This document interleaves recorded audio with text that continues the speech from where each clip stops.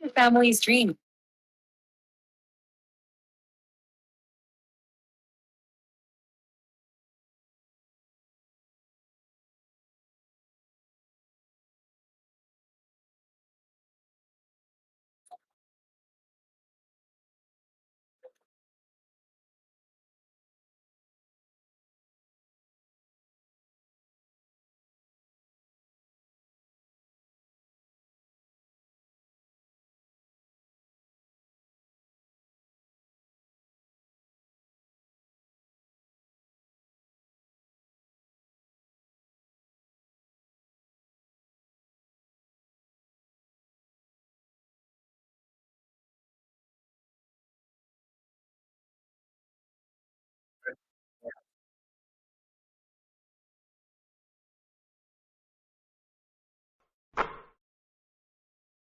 All right, checking audio. Can you go ahead and talk, David?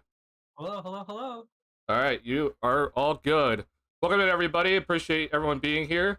It is going to be our 2025 NBA Draft Watch Party.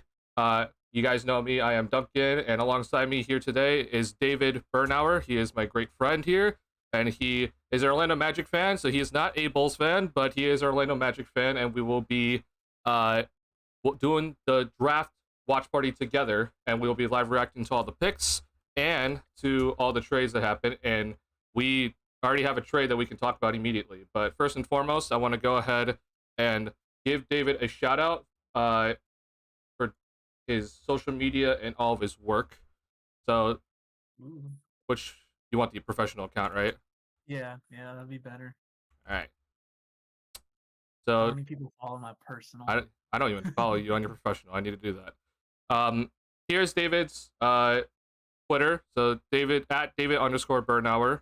As you can see here, he writes for is it Phoenix Go Sports or just Phoenix Sports? What is I it? always hear PHNX, but I'm not really sure it matters Okay. that much. Yeah. So David has written articles for PHNX Sports. He writes articles for many of the Arizona sports leagues. So you want to shout out any of the stuff there, David? Yeah, if I can plug the Die Hard membership, if I'm not sure any of you guys want that because you're all probably from Chicago and not following Phoenix sports, but the Die Hard membership, I did a whole big mock draft tracker. You can go there. I have all the Suns picks. I basically wrote an entire second article yesterday because the Suns traded for the 10th pick. So then I had to update two different picks. I've got some Mercury stuff in the works. If you're interested in the Phoenix Mercury, shout out to Erica, who I saw in the chat, my favorite coworker. Yeah, that's about all I got. I just wish the D-backs would let me in. Yeah. Being haters. All right. Yeah. So here's David's stuff. I'll go ahead and link the website in the chat here if you guys want to go check out his work. And anything else you want to shout out before we start? No, just know that the D-backs are playing your White Sox, and there's an incident last night. Yeah, so. We won't talk about that. But yeah, very, very unfortunate. All right, welcome in, y'all. I see Taro's already here. Thank you so much, Taro. Appreciate you being here. We have some people already in chat. Hi, Erica. I guess you're David's coworker, so that's good to see that you're here. We're automatically just going to jump right into a lot of the trades that have happened previous day. And then obviously we got to talk about stuff that's already happened, which is here with this major trade that David and I were talking about just recently about how big this Spurs and Pacers trade is. Yeah, it is humongous, but yeah, it doesn't really matter. Yeah. This doesn't really matter at all, but the Spurs and the Pacers have done the first trade of the night, so looking forward to seeing what else happens. But we have the Spurs trading their 38th overall pick to the Pacers for a future second-round pick and cash. Woohoo! The big old cash. But any thoughts, Dave, before we move on? Because this really doesn't matter. But I mean, you said it to me earlier. They're gonna draft Ryan Nembhard maybe to reunite the Nembhard brothers. But, that's my big prediction. Yeah. There's not really a whole lot there. Hopefully, they don't buy a fax machine with the cash like I think it was the Nets did with the money. Then they sold Kyle Korver to the Sixers way back when. Yeah. Hopefully they use it on something a little more useful and that won't get out of date the next 2 years technologically. So yeah, maybe the Pacers do have drafting Ryan Nembhard. I'd be kind of shocked if they did that early, but honestly, I don't know what's gonna happen this draft. So we'll see. Other news: the New York Knicks are doing their coaching search, and James Borrego, former Magic coach, is being interviewed. Woohoo! Yay! I don't really think that's a good idea personally for the Knicks, but as someone that had James Borrego as their head coach for a little bit, what can you say? I mean, it was 10 years ago when he had the interim tag, so it was for maybe a month and a half or 2 months. So I can't really say I remember a lot from 8th grade of watching James Borrego coach. But Fair enough. Yeah. when he was with Charlotte, they always seemed to be pretty solid. Give him props to benching LaMelo Ball to start his career and saying, "Hey, you got to earn this starting spot," because he absolutely sucked in Australia. Right. But I think LaMelo quickly earned that starting spot. All I can really say about Borrego, he's another University of San Diego guy. There's a lot of University of San Diego coaches out there, like Mike Brown. I'm not thinking of the other ones off the top of my head, but I know for whatever reason they have a lot of just NBA coaching pedigree at that school. Since y'all are from Chicago, you might know Chris Bryant went there to USD. Yeah, that's about all I got on James Borrego. Cool. Yeah. Magic 10 years ago, so it's been a while. I don't know what the Knicks are gonna do. Honestly, they're in a really weird spot. So good luck to them. But to get to some of the big news that we have gotten recently, so first and foremost, the Boston Celtics are clearing cap. They need to clear out a bunch of stuff to get under the second tax apron, which they've officially achieved that with this Porzingis trade. But the first trade I want to talk about is this Drew Holiday trade. As we saw a pretty, I don't know if we want to call this a heist, David, by the Celtics, but this trade was kind of the first thing that was like, oh, hey, the offseason has officially started, and we have the Boston Celtics pulling off with Brad Stevens a pretty amazing deal, at least in my opinion, and I'm sure a lot of other people would agree. But Drew Holiday got traded to the Portland Trailblazers, so this is the second time the Holiday gets traded to Portland, which is very funny in my opinion, but it seems like this time they're actually going to keep him. We'll see about that. And in return, the Celtics got Anthony Simons and somehow also got 2 second-round picks out of the deal, which I don't understand that. But Brad Stevens is just fantastic at what he does, apparently. So, do we think that this is just an absolute heist by Brad Stevens, or are we going to have to wait around and see what Portland does before we can officially judge this deal? I mean, I don't know if I'd call it a heist just because it's Anthony Simons. And I mean, don't get me wrong, Anthony Simons is a good player. But I mean, this isn't like the Luka Doncic trade we're talking about, or, that was a heist. Mm-hmm. But I do think Simons will probably fit in pretty well with Missoula Ball and all the threes they like to take there.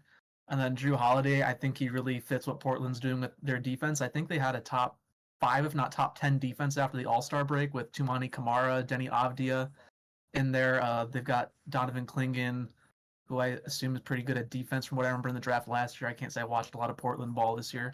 Yeah, and then Robert Williams is there too when he plays. So they're clearly building an identity there based on defense, and Drew Holiday is going to really help, assuming he stays. Yeah, I just say that this is a heist just because, like, the Celtics don't have leverage in this situation, and yet they somehow got picks out of it. Like, usually they need to send out picks to get rid of the cap, but sure. We'll see what Portland does. I'm scared of what Portland's going to do, though, because I feel like they're about to go, like, all in this upcoming offseason, and I don't think they have a star. So I was a little bit confused when I noticed that the seconds were going to Boston, because for the first 5 hours after the trade, I assumed Boston was giving up those second-round picks to unload $37 million of Drew Holiday's salary when he turns 37 in a few years. Yeah. So that was a shock to me when I reread the trade and was like, wait, why is Boston getting 2 seconds with the younger? I guess it's to make up for Simon's expiring contract? Sure, I guess. But yeah, the Celtics really need to get this money off the books, though, and Holiday is just aging, and his contract goes up every year. So, I don't know. It's very odd, in my opinion. But that's the first move for the Celtics, to move their a bunch of salary off their books as Tatum's not going to be healthy next season. And then we got this trade here. We'll also talk about the other Wizards and Pelicans trade, but this was the second trade that got the Nets their fifth first round pick this upcoming in this draft year. We have Porzingis going to Atlanta, which I think is going to be a very intriguing fit. And we'll see how much Atlanta is going to do after this, because I think there needs to be some moves after this as well. But Terrence Mann will be sent to Brooklyn along with the Atlanta's 22nd overall pick. And Georges Niang is going to the Celtics, and a second rounder is also going to the Celtics. So another big cap clearing move for the Celtics to get Porzingis' contract off the books, as this officially got them out of the second apron, which is good for them, and saved them a lot. Like combining the Holiday and Porzingis trades, it's going to save them $180 million in tax dollars this upcoming season. So they did a great job. Any thoughts on this one besides that, hey, Brooklyn got another pick? Yeah, I'm sure a lot of you viewers have seen that Portland owns 5 first-round picks now in the draft this year. So a sixth of the first round. And I've seen different tweets from experts saying they might trade it. They might actually just keep all 5 picks and take players with them. Yeah. Which seems absolutely ridiculous to have 5 rookies on a team, no matter how much you're rebuilding. I just don't know how you find playing time for 5 rookies. But yeah, I'm surprised that Porzingis didn't go for more than just Georges Niang. Is that like, is that fair to say? Like, I mean, so this is kind of what I was thinking, like what happened with the Holiday trade, where it's like, hey, you need to they're just trying to get this player off the books, right? So they're not in a leverage situation, and so you're not going to get much in return, because you can't really get much in return because of the salaries, right? yeah. Like, it's a salary dump. So that's kind of the reason why I was like, hey, this kind of makes a little bit more sense in my opinion. But I don't know. Maybe I'm undervaluing Porzingis and overvaluing how Boston's going to operate this. But I think that this is probably what I was expecting more when it came to Holiday. Yeah, like I'll say, like, generally I'm higher on Porzingis, I think, than most players, because you can't teach size and shooting like that. I'm going to assume he must have passed whatever physical and that mystery illness, virus, whatever it is he had that was plaguing him at the end of the last season. Yeah, Otherwise, whatever I don't that think was. the Hawks would have done this. So congrats to him on feeling better, presumably. But yeah, the Hawks have a really interesting, at least starting 5 now, with Trey, Dyson Daniels, Reza Shea, Jalen Johnson, and now Porzingis. Like, that's a legitimately, I think, better than just a play-in team now than where they've been in the past for the last few years of just being stuck at that play-in kind of level. Yeah, and it'll be interesting to see what, like, I'm going to assume that it's going to be Jalen Johnson and Reza Shea in the front court with Porzingis. Like, who knows? Like, I have seen some Hawks fans like, oh, they're not as high on Reza Shea, but I do think that's a pretty solid starting 5. And hopefully, whether it's Jalen Johnson or if it's Reza Shea, like, one of them's going to take that, like, kind of step forward to be, like, the bona fide, like, hey, I'm number 2 or number 3 on the team next to Trey. Yeah, I think you could argue Jalen Johnson did that last year before he got hurt, too. Like, he was legit all-star consideration, but, everybody in the Eastern Conference, it seemed like, got hurt before the All-Star game. So, yeah, like, Franz Wagner and Ben Caro just off the Magic. Like, those guys probably would have been all-stars had they not been hurt. Embiid. You got Jalen Johnson there. I mean, those are just 3 players off the top of my head. Embiid. Yeah, Embiid. He probably would have been an all-star if he wasn't hurt. Yeah, the East is sad. Yeah. And now there's going to be even less all-stars because we got Halliburton, Lillard, and Tatum out next year. Can't wait, man. East is going to be wide open, and oh, man. The Bulls are winning it all. Yeah, Bulls are definitely going to go all the way. God, all the way to the 7th seed. Yeah, 7th seed this time. Still make the play and still find a way to lose. So, woohoo. Looking forward to it. We'll briefly talk about this trade because I do think it is important to talk about, but then I do want to head into then any of our mock drafts and then talking about who I think the Bulls are going to select here and who you think the Magic are going to select. First and foremost, though, what's going on, Viper Strike? Appreciate you being here. Brad Stevens is a wizard. I agree. I don't know how Brad Stevens pulled the Holiday trade off, but he did it. Brad Stevens was a Celtic. Very funny. Magugla, what's going on? Yeah, it has been a minute, Magugla. Appreciate you being here, though. Giddy All-Star year. Yeah, if there is ever a chance for Giddy to be an All-Star, it's gonna be next season. So he needs to play up to it, especially if he gets the contract. What's going on, Tyler? Appreciate you being here. I hope you saw my comment on the. I'm assuming that was you in the comment section of my last video, but yeah, film breakdowns and salary cap breakdowns will be happening on the channel during the off season, and hopefully more. We'll see how much time I have. But yeah, appreciate y'all being here. If you are just joining in, this is my friend David Bernauer. He is an Orlando Magic fan, so I'm sorry to all the Bulls fans, but he has been my friend since 7th grade, and I guess is 7th grade, or do we say 8th grade? I knew you 7th grade, but we weren't really friends really until Let's say grade. 8th grade. Yeah. But yeah, we've been really great friends since 8th grade, and we've been watching basketball a long time together. So, his Twitter is linked in the title of the stream. So if you want to go check out his Twitter, it is in the title. It's also linked in the description box below if you want to go check that out. Yeah, David is a great friend of mine, and he'll be with me throughout this entire stream. So everyone say hi to David if you haven't already. What's going on, Darius? Appreciate you being here. All right, really quickly to get through this deal. I won't lie, I probably don't. I'm probably hating on Washington too much in this, but this Wizards and Pelicans trade, when I first saw it, I was just like, I don't know what the Wizards are doing. But that's just my head, and it's probably because I overvalue Poole.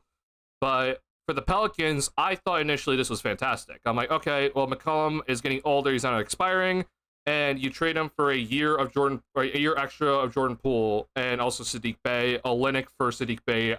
Assuming Bey is healthy, I think that's a win for the Pelicans. I think personally that they did a fantastic job in this deal, but with the Wizards, the whole idea of this was to, clear out a bunch of cap space for next offseason. And so now after this deal, they're projected to have $100 million in projected cap space in 2026. Now, they're not going to sign any free agents. One, they're going to be bad, but two, I mean, who's going to Washington in free agency, unfortunately? But yeah, you are.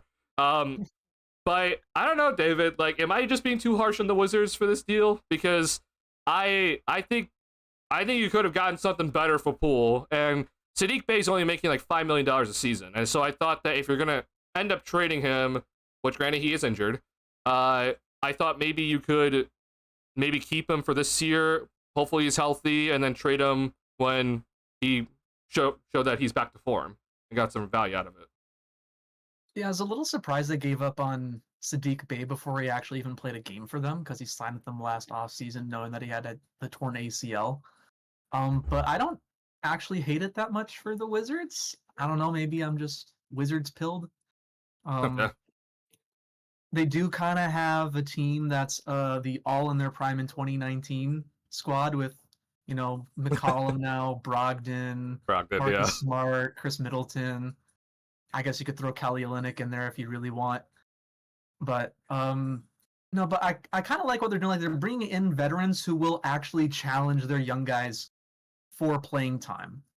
Like the starting point guard spot isn't just going to be given to Bub Carrington, or that shooting guard spot, depending where you want to play him. Like, that starting forward spot isn't just going to be given to Bilal Coulibaly because you got Chris Middleton there. And then those older guys can also mentor those younger guys. Like, I think Kelly Olynyk would probably be a great veteran for Alex Sarr, because Olynyk's been around so long, and he knows how to shoot the ball a little bit. Alex Sarr, not the greatest three-point shooter, but it's part of his game. Like, Olynyk can definitely give him some pointers there. Marcus Smart can teach some of those young guards how to defend a bit better.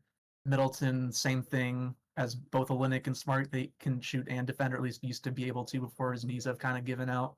Yeah. So I'm not too upset about it. And then, like you said, like, all those contracts are going to be up after next season, so it's not going to, totally impede those young guys' development either. Like, after this season, they should for sure be ready to have that spot in the starting lineup and potentially be the face of the franchise. And if not, then I guess something's probably wrong with the prospects they drafted. Which wouldn't shock anybody, I think. But yeah, I mean, I like because I'm pretty sure his name's Will Dawkins. He was with the Thunder front office beforehand, so he's kind of, I assume, would be drafting in that mold. Like, they took who did they take? Like, Alex Sarr last year. Like, he's a big, long guy. I don't know if he was there for Koulibaly, but the same sort of like Thunder archetype, or they take a kind of raw, rangy guy. Um, so I like what the Wizards are actually doing there. I just don't think it's going to translate to wins anytime soon, and they still need to find that number one guy. I feel like they have a lot of good second, potentially third options on that team, but just don't have the number one guy. Maybe they get it tonight if they feel like Ace Bailey can become that guy, or whoever may fall to them. Yeah, we'll see if they end up taking Ace Bailey here. I guess my thing is just that I hate that Poole and Bay are salary dumps, but I guess that's what it is at the end of the day for them. Yeah, I was kind of surprised that they traded Jordan Poole because I felt like he kind of fit in with that younger guy label, even though he's really a vet by now, Right. which feels weird to say. He's a champion. Um, yeah, he's an NBA champion. Championship He was experience, he was bro. a Splash cousin. Yeah. Um, but yeah, from what I understood, he was a pretty good mentor actually to a lot of those younger players on the team. He's a big leader in the NBA cat movement. Um, Okay. he's inspired Yeah. a lot of NBA players to get a pet cat. Um, that doesn't really have to do with basketball, but it's just something interesting. Um, yeah. All right.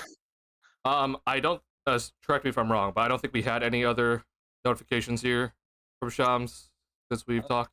I'll look at my phone if something happened, but I don't see anything. Okay, let's see. Probably just to be a 13 to help facilitate trades. So yeah, I obviously the cap space is going to be used to take on bad contracts, um, and get draft picks out of it, similar to what the Brooklyn Nets have been doing so far, which they're doing a fantastic job. Um, yeah, and hopefully the Wizards actually live up to that promise. Like the big funny idea that I've been seeing around NBA Twitter is that, oh hey, they can go and trade for Beal's contract now and get a bunch of picks straight back for Bradley Beal, and you get a bunch of picks out of it, which I don't think that's gonna happen. Like it's a funny idea though, just to see, because Beal would then be in the last year of his contract that year, so that would just be like the funny joke about it. But there's no way Beal would waive his no trade clause, you would think, but he could just be waived at the end of the day. But I do think at least the good thing for the Wizards is that they've chosen a path which the Bulls have not, so they're doing a good job in that department.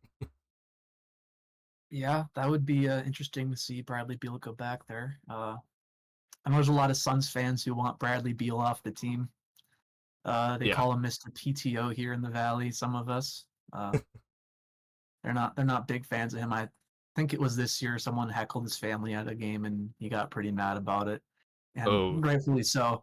yeah, Um, but yeah, he needs to be better for the contract he's on. for sure. Yeah, he definitely needs to be better. All right. Tara, yeah, so when the draft does start, I am not going to be having this screen up because Shams is just going to release all the info before we get it.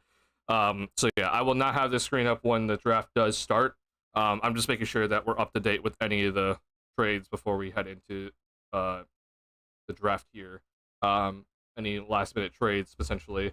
Draft should start at 7, but let's be honest, it's gonna be like 7:10, right? Okay. I just want to make sure. All right. It's not baseball where they actually Yeah, start at the time they say they're going to start. yeah, fair enough. Um, let's go ahead and get into the NBA draft talk now. As David and I have both made mock drafts, so I'm gonna go ahead and pull up our mock drafts here. I'm gonna put mine to the side if I can. Crap. And then here is David's. Ooh, you're pulling up mine. Nice. Yes. You'll find mine much more visually appealing. Yeah, David likes to color code his, and I respect it. I personally will not do that. I keep It's it not really simple. color coded. It's just really the teams, and then because I'm indecisive, I put some alternate picks next to it. 'Cause, like, I don't actually know what's gonna happen. Yeah, and honestly, I don't think any of us really know what's going to happen this draft. Yeah. Let's see here. Sorry, I need to bring chat back up. All right, chat, you're back up. I really just have the alternate picks for future reference in case somebody goes there. I'm like, okay, at least I was thinking the right direction because I like to look back on the drafts I do, my mock drafts every year. But like, Yeah. was I right about this one? Like last year's, I was completely off on. I think I got like 3 picks right, maybe. Um, but when we were going over a few days ago, we looked at my 2018 draft, and I got a good amount of those right. So Yeah. it's a real toss up on what's going to happen with my draft. Because last year, so last year I put in a lot of thought to it, and I didn't do well. So this year I gave it next to no thought, and we're gonna see how that goes for me. Honestly, it's probably the best thing to do. It's just like March Madness of just like, oh well, just pick somebody. You'll figure it out. You'll probably end up with a better result. All right. So just a quick look at it. So obviously, Flag and Harper, we both have going 1-2. We also have Edgecombe and Knipple going 3 and 4. We also have Trey Johnson going 5. And you have Ace Bailey going 6. Okay. Yeah. To the Wizards. I have Ace Bailey going to the Pelicans. I have Jeremiah Fears going to the Wizards here. We both have Malawak going 8. We both have Asenge going 9 to the Raptors. That, I think, is like the one thing I'm like most confident about tonight, besides the 1-2 picks, is that Asenge is going to somehow be picked by the Raptors. Because it's a Raptors pick, and I'll be pretty sad when it does happen. All right. And we both have you have Carter Bryant going to the Suns. Okay. I have Kyle Murray Boyles going to the Suns. Yeah, I think, did we swap those picks, or did you put Carter Bryant? I'm struggling to find him on your. Oh, you put him way down there at 17. I did, yeah. Wow. Which probably won't be right, but we'll see. So you have Derek Queen going to the Bulls. So yeah, I unfortunately if people in my chat know this, but I am not the biggest Queen fan.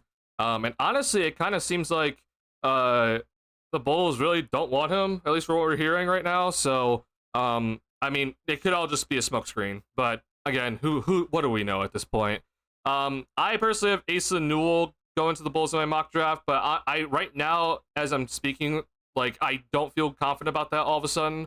If you asked me this 24 hours ago, I felt pretty confident that Newell is going to go to the Bulls because he worked out for the Bulls, and it kind of seemed like the Bulls really liked him. He was a name brought up by Casey Johnson a lot. But now all of a sudden, his name is not brought up by Casey Johnson, at least in the last 24 hours here. So Darius just put the name in chat that I am very concerned about. And it's not necessarily the fact that I'm gonna be like absolutely devastated if the Bulls walk away with him tonight, but I just don't know if he should be drafted this high. You have it at number 18. If you're asking me, I have him all the way over at 28.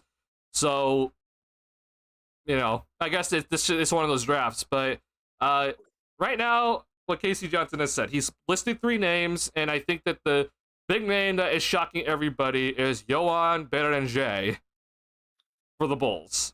Now, it has been confirmed that he has worked out for the Bulls, and it seems like the Bulls do like him. There's 2 other names that Casey Johnson has also given out. One is Noah Asenge, so that still seems to be a thought, and I'd be pretty happy if that ends up being the pick. Again, I don't think he gets there, but who knows? This draft is weird. Maybe the Bulls end up trading up for him. Casey Johnson did say that the Bulls could end up trading up tonight, which I don't think they will personally, but he said that's a higher possibility than the Bulls trading down. So maybe the Bulls end up trading up to the 8th pick or something, and they pick Asenge. But the other name was Kyle Murray Boyles, and that's someone that I also want the Bulls to stay away from. And I'm just kind of hoping he just kind of goes to Phoenix or Portland and we don't have to worry about it. But who knows about that. But the last name he said was Yohan Beranger, and now all of a sudden it seems like that's getting a lot of momentum. That Beranger is going at number 12. And let me just tell you, David, right now, and I'm going to be pretty honest here. If Beranger is the pick and Newell, Sorber, and Carter Bryant are available, I'll be pretty annoyed. If Asenge is there, I will also be extremely annoyed and probably even infuriated. I'm going to assume that they're going to take Malawak if he is there. I don't think he'll make it to 12, though. No, I doubt he gets there to 12. Yeah. Again, I don't hate the idea of picking Beranger. I just don't like the idea of picking him at 12. That's my only thing. So, what do you have to say? Any thoughts, or am I just being too harsh? If I were a Bulls fan, I don't think I'd be very comfortable taking a guy who's only played basketball for 4 years at the 12th spot. he's got an interesting story. He grew up playing soccer, and eventually couldn't find cleats that fit him, so he decided to try basketball and ended up being pretty good at it. He led the Adriatic League in blocks per game this season, which I feel like is pretty impressive again for a guy who's only played basketball since 2021. Yeah. But yeah, he's pretty raw at almost everything else aside from defense and rebounding. Like I think he shot 53% from the free throw line this last season He did. in Europe. Yes. So he has like no offensive bag whatsoever, which I mean kind of is the prototypical rim running big that a lot of teams covet these days. But you feel like you could get a guy like that much later in the draft, and you don't have to take him at 12. And yeah, I mean, Adam Silver's on the podium. okay. Adam Silver's on the podium. Obviously, this is not the pick yet because Silver does his usual talk beforehand, but we are getting into the NBA draft officially here. Yeah. Again, I'm not like fully against the idea of picking Baron J. I just don't want him at 12. So if, let's say, for example, I don't think this is going to happen tonight because it seems like the Bulls are not going to trade down, but let's say the Oklahoma City Thunder, they trade their 15th and 24th overall picks for the 12th pick tonight. It's very unlikely. I doubt it happens. But let's say they did that, and like, hey, you pick Baron J at like 15, I can feel a little bit better about it. And you also then have an extra pick late in the first round. But picking him at 12, I am probably going to be pretty upset if that is the pick. But I really do think with what we're hearing right now and all the momentum that we're hearing about it, I'm like, I really think that Baron J is going to be the pick here. So if you're someone that is kind of like me who isn't as familiar with Baron J's game and have done a lot more research on him in the past like 48 hours than for any of the other prospects, then you know, you're probably not thrilled with the idea of picking him. But I will say this, I think Baron J, his upside is definitely interesting. I just think that there's other people with more upside personally. So we'll see how that's gonna work out. I'm scared, David. Like I'm not gonna lie, I'm like genuinely scared that's gonna be picked tonight. And it's so AK to be like, hey, we're gonna pick a guy that's projected to go later, and we're gonna pick him at number 12, and then show the world that we're geniuses. When that's not how that's not how it should work. Like it's just the AK way, but that's his job. That's his role. Yeah, I just so I also do some stuff for the Six Man Show, and I'm in a group chat with a bunch of them. And one of our former writers, Fazana Mayer, he's also from Chicago, a big Bulls fan, and he just sent us a tweet from, is it Steph No? Is that how you say his last name? NOH? Yeah, Steph No. Yep. Yeah. So he said, I retweet this pick every draft night. One of my favorite draft memories. The Bulls blacking out all the windows to ensure total secrecy before selecting Denzel Valentine and Paul Zipser. Oh my god. The Valentine and Zipser draft. I was alright with the Denzel Valentine pick. I was like Zipser pick. I might have video of it on my phone actually. The Paul Zipser pick? Oh god. No, the Valentine pick. Oh, I was alright with the Valentine pick, yeah. I was like, yeah, this makes sense. That 2016, right? I said. Oh god. I'm trying to see if I have it. I don't think I do anymore. That's unfortunate. Okay. I was definitely gonna put my phone up like that and show it off. See how young you look, you know? Was that the god? I'm trying to remember what I was wearing that day. I don't know what you're wearing. It wasn't the it wasn't the Jimmy Butler day because that was 2017, right? Because that did come up on my Snapchat memories a few days ago. You just looking totally dejected, sitting on my couch. When the Jimmy Butler trade happened, man, I was so pissed. A good idea to trade Jimmy. Yeah, I was so pissed, man. Let's see. What's going on, Patrick? Patrick is my cousin, so appreciate you being here. Let's see. So Darius, I'll be going Sorbert, Newell, or Coward. Okay, yeah, Coward. I'm not the highest on just due to his age, but if there is anybody that is, you know, not a freshman that I'm willing to pick, it would be Coward, I guess. But I'm not as high. Who do you think? guys, or who do you guys think the draft faller is going to be this year? I honestly, I mean, like, if you want to consider Ace Bailey falling to 6 as like the faller, I mean, I think that is a little bit shocking. But if you don't want to consider him, then I don't really know, honestly, who would be the faller of this draft. Yeah, Uh, that's a good question. Um, if I had to really guess, it would be Jonas, but yeah, maybe him. I maybe Asa Newell. But I've seen Asa Newell projected to go like where me and where do you have him, Duncan? Where is he? I 12. don't see He him. he goes to Oh, okay, yeah, I have him at 12 to the your Bulls. Bulls. Yeah. So we Um, DraftNet apparently has word that Asa Newell is going at bare minimum he's going 13 because the Hawks apparently gave him a promise. So yeah, that's why if you look at mine, it says alternate Newell there for the Hawks 13th pick because I saw that NBA draft tweet too. yeah, so I don't think it's gonna be Newell. Like I actually think this is actually gonna be the kind of shocker for some Bulls fans, but because I'm not a Queen supporter, but I could see him falling here. Some people think he's gonna go bare minimum. He's gonna go top 12 to the Bulls here, but I actually think that he could fall. I am going 16th to Memphis, so like I could see him potentially falling even more than that if people really look at his combine stats and are just like, ooh, I don't know about it. It also does seem like the interviews for him have not been great, but we'll see.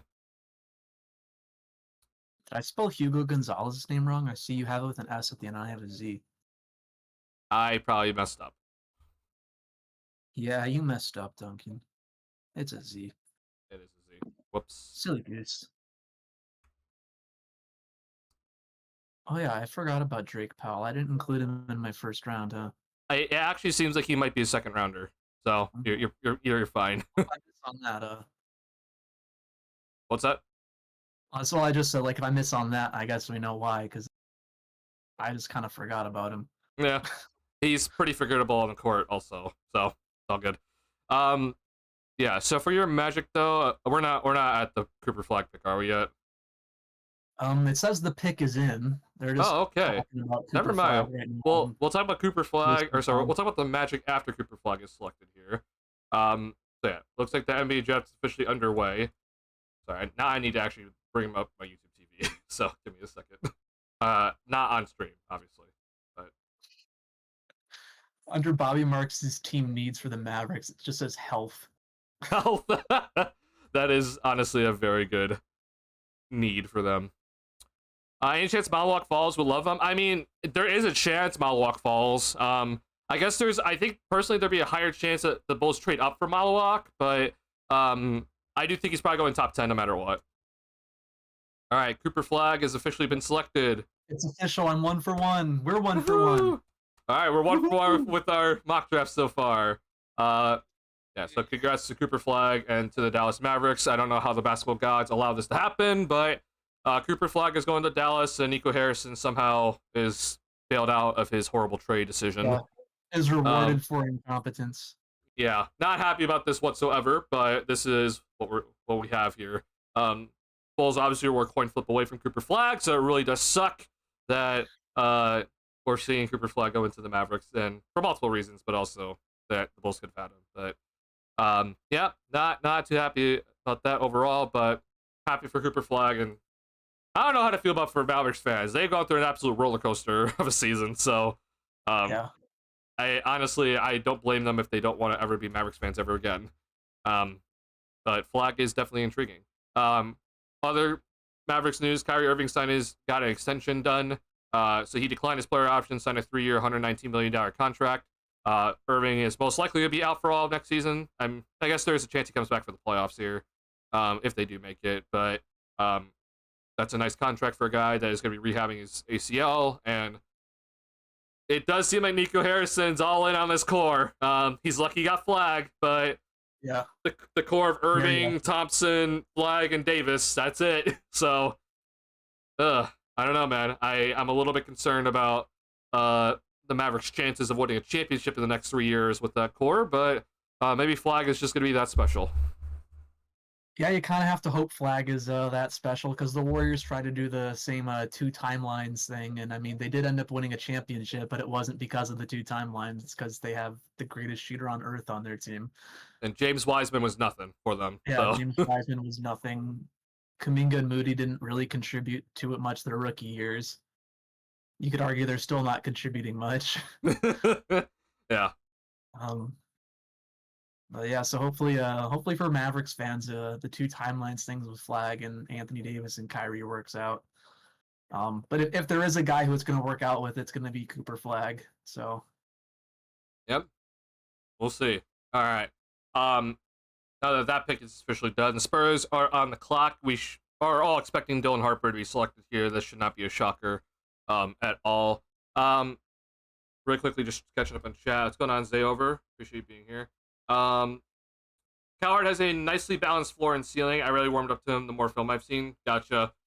Again, for me, Darius, it's just the fact of just his age. Like, I think if Coward was, a freshman and doing what he did, then yeah, he looks really intriguing.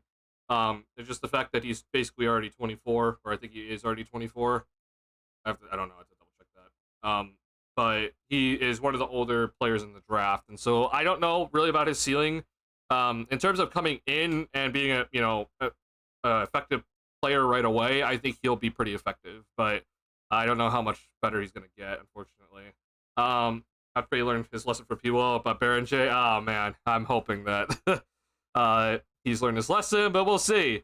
Zay over, yep, Cooper Flag is officially gone. I have bad feelings it'll be CMB. I'm just hoping that the Suns pick him before he falls to the Bulls. That's kind of what I'm hoping for here. Patrick does not want Queen, so he's alongside me with that. Defense wins championships, they'll be good according to Nico. He's 22? I did not know that. Okay, I did not realize that Coward's 22. I like that defense wins championships one, Darius. Yeah, they'll be good according to Nico.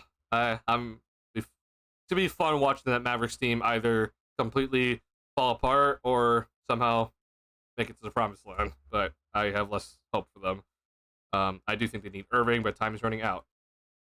All right, when it comes to your Orlando Magic, David, so who do you have the Magic picking? So you have Jason Richardson. I have Walter Clayton. And you have Walter Clayton Jr. actually going much higher, going to Miami. So you think the Heat are going to steal the Florida guy. Yeah, I want Walter Clayton Jr. there, but there was a clip going around recently where Walter Clayton was asked who he'd want to have dinner with out of people on Earth right now. Like, I think there's like 3 people alive. And he said Eric Spoelstra twice. Okay. So it just seems like there might be a little connection there. It seems odd that he would mention Eric Spoelstra twice if he didn't at least have some sort of maybe even a promise from the Heat to go there. And I just think he's good enough that he won't be there at 25. Like, I don't follow college basketball too closely, but there haven't been a lot of shooting runs that I've seen in recent memory that he's gone on like he did in March Madness. I think he's proven he can get his shot off on the floor. Like, still a little bit of a question mark with the playmaking a little bit and certainly the defense at his size. Yeah. But I think he's definitely going to be a NBA contributor in his career. Like, I feel like his low end is like a 7th or 8th man on a roster, and he could potentially start one day. All right. So, Magic obviously needs shooting, but yeah, that's mainly why I want him, because they need shooting. Yeah, but we'll see who ends up. I mean, honestly, man, I won't be shocked if somehow someone falls like 25th that shouldn't be there. Like, but who knows? We'll see what happens. Like, I can't say I'd be upset with anybody in that Magic range in like the 25 area, whoever they take. Like, I just, as a Magic fan, I just want somebody who can come in and contribute right away. Because after trading those first round picks for Desmond Bane, our future cheap depth is looking a little thin. So I feel like the Magic really need to hit on this pick to be successful. And here comes the San Antonio Spurs pick. All right. Adam Silver's at the podium. And Dylan Harper has officially been selected. All right, Dylan Harper, our favorite Filipino. All right, unless I'm bugging here, Shabs has not tweeted, so I appreciate him not spoiling. Yeah, I haven't got any notifications from Shams. That's honestly big. Let me look again, but yeah, I don't see anything. Yeah, he hasn't tweeted ahead. Maybe he's just in the dark. Yeah, right. Maybe his phone's out of battery or something. That would be hilarious if his phone died. Yeah. All right, Cedric Howard is 21.8 years old, so I was completely wrong. I don't know why I thought he was 23. I don't know where that came Your ageist, Duncan. from. Sorry, I guess I completely just read the years wrong. Yeah. So yeah, Coward is 21.8. Still, again, he's not not a freshman, but yeah, I don't know. I have other people ahead of him personally. All right, Dylan Harper officially goes to the San Antonio Spurs here. I know a lot of people are already kind of like, wait, like how is this gonna work? Like you have so many guards on your roster, but I don't know. At least I think this is no matter what. Again, first and foremost, I always think that drafting you should draft just based off best player available. And Harper, I think, is by far, at least in my opinion, he's the second best person in this player in this draft. But I'm aware, like they have De'Aaron Fox, they have Stephon Castle. Like, what are they gonna do? But at the end of the day, I always just feel like, hey, draft the guy. I don't care what position he plays. Whichever player is best of those three, you're gonna keep. And honestly, you're probably gonna keep at least two of them. So, I think no matter what, drafting Dylan Harper is a great decision, and I'm looking forward to seeing it. Hopefully, Wemby is gonna be healthy, but Harper and Wemby together is gonna be pretty fun. Dude, shaved head Wemby, Shaolin Monk Wemby, and I Dylan know Harper. he's having quite the offseason right now. With De'Aaron Fox, Woo. it's over for the West.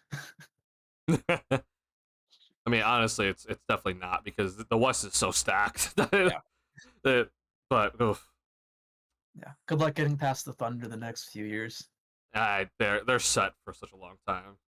It shouldn't bother me just because it's me, but it's going to bother me. I honestly think that people don't understand how much the Thunder is set up for a long time. Like they're like, oh, the tax bill though, when it comes to the extensions for Holmgren and Williams, like, yeah, they're gonna have expensive contract extensions, but like they're okay. They're gonna be fine. It's not gonna like suddenly ruin them, and they're gonna be like forced to move one immediately. The repeater tax is when things really start to hit, right? That's when it gets problematic for any team. Hence, what the Celtics just had to do. But I think the Thunder, they're set up for at least like the next 3 seasons, and probably even longer, until like the repeater tax is, at least unless they changed it recently. But the repeater tax is if you're in the luxury tax for 3 of the last 4 seasons, then you hit the repeater tax. But I don't think that's going to be a problem until then. So I think they're going to get their contract extensions, and we'll see how long they can go with that run. But I think they'll be fine. But maybe the Spurs are going to be the ones to take them down eventually, with this young core that they have. So I'm looking forward to the Spurs overall. Dylan is off the books. Dylan Harper is off the books. I'm not a fan of Coward, just all hype. Yeah, it's also subjective, this draft. So one person's gonna love him, one person's not gonna really be that big of a fan. Harper will probably start the season coming off the bench. I don't know, honestly. I think you can make the argument that Castle should come off the bench. You start De'Aaron Fox and Dylan Harper together. What do you think, David? I mean, I guess it could be kind of odd to have the reigning rookie of the year go from starting role to bench role, but Fair enough. I mean, I don't really know how it else. It'd also be weird to have the second pick coming off the bench too. Maybe start all 3. Yeah, maybe. I mean, maybe. I mean, assuming that you're, I mean, we'll see what they do with Vassell and Keldon Johnson. Like, yeah, Vassell there. I don't know. Yeah, they definitely have a bit of a roster crunch there, I feel like. Yeah, they definitely have a crowded backcourt now with Harper, Castle, and Fox, and that's going to complicate things, I think, for sure. I think it's fine. I think this is It's a good problem to have. Yeah, it's the perfect problem to have, honestly, for the Spurs at this current time. But yeah, let me just see who they start. All right. Yeah, Darius are saying 3-guard lineup, baby. Yeah, the 2014-15 Suns with Eric Bledsoe, Goran Dragic, and Isaiah Thomas. That is actually probably the biggest. Or God, bro, that is definitely the pure definition of 3-guard lineup. The Bulls did it a lot this year and have done it a lot under Billy Donovan, but that's a specific 3-guard lineup that is so bad. Yeah. I remember that But team. this, That team yeah. was so that 3-guard lineup's insane. I mean, the season before that, though, they won something like 48 games and missed the playoffs somehow. Because it's the West. I mean, yeah, just imagine winning 48 games and still missing the playoffs. I mean, correct me if I'm wrong, but didn't the Grizzlies win 48 games this year? Did they? They did win 48 games, but they made the playoffs, though. They did, but I mean, it just shows you how close it is. Yeah. Yeah, the West Yeah. is insane, man. All right, Philly's on the clock, and the pick is in according to ESPN here. We both have VJ Edgecombe, so I'd be kind of shocked if it isn't him, but I mean, honestly, who knows at this point? Yeah, they just zoomed in on VJ Edgecombe, and then now they switched to Ace Bailey, so who knows? I can't really hear what they're talking about because we're talking. I have the volume a bit lowered on my TV so that it's not blasting through on the stream. I do apologize. So at least we're not going to get a cease and desist note from ESPN for broadcasting without the express written consent of the NBA. Yeah. Um, Make sure that that's not gonna happen. All right, we're showing. Is that Jay Billis's best available that they're showing? Yeah. This is Jay's best available: Bailey, Edgecombe, Johnson, Knipple, Murray, Boyles. Man, people are really high on Murray Boyles. Oh, Shams has the pick. Oh, okay. Honestly, that's good timing by Shams. Adam Silver's about to come out here right now. Dun, dun, dun. Love that song.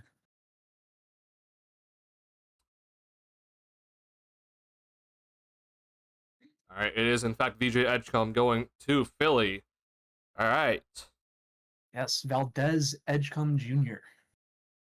So Edgecombe has gotten like Russell Westbrook comparisons.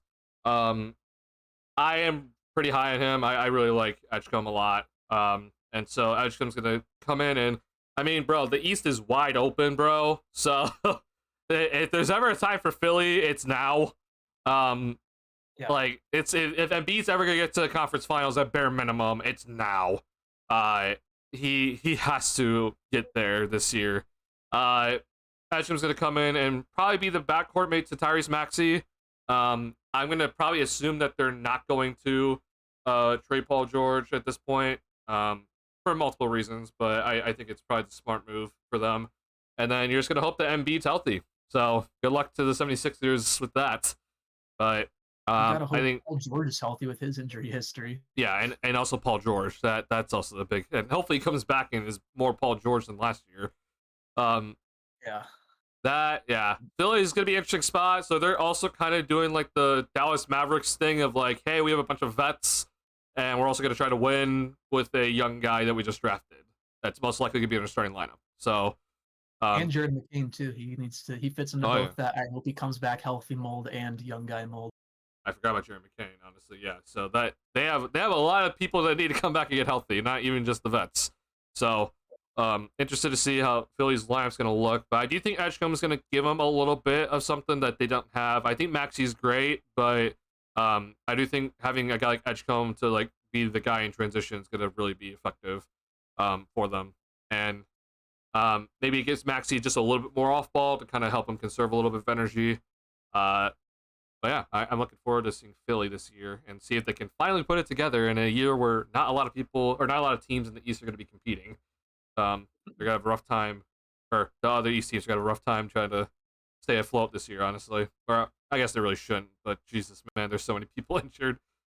Gary's again with the jokes. Less time podcasting, more time training for PG. Podcast P, baby.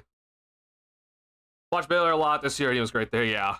And obviously, Patrick, you know a lot more about college basketball than me. But yeah, from what I've seen from Edgecombe, I really, really like him. So I think he's going to be pretty good. Let's see here. All right. I see no reason why he can't be good. I mean, even if the shot doesn't quite come along yet, like his floor is still a really good defensive player who can get out in transition and just be like the most athletic guy or one of the most athletic guys on the court. Yeah. Interesting. Edgecombe draw D-weight comparisons. That also makes sense in my head. Like I could also see that for sure. Yeah, see Um, that like undersized shooting guard type of deal. yeah, and They're it's both just up to because the 6'4". the jump shot is definitely the question mark with Edgecombe. Um, but yeah, I think he's gonna. I personally think he's gonna figure it out with the jump shot. But if he doesn't, then obviously the athleticism, and explosiveness is gonna carry him. So, looking forward to seeing his career with Philly. Charlotte is officially on the clock. We have about 3 minutes left until they have to make their selection. So we both have Con Knipple going here. Um, Duke product, and a lot of people are kind of up and like I've seen a lot of people going up and down on him when it comes to their like draft board. But Knipple, I think a lot of people think he could be like Desmond Bain. So obviously, Magic just trade for Desmond Bain. Um, And speaking of Desmond Bain, it's his birthday today. He's 27. oh, congratulations to Desmond Bain Yeah, on his congrats to 27th him. birthday. He lived. Yeah. He lived. Yeah, another year around the sun. Congrats. Yeah, Um, good thing he's not a musician. Otherwise, this would be a scary year. 27 oh, club. fair enough. Um, so with Knipple if this is the pick for Charlotte, I'm just kind of thinking to myself like, are there probably higher potential prospects up on the board here? I don't know, but I maybe can make the argument for like Trey Johnson, and then obviously Ace Bailey. You can kind of make the argument, but it seems like he doesn't want to go to Charlotte. Um, I do think though with Charlotte, they're kind of trying to, at least if this is the pick here, I kind of imagine that they're trying to hit like a floor pick because T. Salon was awful for them last season, bro. Um, so I don't think they want something like that to happen again, and so they're trying to stay away from any risk possible. And I do think Knipple's probably a little bit less of a risk than maybe like a Trey Johnson or Jeremiah Fears. So I can kind of understand it. It probably wouldn't be my pick if I was Charlotte personally, but it does seem like that's what they're probably going to do here. Yeah, and just to hype up Knipp a little bit more, I feel like he's really kind of boxed as just a shooter, because he's a white boy probably who goes to Duke. But I mean, he's a pretty solid defender. He can rebound well for his lack of verticality, and he can also pass the ball pretty smoothly too. I think he had like a 2-to-1 assist to turnover ratio at Duke last year. But he is primarily though like a great shooter. He shot. Let me go look at my. I wrote it down yesterday in the PHNX mock draft thing.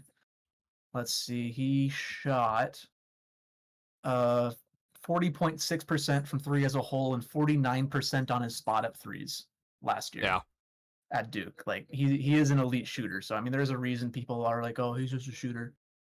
But in general, like he is a well-rounded player who is deserving of at least being considered for the fourth pick.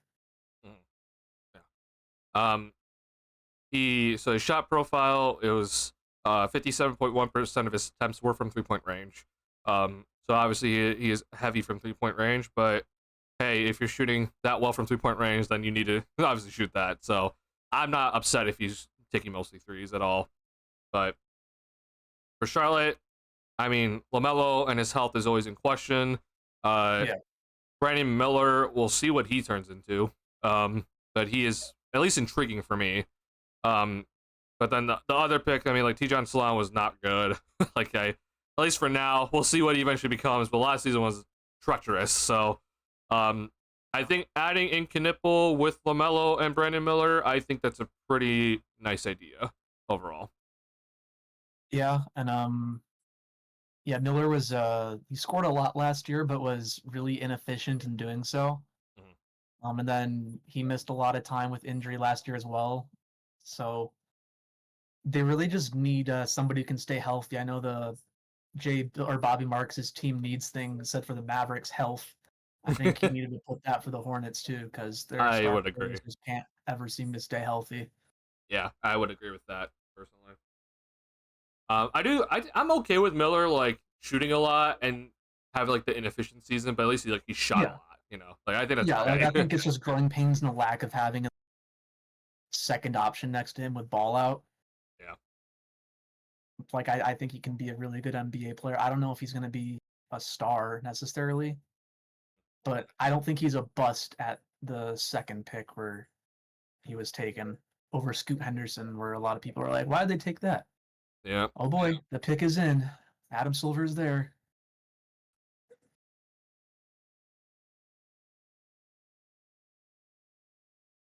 It is, in fact, All Con right. Knipple. We are 4 for 4. Let's go. All right. So, yeah, we are 4 for 4 right now with our mock draft. So, David is on the right. I am on the left here. David is color-coded. I am not. Yeah, we are 4 for 4 right now. Now, we did have the first 5 being the same. So, we'll see if we continue with this trend. Yeah, after the first 4 here is where I am not quite as confident in my picks. Like, I was pretty Yeah. solid with 1 through 4. I am also a little bit like, man, I could see Jeremiah Fears going to Utah. Like that could happen for sure. Yeah, like I think I have him listed as the alternate pick there. You do. Yeah. Yeah. Because I'm not convinced Keontae George is going to be a full-time starter in the NBA, and same with Isaiah Collier. Like, you definitely kind of have that same sort of problem the Spurs have with all those guards, but they're not as good. You'd at least have a guy that, at least right now, has that potential to be the point guard with Fears if he's the guy that the Jazz end up taking at 5. But yeah, I like Trey Johnson better. I just think he'd I fit do in as well. Yeah, I'm a big fan of Trey Johnson. So like, if the Bulls are ever gonna trade up for a guy, like for me, it would have like Edgecombe would be for sure. Like I would have loved Edgecombe, but like you're probably not gonna get him. Trey Johnson would be the other guy that I was like, yeah, I'd be okay trading up for Trey Johnson. It would still matter obviously what the trade package would be, but I could see myself doing it. Ace Bailey though, no, I'm good. But Trey Johnson's someone that I am pretty high on. It's probably because I kind of like the Levine archetype, and it's just something I've always loved. But I really do like Trey Johnson a lot. That guy seems to be able to score very easily and make a lot of contested shots, and I think he's going to come in and be an explosive scorer in the NBA. And I'll be kind of sad if he does go to Utah because I don't watch any Utah basketball really. But yeah, we'll see where he ends up going here. Jazz are officially on the clock with about 4 minutes left.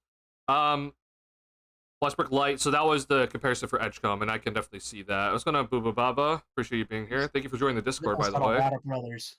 I assume those are his brothers. Oh my god, that is the big. Wow. Holy crap. 4 of them? Yeah. What are the odds of having 5 boys? That seems tough. Why don't you like Bailey? I'm more concerned about how Bailey has handled this whole situation.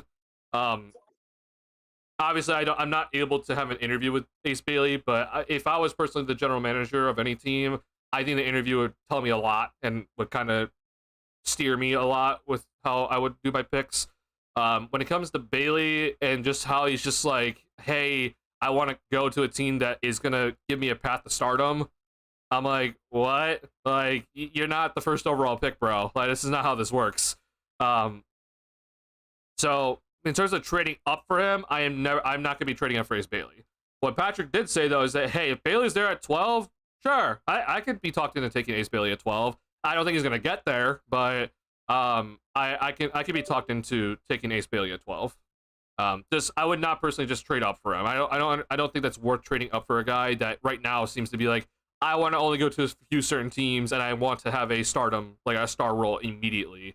And that's kind of just like a big red flag to me, at least. Again, he's not the first overall pick. Hell, he's not even the second overall pick. So he doesn't have this power, and he has not played a single minute in this league yet. So he needs to kind of just do this draft process right and get drafted, and then we can talk. But this whole pre-draft stuff is kind of, for a guy that is not going to be projected top 2, it's kind of weird for me. Yeah, you mentioned the interviews. From what I read about the interviews that he did, he kind of botched those. So that's also probably a big part in why his stock fell. Interestingly, he had the same agent as Isaac Okoro, and it seemed to be the opposite. His draft stock seemed to really rise. I think he got picked 5th, if I remember, by the Cavs in 2020, right? Something like that. Yeah, that sounds about right. So his agent clearly knows what he's doing, I guess. I assume this was on purpose to tank his draft stock to get to somewhere where he could be the superstar.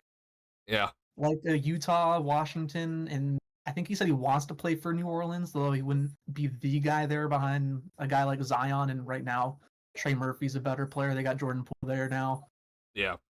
So I'm not really sure how that would work for his vision of becoming the guy. They still had DeJounte But Murray there, bro. Like, that's right. I forgot about it because he but, missed most of last season with yeah, so again like, an Achilles tear. DeJounte Murray wears 0-2, doesn't he? oh, I don't know. I thought he wore 11 for some reason. I don't know. I'm not good with players' numbers unless they're on the Magic. Oh, he wears But 5. Duh. Wait, what? 5. Okay. I don't know where I got 0 from.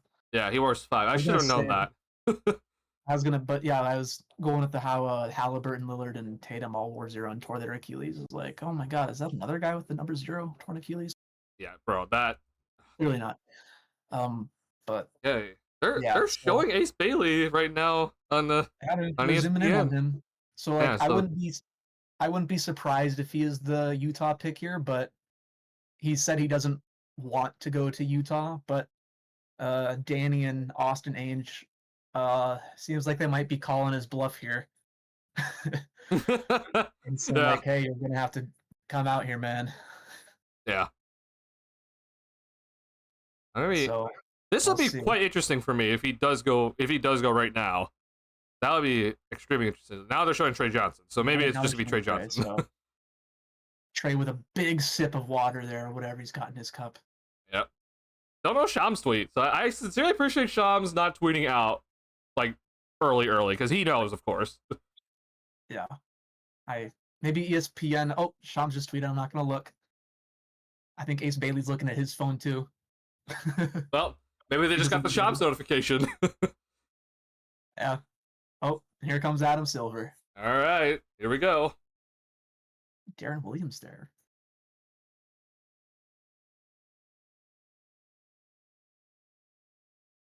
Oh my God! It is Ace Bailey going to Utah. They're calling his bluff. So they are officially calling his bluff, and he is going to the Utah Jazz. Wow. Okay. We officially. So this is the first, obviously, for our mock draft. This is the first kind of shocker for us here. Or I guess it's not that big of a shocker, but it is different. We got our first one wrong. Now all of a sudden Trey Johnson could be 6 here. If I'm Washington personally, I'm loving that. I would love Trey Johnson, but who knows? Maybe they want Jeremiah Fears pretty badly. I will say, in 2K, not that this means anything, I took Trey Johnson at 6 with the Wizards pick. Okay. And let's just say he's a solid 18-point per game guy. Got it. And you'd be ecstatic to draft one of those guys. Yeah, there you go. Just saying. 2K is I do 100% like that right. Adam Silver called him by his government name. He went with Aris Bailey. Aris Bailey, got it. I kind of like his jacket too. It's a little reminiscent of Banchero's with all the little things on it from 23. I do like the fit. The fit is pretty solid. I think he tried to. That is kind of food. Oh, hello. Pizza. Hello. I do think that he was trying to wear red. To eat on air, but oh, sorry. No, you're fine. I do think he was trying to wear red to kind of force the Wizards to be the team, I guess. But yeah, it is what it is. Duncan, what do you like on your pizza? Pepperoni. I got pepperoni and jalapenos. Oh, I have personally never tried that, but I can be talked into trying that. Chat, what do you guys like on your pizza? Fill it in the chat there, guys. Yeah. What do you? I hope I don't see anyone say pineapple, but we could see it. Oh my God, Darius! Oh no, Darius! Come on, man! Pineapple. I'm just saying that because Duncan said not to say pineapple. Okay, you're trolling. All right. All right, Ace Bailey, man, to Utah. I do agree with Patrick. He's probably not gonna be too happy about going to Utah here. You like pineapple, Magugla? Oh my God. Okay, we have pineapple fans here on pizza. Ugh, that's crazy to me. It's actually delicious though. Nah, man. I've had it, bro. Pizza, that's good. Pepperoni and sausage, that's good. Pepperoni and sausage is good. Yeah, margarita. I agree with margarita. I had a lot of margarita pizzas in Paris when I was there this summer during the Olympics. And did you go to that game against USA versus France, or oh you didn't? No, Okay, I don't have that type of money. okay, gotcha. I watched excuse me, I watched it though. No, I mean of course. With a few of my friends there in Paris. I jumped out of my seat and ran across when Steph Curry hit that three to kind of seal it at the end. Yeah. That was probably the top games moment. My biggest regret being in Paris, I didn't actually go to any of the events during the Olympics. Ah.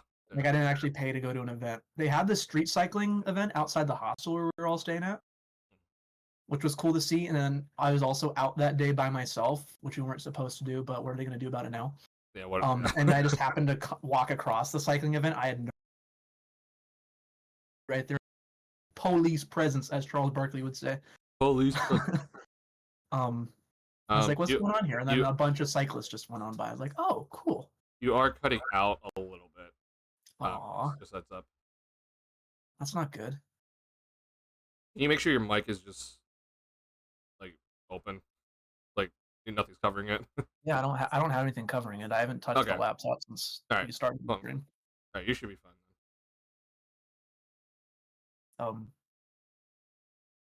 Yeah. But So yeah, I I heard was in police Paris. presence. I was in Paris for the Olympics. If and those viewers who did not know, I went to the esteemed Walter Cronkite School of Journalism and Mass Communication. They have a program there every 4 years. They select about 25 or so students to cover the Olympics for Arizona PBS, and I was one of them. So Yeah, David got to. He didn't get to see the amazing game in person, but he was there. Yeah, but I was there. I did get to go to 2 USA basketball media availabilities. Were you able to hear that ding just now, by the way? Yes, I was. Okay, I'll go and mute my text messages real quick, just in case that happens It wasn't again. too bad. Like I was able to hear it. It didn't like it didn't like peak anything or anything like that. So you should be okay. Okay. So yeah, I got a butt full of LeBron one time in a video. He was doing A butt full I don't know of what to call it. LeBron. I guess like lunging squats in front of Okay. me. Okay, Dad, you need to. My parents need to stop texting me. You're fine.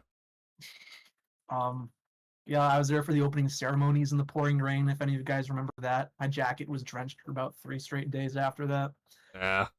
It was a lot of fun being in Paris for the Olympics. I'll tell you that much. I have a lot of pictures, but that doesn't matter for this. And we're here for the draft. And then the Wizards need to make their pick. They have 10 seconds, and their pick is in now. Their pick is officially in. All right.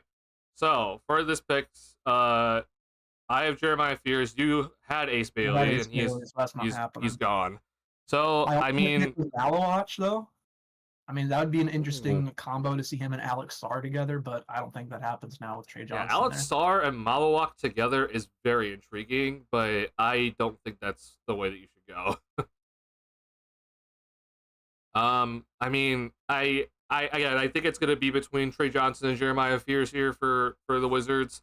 I'd be kind of shocked if like a Senge goes here or Carter Bryant, but I mean, I do think this is one of those drafts where we could just get like heavily surprised here, in, like one of these next picks where no one had this guy going top 10, and all of a sudden he just jumps up heavily. So, I'm scared it's gonna be my Bulls. They're gonna do it here. They're gonna pick Baron J at 12, which we'll see. But yeah, I'm definitely scared. I wonder what happens if they don't get the pick in before the time runs. I actually have no idea what happens if they don't get the pick in before the time runs out. I actually have no idea either. Like, that probably just doesn't happen. Yeah, I mean, it would be pretty stupid of a franchise if it doesn't happen. But, you know, honestly, this Bulls franchise could end up doing it. I would not be shocked. If there's a team to do it, I feel like it would be the Bulls from what it's the Bulls. Told me as a fan. Yeah. It would make so much sense if the Bulls somehow. That's Cooper Flag. I'm like, who's this random kid they just showed on the screen? They're showing the baby pictures. It's weird that their baby pictures are from like 2008, probably. Oh, that is so weird, man. Oh God. I mean, not We're that we're old, that David. old at 24, but it's still weird to say, like, oh, I remember 2008. We're old, David. We're 24. We're on status all of a sudden. Wizards pick Trey Johnson. Okay. So Trey Johnson is officially going to the Wizards. All right. I think if you're the Wizards, you're pretty happy with Yeah. that. Maybe you Yeah. thought you were going to get Ace Bailey, but you got Trey Johnson instead. I wouldn't be too mad at it, personally. So my dad texted me that it's auto draft like a fantasy league if you don't get the pick in time. It's auto draft? Really? No, he's just making that up being funny, but Oh, okay. I was about to say, I'm like, I think so. does Adam Silver just like pick a guy and just be like, I think this guy's probably the best player available. We'll just give it to them. Like, all right. So Dad's a lefty. Trey Johnson is off the board. Trey Johnson obviously is going to go into that Wizards core who just traded Jordan Poole, so they do need some scoring. So he'll probably bring that pretty quickly here. So he's going to join probably Bub Carrington in the backcourt if he's going to be playing in the backcourt, and then Koulibaly, Alex Sarr, and all the extra other people. But they also have a bunch of vets now with CJ McCollum coming in. They trade for Marcus Smart at the deadline, and now they have Kelly Olynyk as well. Chris Middleton is still there. He picked Whoa, up a player what option. is that outfit? Oh my god. I am not looking at it. Hold on. The upstairs is fine, but waist down, that is I did not see it. that is I missed it. questionable. He's got like capris on, like you can see a lot of his legs, and he's wearing these really floppy socks, like he's Pete Maravich. Oh boy. All right. Well, first outfit that's negative out of the day. All All right, right, we're showing questionable Trey fashion Johnson. choice. Yeah. I really do think this guy is going to come in and just be an absolute scorer. This everything I've seen from him, and I'm like, oh my god, he's gotten some Devin Booker comparisons. I think that's also pretty legit. It's a big question if he'll get there, but everything tells me that he's going to be a pretty lethal scorer in this league. Let's see who they have as the comparison, or I guess is that only audio? Okay. Well, now they're just showing the highest players drafted. Mo Bamba. Mo Bamba. Wow. So Mo Bamba makes the list of highest drafted players from Texas. Great. Tristan Thompson is on that list. Obviously, KD, LaMarcus Aldridge. Those are the famous two. Can't say I know LaSalle Thompson. I don't know him either, unfortunately. LaMarcus Aldridge is PTSD for Bulls fans, as that's You know who probably knows LaSalle Thompson? Huh. Carson from Nerd Sesh. Wait, what? Have you not seen Nerd Sesh before? No. Oh, it's NBA podcast. I went to school with both of them. But Oh, got Carson's it. just like an encyclopedia of NBA knowledge. Like if you thought I knew a lot, he's like one of those people who gets like a 0.5 score on hoop grids for like the entire 9 players. Oh God. He's ridiculous. I wish I could be like that. I just can't, man. There's too many players now. I feel like I could have done that like in like 2017 like era. I could have probably done that, but not now. There's just no way. LaMarcus Aldridge, what could have been? I know, man. That the LaMarcus Aldridge trade is just, oh God, it's so bad for us. But Y'all got Tyrese Thomas, right? yeah, we got Tyrese Thomas out of the deal. Woohoo! Yeah, great job, good job, Bulls front office. But Okay. you guys might not have drafted Joakim Noah if it weren't for that trade, and you might not have been bad enough to have whatever slot it was in the lottery to draft Derrick Rose and jump up. So who knows? Who knows? Fair enough. Yeah, fair enough. Butterfly effect. Yeah, butterfly effect. Sure. All right. So let's see here. So your top 6 are off the board. Bailey went to Utah, and then Trey Johnson went to Washington. I had Jeremiah Fears going to Washington, but he is still available. So now the Pelicans are up on the clock. It's gonna be very interesting who they're gonna pick here, because now all of a sudden it gets kind of weird. They just traded for Jordan Poole. They still have DeJounte Murray, and we'll see what they plan on doing for the rest of the team. I mean, hell, like even Herb Jones got injured for them last season, so they have a lot of people fall off. They have a lot of people that are injured. Yeah. and Brandon Ingram was traded to the Raptors, so he is officially gone. But I mean, Trey Murphy broke out last season. Zion is still there, and I guess I'm just kind of thinking about in terms of like fit. If they're gonna go with the fit pick, then I don't know. Jeremiah Fears honestly makes sense. Now they do have Misi at center, so does Malawak make sense? I don't know. Maybe. Yeah, I guess maybe Malawak would still make sense even though they have Misi. So I don't know honestly, but if they're gonna just go best player available, then I wouldn't be shocked if they just still pick Jeremiah Fears if they think he's just the best player available here. But I'm gonna be heavily intrigued to see what they're gonna do. Pick is officially in though. For my mock draft's sake, they take Jeremiah Fears. Okay, yeah. For David's mock draft's sake, it's probably gonna be Jeremiah Fears here. The pick is already in. That was quick.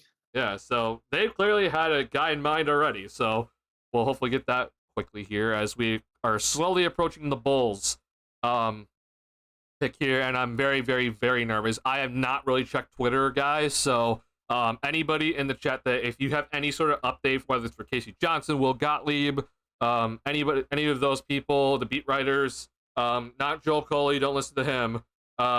Please let me know, and just you can't link anything in chat, but just let me know in chat if I need to go and look at a tweet here. But I'm gonna quickly look at my homepage for just a second, and I'm scared. I'm very, very, very scared right now. Hold on, I gotta mute my TV. Kendrick Perkins is talking. Yeah, I have this completely muted. Let's see here. I'm going to Casey Johnson's Twitter. I don't see anything. I know that they're doing their own draft coverage right now for Chicago Sports Network, which screw that network, but it is what it is. Apparently Joe Coley said something, but I'm not going to go look at that because that's a waste of time. Here comes Adam Silver is coming out.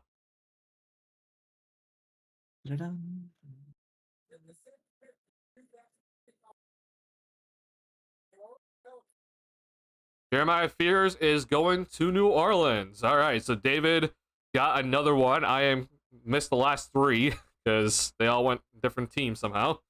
Jeremiah Fears is going to New Orleans. I have not heard about a trade or anything like that, so they'll be heading to New Orleans to be paired up with Jordan Poole and DeJounte Murray, which we'll see who they keep. I could see the Pelicans trading Jordan Poole here, but I'm looking forward to seeing how this is all going to work out for them. I do think Fears is a nice player to kind of get, and if this is kind of maybe their start of like the next iteration of the Pelicans after trading Brandon Ingram, we'll see what they do with Zion here, but if the plan is to kind of do a little bit of a reset, then I think Jeremiah Fears is a nice guy to get and potentially be your starting point guard of the future. Yeah, sorry, I was zoned out watching Jeremiah. You're fine. You're fine. Let's see. Let's check the fit. The fit looks pretty solid, right? Yeah. Nice Pelican red maybe there. Yeah. Number 0 for Zero Fears. Zero Fears. So he's the first Oklahoma just player in general to be taken since Trae Young, which is kind of surprising. Oh man, is that true, man? Oh my god. I can't believe that's actually ESPN's word for it. Yeah, I'm gonna trust ESPN, which I don't know if we should honestly at this point, but yeah, because I'm pretty sure in their like post-finals power rankings they said the Magic lost in the play-in tournament. Oh great. Nah, bro. That's awful. We did not lose to the Atlanta Hawks when Trae Young made a mockery of the game. The Williams or whatever his name is, and they got ejected from that. Yeah, bro. That was so funny that he came out and like literally said Trae Young made a mockery of the game. Yeah. God, ESPN is honestly in the absolute dirt right now when it comes to just everything. Kendrick Perkins, Stephen A. Smith. Ugh. So I mean, when Oklahoma does have a player, clearly they're a really good player, but they've only had 4 first-round picks the last 30 years. Yeah, fair enough. Blake Griffin is obviously Blake Griffin. Buddy Hield is turning into pretty solid, but he is Buddy Hield. Yeah, Trae Young and now Jeremiah Fears. So he'll have a pretty solid NBA career from that standard. Yeah. Do you think Blake Griffin's a Hall of Famer? No, I don't, unfortunately. I think he gets in, but I'm not sure that he should be. I think he is definitely a Hall.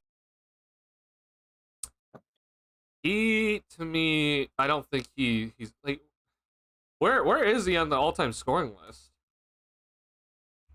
He can't be that high just because of all the injuries, I feel like. That's kind of my biggest thing. I'm just like, 14,000 points. That's ranked 176 all time.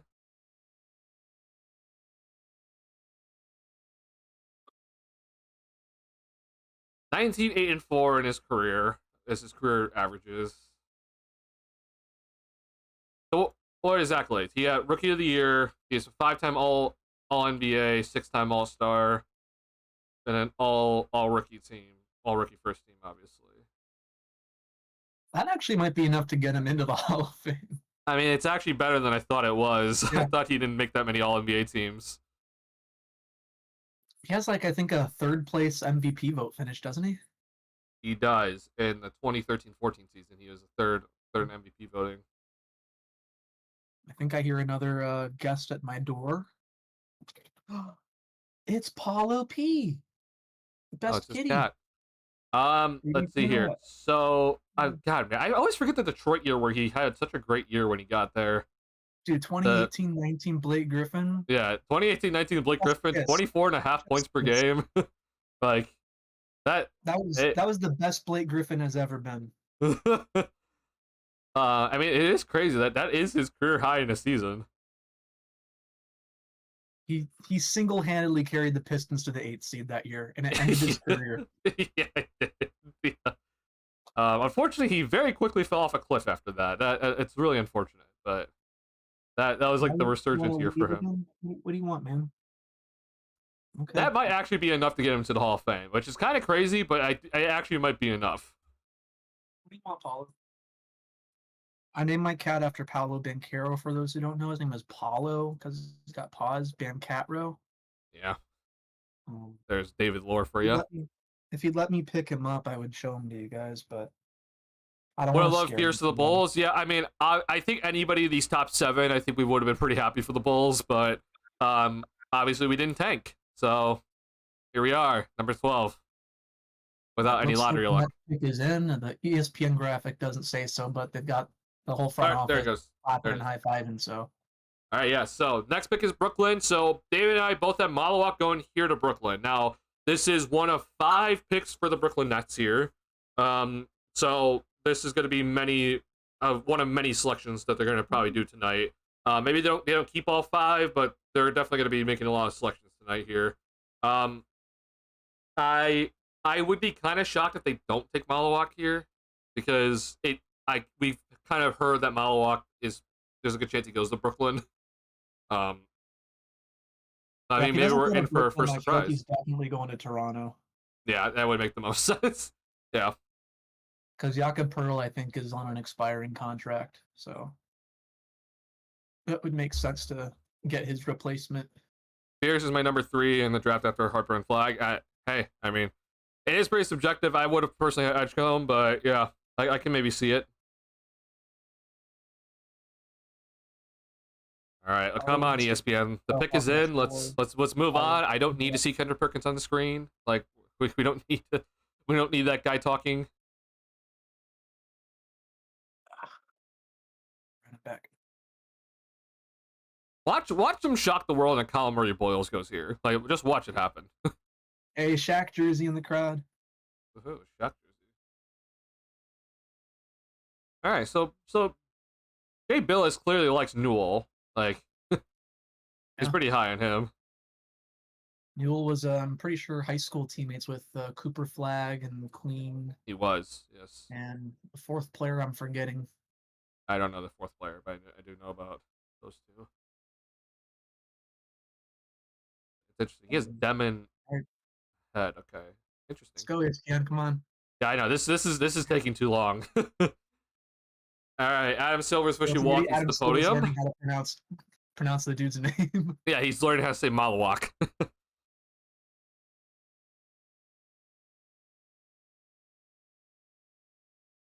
Okay. Igor Demon is going to the Brooklyn Nets at number 8. Wow. That's, I think, our first shocker of the night. Holy crap. I mean, I forgot who it was asking about the draft fallers. What about the draft risers? Yeah, man. I mean, so you had, funnily enough, you had Deming going to Brooklyn at 19, I'll and give myself half a point. yeah, I'll give we'll myself half a we'll point. we'll give David a half a point for this one because he still got the team right, but just at the wrong spot. But I mean, wow. All right, so all of a sudden now for the Bulls, this is looking very interesting now for the Bulls. That if Malawak falls, like maybe you're looking at him. Um, do we expect a trade here, or am I just? Is this I think they believe in him as their guy. okay? I mean, Shams I'm not hasn't tweeted saying, since the Ace Bailey pick, so yeah, I nothing. think this is it. Like, that's a little shocking, but all right. So I had Deming going to Portland at 11 here. I'm kind of shocked at this. So now all of a sudden, I have hope that Asenge is going to the Bulls. All of a sudden, I'm having that hope now because if maybe if the Raptors they look at Malawak and like, hey, he fits into our system as how Masai Ujiri likes to draft, then maybe they choose Malawak over Asenge. Yeah, I'm regretting not going with my gut now and putting Malawak at the Raptors pick because that's what my gut said was going to happen. But Yeah. I was like, I just couldn't see the Nets passing on him, but I guess they did. Oh man. Okay. This shakes things up. So. Oh wow, man. Okay. This Raptors pick is going to be very very important for the Bulls because it's kind of like whoever they don't select might be then available here between Malawak and Asenge. Um. So I mean, God, like pick Colin Murray Boyles, please. If you're the Raptors, pick Colin Murray Boyles, please. I'd be so happy if they just picked Murray Boyles instead. But, whew, I'm interested, man. This is if this is all of a sudden the fall for like Mala Walker's thinking get to the Bulls, and then the Bulls don't have to draft Baron J, then I'll be very happy. I agree.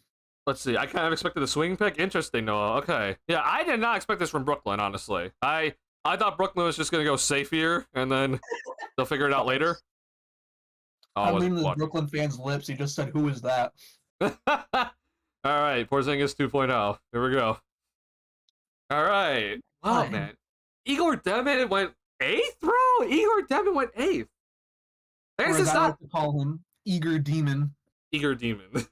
It's not that crazy from my mock draft. I just did not think he was gonna go eighth here, and I also did not think he was gonna go ninth. So like, I could have maybe seen him going 10th, but I that's kind mean, of shocking. he's got like the Magic Johnson size at point guard, but that's where the comparisons kind of end Yeah, in terms of positive qualities. he's genuinely if Josh Giddey went to college. Like I'm being dead Yeah, serious. Like it's the big guard that can kind of handle, and the one thing that he has over Giddey is that he's able to actually create a 3-point shot for himself. Kind of, Giddey can't do that, right? But he's a good passer. He can find guys very easily that are open. He's also not that great of a defender overall. He tends to guard. He doesn't guard any guards. He guards the bigger guys because of his lack of, you know, uh, agility and everything. So, um, yeah, I'm gonna be interested. It's gonna Pierre Johnson. Thank you for subscribing to the channel. Thank you for that. yay, subscriber. Um, I'm glad my notifications are working because I have not checked on that in a while. So, like, Stream Elements is working. Thank you for that. All right, we just got a subscriber today. Awesome.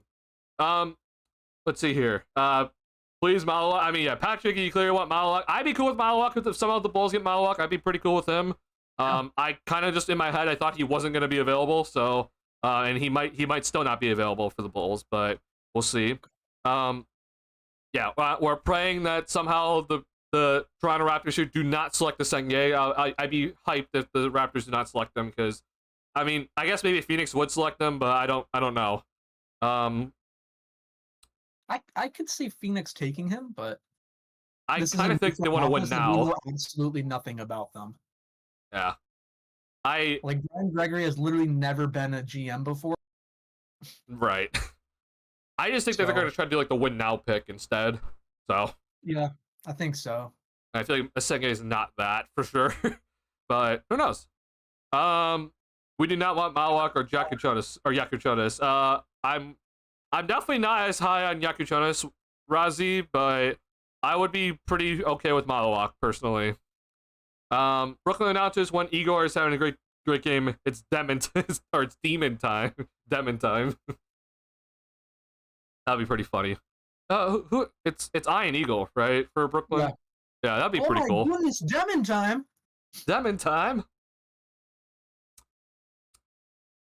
Yakuchonis feels like a Raptors pick. Ooh, I disagree. I think the Raptors, they go with the guy that is like very long, athletic, and lengthy. So like Senge to me is like the perfect Raptors pick. Malawak is also a guy that I think they would like, but who knows? Maybe Ujiri is going to change his drafting profile that he likes to go with. We'll also say Malawak, guy from Africa. Masai Ujiri has been huge in developing basketball in Africa. Maybe a connection there. Maybe I'm reading too much into it. Yeah, maybe. But I could see it happening. Yeah, I think it's one of these two, personally. I mean, maybe Carter Bryant, like if they kind of think that he's just going to be better, but if I had to make a guess here, it's going to be Malawak that's going to be going to Toronto. Pick is officially in. We're still talking at the desk for whatever reason, but we will because Adam see. Silver's not out. Yeah, I hate.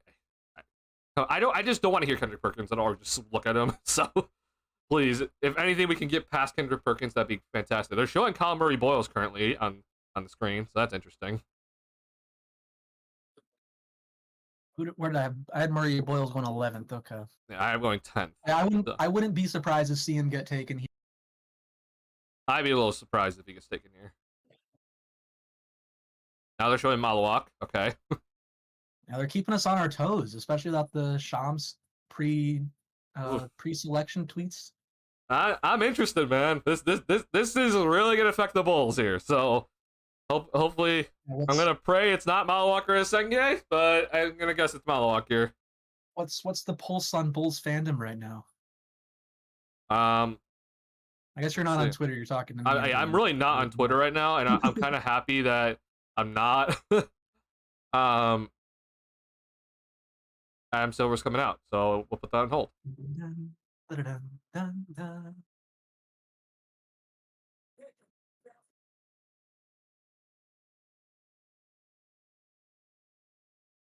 Oh my God! It's Colin Murray Boyles. Colin Murray Boyles is off the board. Let's go!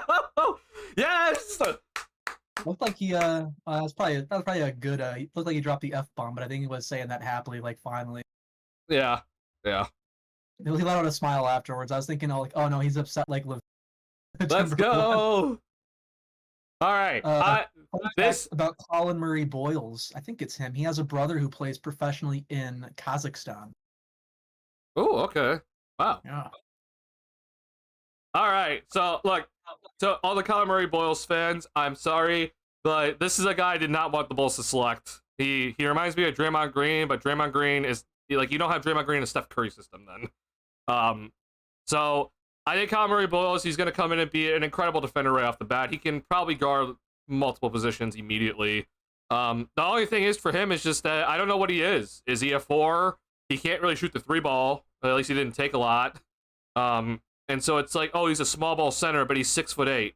So I don't really like that personally. I do think that the Randall comparison is like kind of where he should be kind of aiming towards in terms of the offensive game that he's going to have to try to develop.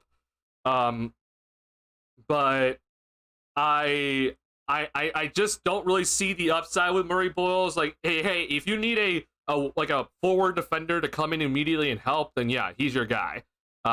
But in terms of, again, for the Bulls at least, we're not in that position. Like, we need to go and try to, draft guys with high potential, and even if it's a little bit risky, I think it's worth it. And so I'm cool with Murray Boyles going here to the Raptors. I'm actually kind of shocked, man. I really thought that it was going to be Malawak or Senge going to the Raptors here, but all of a sudden now, I mean, Phoenix and Portland goes to your Bulls now, I feel like. Yeah, so right now he does seem like a Trailblazers fit though, the defense. He does definitely feel like a Trailblazers fit. So I'm interested to see what's going to happen here. I'm a little shocked to see that neither Malawak or Senge have gone top 9. But but we're looking pretty good here. So we're just praying to God that Phoenix doesn't take him. Now, I do think Malawak could go to Phoenix. Sorry. I do think Malawak could go to Phoenix. That makes a lot of sense in my head. Yeah. They need a big man. Their big man rotation right now is Nick Richards and Oso Ighodaro, none of whom should probably be starting centers in the NBA right now. Maybe Ighodaro can get there someday, but I'm not holding my breath on it. So they got to go Malawak here now, right? I think they go Malawak. Last pick, but I know. Yeah. I do think they go Malawak here, though. That kind of makes the most sense. So then it's kind of just like we're praying Portland doesn't pick a Senge. But I don't know, man. This draft's already crazy to me. There's Igor Deming going that high kind of shocked me. So, whew. That was a shock to everybody, I think. Yeah, so if you're a Queen fan, Derek Queen, okay, so here's what's happening right now. So if you're a fan of any of these people, one of at least Malawak, Queen, Yakushonis, or Senge is guaranteed to be on the board for the Bulls when it comes to their time. So one of those four at the very least. I personally am also a Newell fan, so he will also potentially be there. I like Sorber, so if they want Sorber, I'm also cool with that. Again, though, if Malawak is there or a Senge is there, I think you need to prioritize those two. But we'll see. Let's see.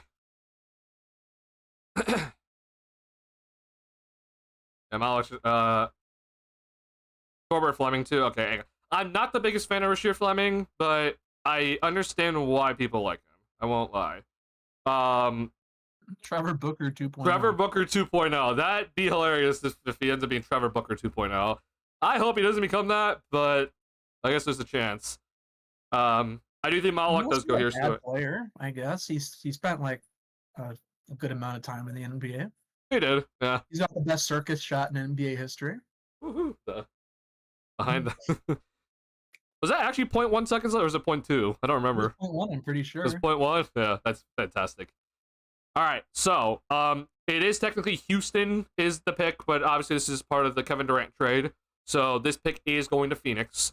This trade cannot be done until July 6th. So Houston is going to be making the pick.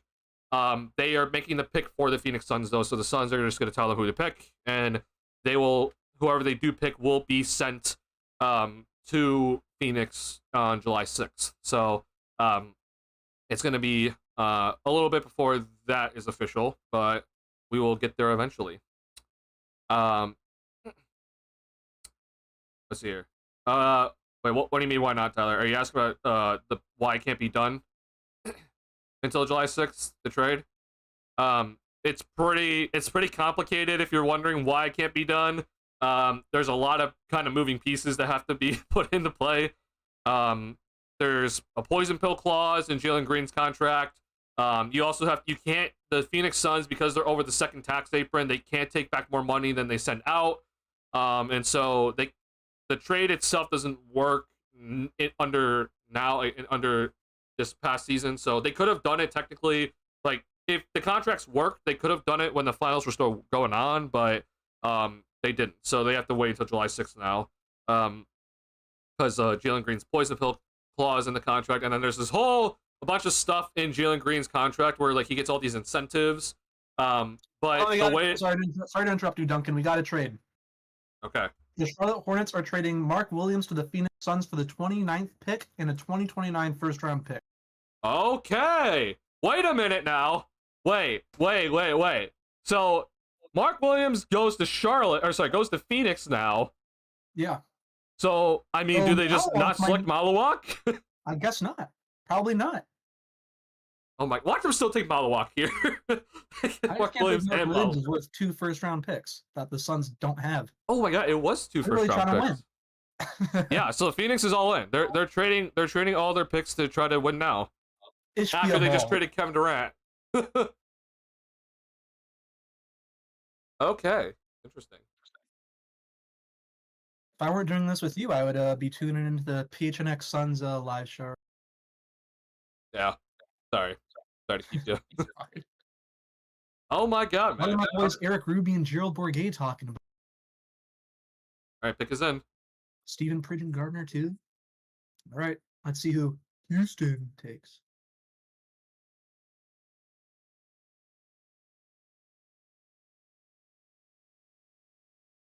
It is still Malawak at the end of the day.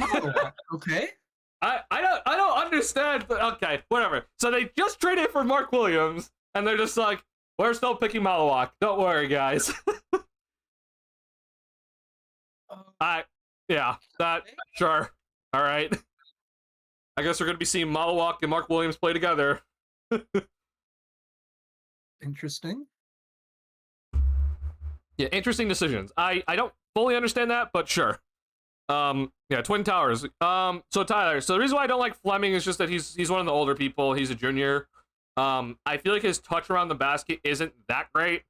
I think it's like he tries to kind of score in the post a little too much, in my opinion, and he's not like great at it.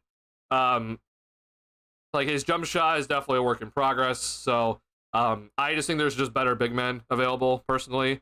Like so I know Malawak just went, but I would personally pick Newell Sorber over Fleming, at least in my opinion.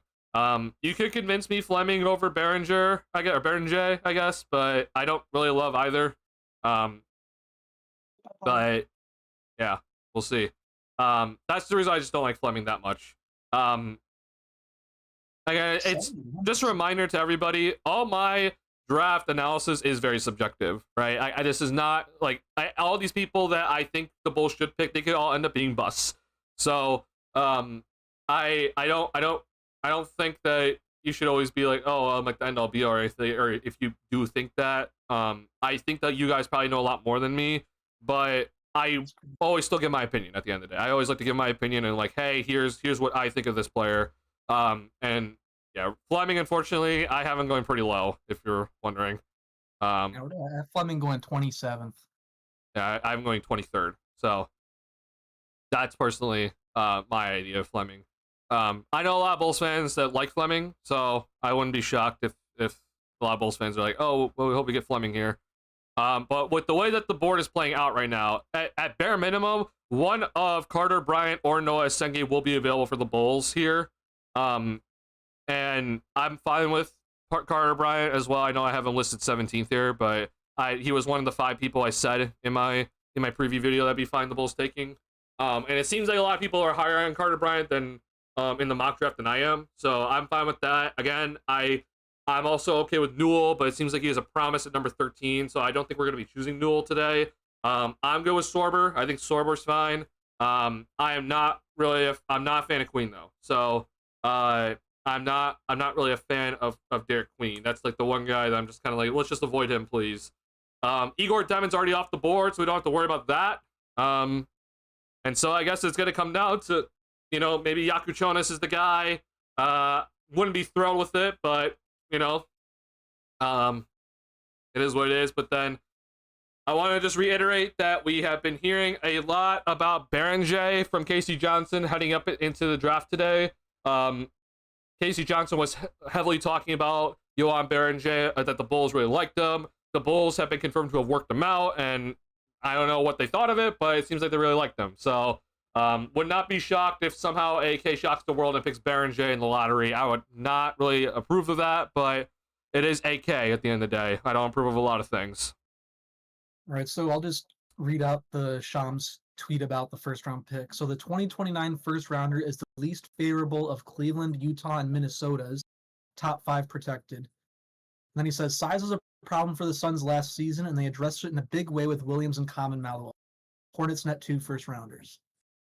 So that kind of makes me interested in what they plan on doing with Nick Richards, Iguodala. Yeah. Those guys should be pretty expendable all of a sudden. Yeah, because I mean, like I know I said Richards is probably a bench player, but he's definitely an NBA player. Yeah, for sure. And at this point, now he's your 3rd string center. I would think maybe they don't. I mean, I guess Malawak could be the 3rd string guy, but I feel like you'd still want to, actually play your lottery pick. Yeah, I think you should. Malawak has that potential to like come in and be pretty effective immediately especially for the Suns team that lack defense. So Yeah, I think you have to play him. Yeah, I'm not sure I 100%. I get why the Suns did it. I'm just not 100% sure I agree. Yep, it is very interesting.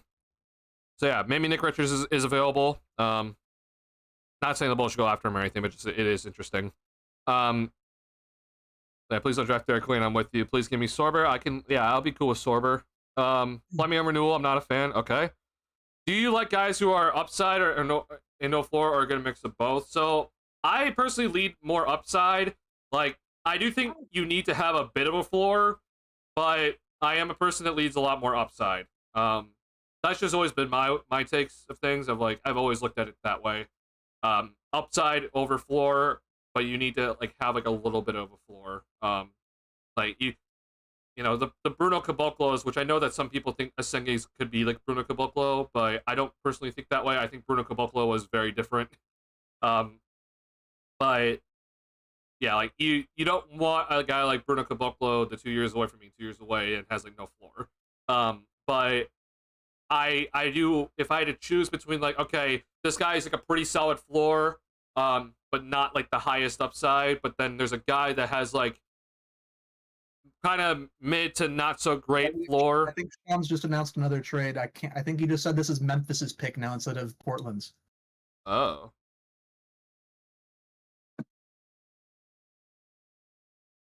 There's the tweet. They're trading Cedric. So Cedric. I already have that in my mouth. Let's Cedric go. At 11. Okay, so to the Memphis Grizzlies. So again, I sort of got that right. Cedric Coward, 16 to the Grizzlies. All right. So another half a point.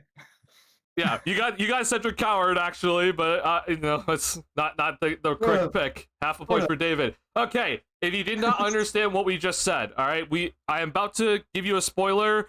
So mute your streams if you don't want to hear the spoiler. But basically, the Portland Trailblazers have traded this 11th overall pick to the Memphis Grizzlies, and they will be selecting Cedric Coward for the Memphis Grizzlies. So Cedric Coward is going to Memphis, which means for us Bulls fans, Noah Asenge is available at number 12.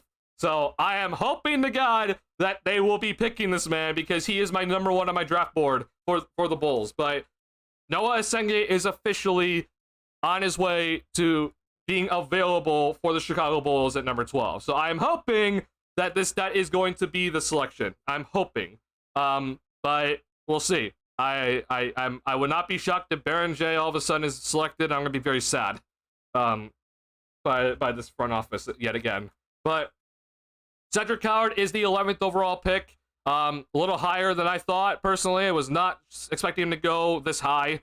Again, he is a senior that did not play that many games in his senior season, so I do think there is a little bit of a risk to him, and the upside may not exactly be the best, but I am really, really hoping that the Bulls, now because Asenge will be available, Asenge will be chosen here by the Bulls. So it's working out great. I did not think Asenge would be here. I would not think Asenge was going to be here, but I am very shocked that he is here and potentially available for the Bulls, or available for the Bulls to select here and potentially picked. Yeah, I wanted to put Noah Asenge at 12 just because it's just what you wanted. I was like, I'd like to see Duncan be happy, but I just couldn't see him falling this far. But I'm happy he has, for your sake, and hopefully other Bulls fans might want his sake. Watch us not select him. I mean, maybe you guys don't, but I'm also not feeling too confident about my queen pick now. Well, yeah, I did kind of. I mean, we'll see. The Bulls could pick their queen like right here. Memphis. I mean, that seems pretty good.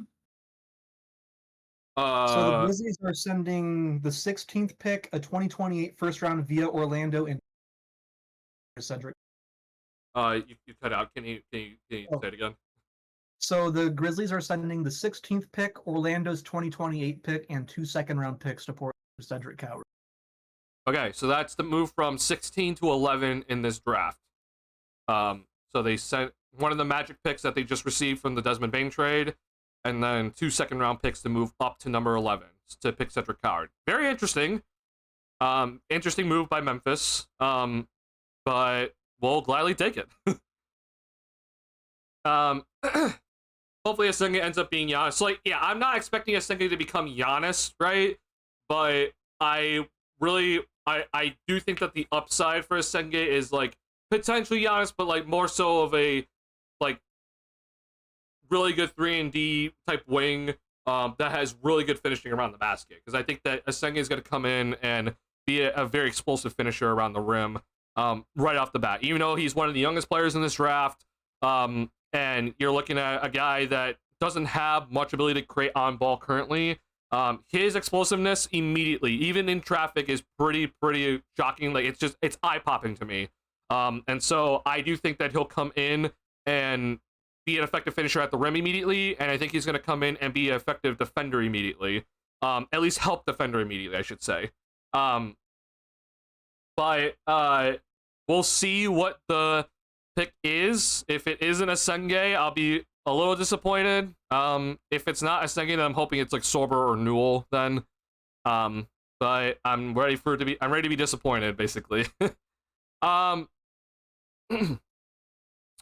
Because you said all that out loud, they're going to take Queen. What's that?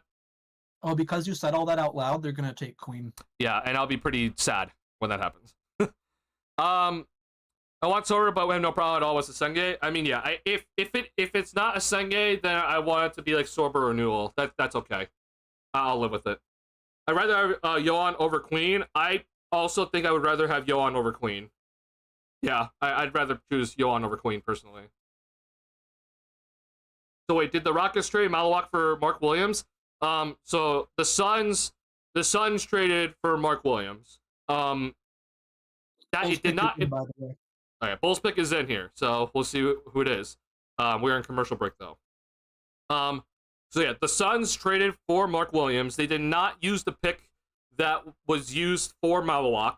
It is technically the Rockets pick, right? But it's because the Kevin Durant trade has not gone through yet. So that pick, number 10, will be sent to the Phoenix Suns on July 6th to complete the Kevin Durant trade.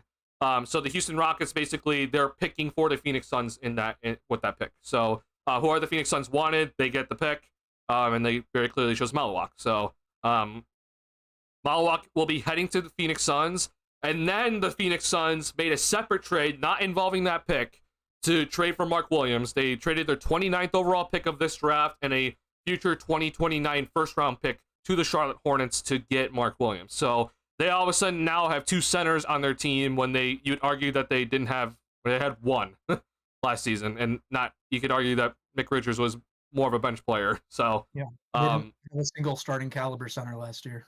Yeah, so very clearly, right. So very clearly, they've addressed their size need with these two picks. Interested to see what it's going to end up being. I think Mark Williams is a starter caliber center, but he's injured a lot.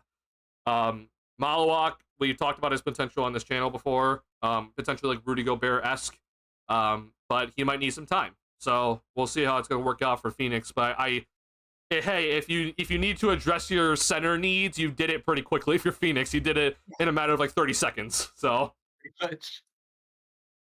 So who's the starting center now for Charlotte? Is it Moussa Diabate? Moussa Diabate? Not sure. The Atlanta Hawks are trading the 13th pick in the draft to the New Orleans Pelicans pick, an unprotected 2026 first-round pick, most favorable. You cut out at the end. You got it. Can you? Of course, I did again. Sorry. You gotta speak towards the mic. Yeah. Yeah. The Atlanta Hawks are trading the number 13 pick in the draft to the Pelicans, the number 20 pick, and an unprotected 2026 first, the most favorable of New Orleans. Okay, got it. So this Hawks pick after the Bulls pick will be New Orleans. That's interesting because we got word from DraftNet that Newell had a promise at 13 for the Atlanta Hawks. So maybe it was a promise by the Pelicans. You ever watched it? Also, we have word of who the pick is. I have closed out chat, so I don't want to see it. The pick is in for the Bulls here. Casey Johnson has already tweeted out. So if you want to go spoil yourselves, you can go spoil yourselves. I do not have Twitter open. I do not have chat open. I'm hoping that this is going to be Noah Asenge here. If it's not Asenge, then I want Newell or Sorber. But we will see who this will be. All right. Here comes Mr. Silver. Are you excited, Duncan? I'm so nervous. I'm here. I can't wait for it to be Johan Berenger. I'm gonna be so disappointed.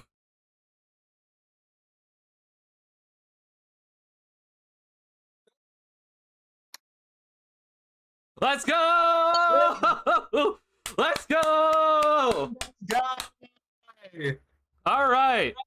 That fan's. Oh, never mind. He is happy. Never mind. He had his head in his hands. I thought he was upset. All right, I've been waiting for Noah Asenge to get drafted to say this. You know how Jimmy Butler has big face coffee? Yeah. They need to make Noah Asenge the face of big face coffee.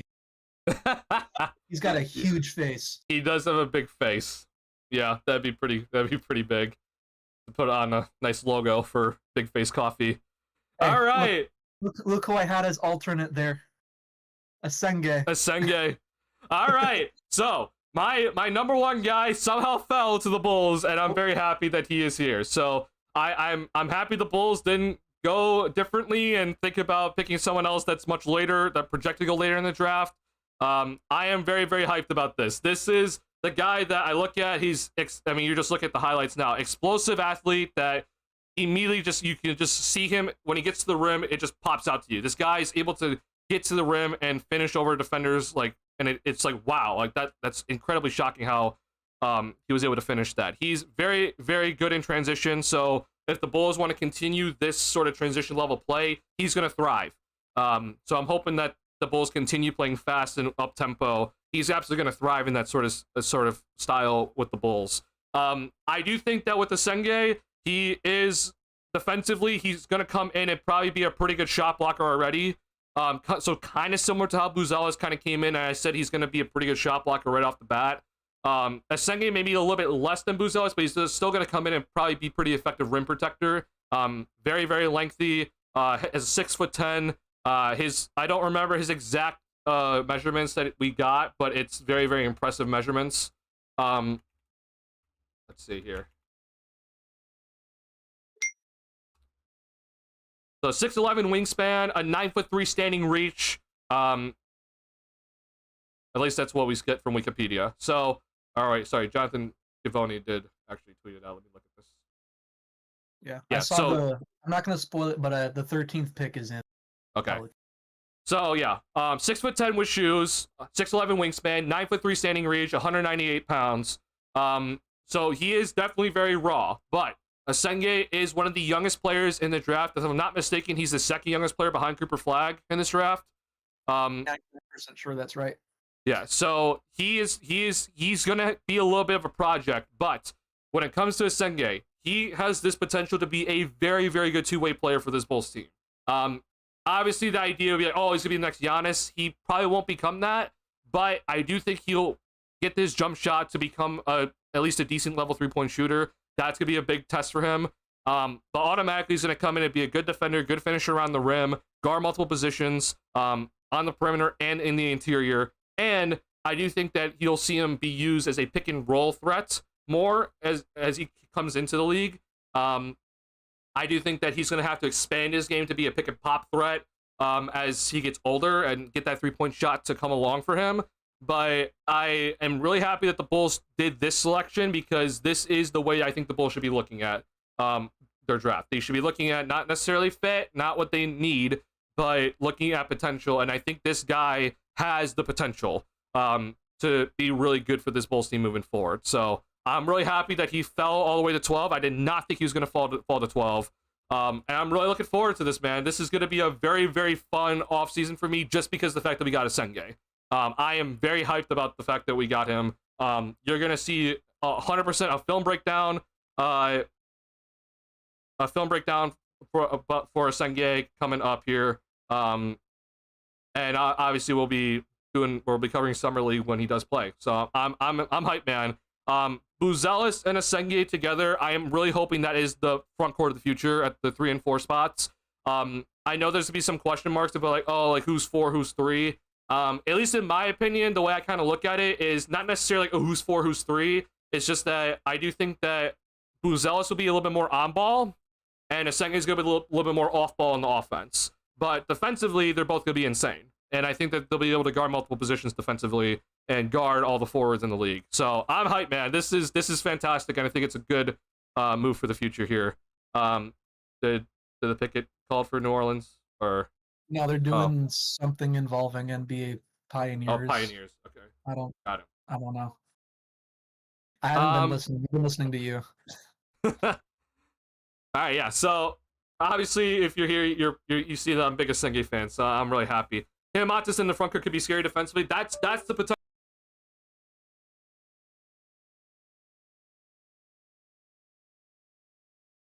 Uh-oh. You cut out now. At least on my end. I don't know if I should take over here or not.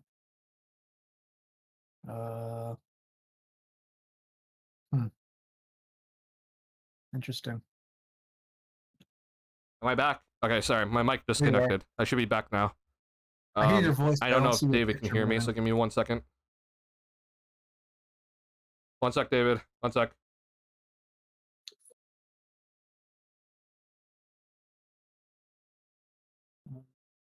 Oh, I can't hear you. My headphones disconnected. Great timing, y'all. I apologize. Sorry about this. Duncan, if you can hear me, we can hear you. I still can't hear David because my headphones are connecting. Sorry. All right, David, can you talk now? Yeah, I can hear you. Your picture's not moving. Nope. Hold on. I still can't hear you. Okay.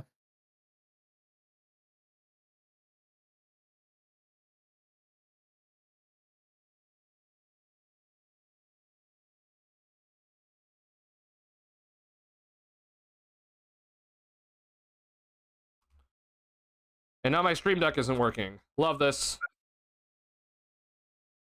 Again, I don't know if you guys or Duncan can hear me, but I can hear you, Duncan. Okay. Hold on. I need to hide my screen. All right. Oh, even my camera disconnected, bro. Hold on.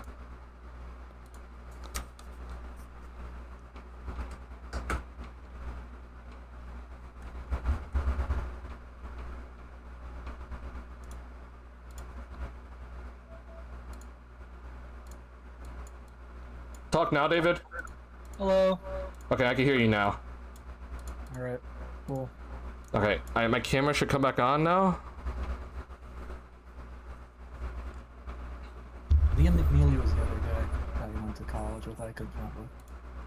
I see. Why isn't my camera coming back on, bro? I don't know. Well, while we're waiting on Duncan to come back, let me show you Follow. Wrangle him. Bro, what the hell happened? Follow P. Follow in the house. Okay, he wants to go. Love you.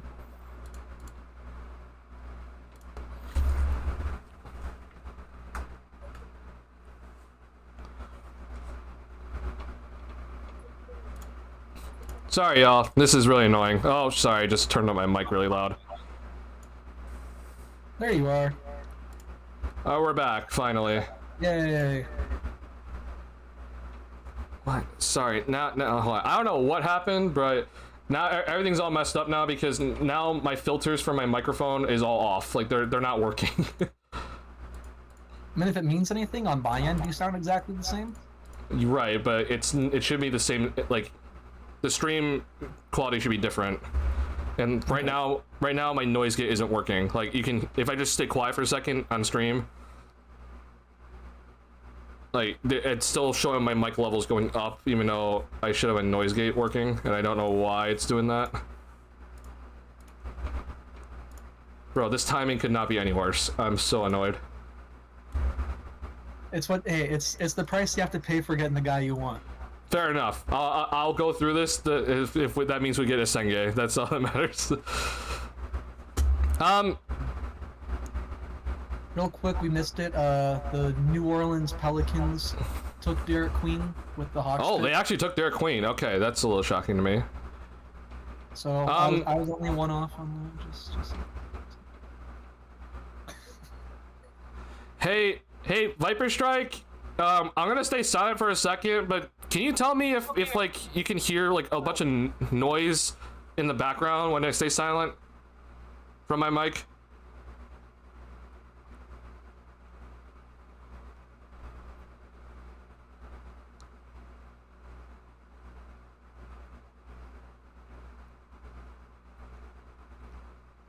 It's picking up fans. Okay, yeah. See, that's not supposed to happen. Like, we were perfectly fine before this all happened, and now it happened. I guess you're just gonna talk nonstop. I don't want to do that though. Like, you need to talk too, and if I'm not talking and you're talking and it's picking up the fans, then that's bad. All right, hold on. I'm gonna unplug my mic. Another wrinkle to the Mark Williams trade. Vasilije Micic is heading back to the Charlotte Hornets. He was traded to Phoenix in the Nick Richards trade. And is a Charlotte Hornet once again. So I guess they really regretted not having him. Salaries work, probably. But... All right, the pick is in, but we're being told the commissioner needs more time. So maybe they took someone with the... Maybe they took Yakichonis and he's trying to figure out how to balance it. Oh, all right, here comes Silver. And here's the pick. Okay, I think I might have fixed it. Carter Bryant goes number 14. All right. He had trouble pronouncing Carter Bryant, I guess. I guess so. No shirt under the jacket. Yeah, interesting fit. Hey, Viper Strike, can you listen now? I think it's good, but listen now.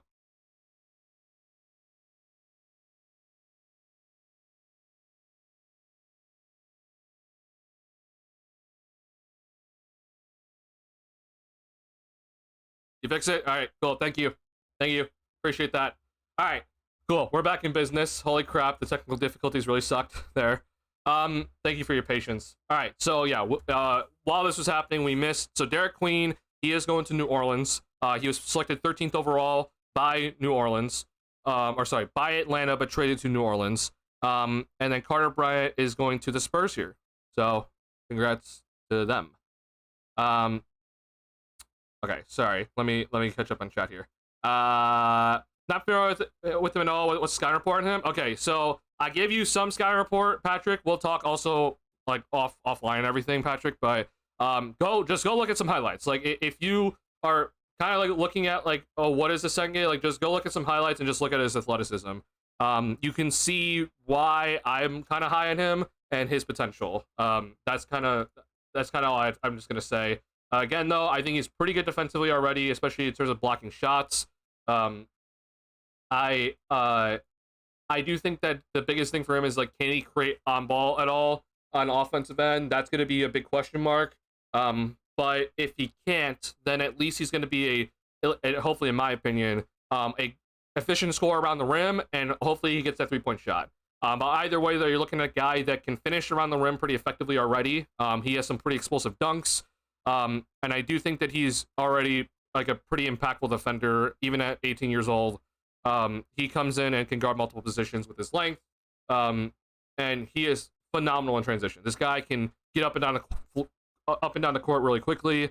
And he's going to thrive in transition. And so if the Bulls continue their up-tempo pace, then it should be looking pretty good. I was watching some podcasts. They say Senga is just another P. Will on the screen because he is not. So that's kind of interesting because I think that Asenge actually is very much more aggressive with everything that he does. So yeah, I don't think Asenge is another P. Will personally. P. Will is a guy that he didn't really shoot a lot in college. He was very passive overall. If you watch Asenge, his defense is not passive. Like that's, I can already tell you that. So if you're already kind of concerned about that at all, then I'm gonna just tell you right now, his defense isn't passive. You should be pretty happy with his defense already. And hopefully just continues to get better as he gets bigger and stronger. I already see Giddey throwing him lobs. That's going to for sure be something that the Bulls need to take advantage of. Will he be in rotation immediately? I think so. Patrick Williams' spot in the rotation should not be safe. but even then, the Bulls don't have a lot of front court depth anyway. So he's probably not going to start day one, and I think that's okay. Buzelis didn't start day one either, but we have Kevin Huerter like starting at small forward at the end of the year. So there is definitely room for Asenge to get a lot of minutes, especially over some of the vets, and I think that's what the Bulls should be doing. Yeah, so size athleticism between Matas and him, both 6'10", long wingspans. I'm loving it already. Also, didn't they say they wanted to trade Lonzo and Kobe before the pick? I don't remember that personally. But yeah, Matas and Asenge. I think that those two together, when it comes to the defense, like I do think that they're probably both better shot blockers than perimeter defenders. But my hope is that Asenge can become like a better perimeter defender. I think he has a little bit more of the physical tools than maybe Buzelis does. When it comes to Buzelis, I do think that he's going to be the more on-ball player on offense. When it comes to Asenge on offense, he's going to be a little bit more off-ball. He's going to have to rely a little bit more on the others to kind of set him up. But he's, at least in my opinion, he's going to be a good play finisher than a play creator, if that makes any sense. Yeah, I think if that's gonna be the front court of the future, where they're both 6'10", both good defenders, and they can play off of each other, where Buzelis has the ball more and Asenge has the ball less, then I think we're looking pretty good. Either way, though, I'm not necessarily looking at fit just yet when it comes to Asenge, but ideally that would be kind of what I'm looking for the future. Yeah, sorry, Mango Man, technical difficulties. People, time to develop is officially over. It is officially over. Yes. Johnny said, pick me up. Take the time to look up Noah Asenge highlights. Yeah, I'm telling y'all, just go look at some highlights right now, and it should convince you of like, okay, if the Bulls are gonna be actively trying to draft potential guys, this is a guy. I personally think that this is one of those potential, like, drafting based off potential, and a guy that you think that could really blossom into a very, very, either very, very good starter or all-star level player in this league. That's the idea. If Pascal Siakam and Spicy P, then people is Passive P for sure. Don't know how many games we win, but we're having a dunking party in Chicago. Oh, yeah, I mean, yeah. Try Slam and Jamma. Mark Williams is in hell. Oh, he's going to Phoenix. What was the high today? It was definitely in the hunt. It's been actually, I'm going to say cool because it's cool by Phoenix State. It's been pretty cool recently. See, the high today was 103. So, yeah. Next Monday, the high is 111. Oh, boy. Yeah. Are you still on Asenge stuff? No, I can move on. Okay, because I was going to say, I forgot to mention the Igor Demon at the 8th pick. There's not been an 8th overall pick who's been an all 1990. Say it again. You did cut out. I'm speaking towards the mic this time too. I know. I was saying that there has not been an 8th overall pick be named an All-Star since the 1990 draft. Oh my God! Really? Yep. Wow. Any guess on who it was? 93. Yeah. I couldn't tell you. It's Vin Baker. Okay, yeah, definitely couldn't tell you. Yeah. I wouldn't have got that either had I not known it, just because Franz Wagner was the 8th pick, so I was curious. Ooh, yeah. I mean, Wagner should. Yeah, he should break that streak this year, hopefully. Yeah. Isn't that crazy? Like, it's a pick, too. Like, not some random spot like 23 or whatever. Like, okay, that makes there. Like a mid-lottery pick. That's surprising. That is actually very surprising, and so I guess Demon's screwed. Yeah, potentially he's he might not be that great. Yeah, I'm definitely extremely interested to see how that's going to work out, because I mean, if there's any thought of Josh Giddey going to Brooklyn, it's not going to happen now. Like, I mean, there's no shot that this guy is going to suddenly just be heading to Brooklyn. So, yeah, I'm looking forward to it, honestly. Now that we know that they got Terrence. Oh, selection. Sorry, Thunder pick. I got another one right. Let's go. Oh my God, bro. Thomas Sorber is going to suddenly go to the Thunder. Unless there's a trade I didn't see. Nope, no trades that I personally see. All right, look at me. How many do I have now? Is that 6? I mean, the first 4 really count, though. I mean, yeah, everyone fair counted enough. me those. Yeah. Yeah, I got Jeremiah Fears to the Pelicans one, and then Thomas Sorber now. Yeah. Yeah. And if you want to give me half a point for Demon going to the right team and Asenge as my alternate, then that could be another one. Yeah. And I guess Thomas Sorber is from Texas. No, that's not the Texas No, flag. no, Georgetown. No, but the flag. Oh, the flag. Maybe I'm embarrassing know. myself. Maybe that's not the Texas flag. I don't think that actually is. That's not Puerto Rico either, is it? I don't know what that is. It's not Panama. All right. Well, we know who the replacement for Isaiah Hartenstein is eventually. Yeah, I was talking with you about this Monday, right? That's when we were talking. Yeah, we were talking about this Monday. I was like, I don't know if it's gonna be Sorber or like Danny Wolf, but my prediction was that they were gonna take a big man at this spot because, I mean, you said like they're not gonna break up Shea, J Dub, and Chet Holmgren, but they're gonna have to make a decision on Isaiah Hart. At I think it's roughly like 30 million. It's just under that, I'm pretty. So they're gonna need a guy to come in and fill that void somehow because they're not gonna be able to afford Hartenstein after the extensions that SGA home get. Right. Yeah. I would think. Unless they really want to go into that second apron, but we just saw the Celtics shed $180 million in luxury tax. Right. And there's no way the Thunder are going to go into the second. Oh, crap. Oh, you're back. Cool. I'm trying to figure out how to fix your mic, David. You keep cutting out randomly. Okay. It's all my fault. It's not your fault. Can you go, when you go into Discord, yeah. you see in the bottom left, like the settings, user settings button? Like next to the mic, or? Yeah, so you see like your mute, and then you see deafen, and then you see user settings. Yeah, I see voice settings. I don't see, so this is user.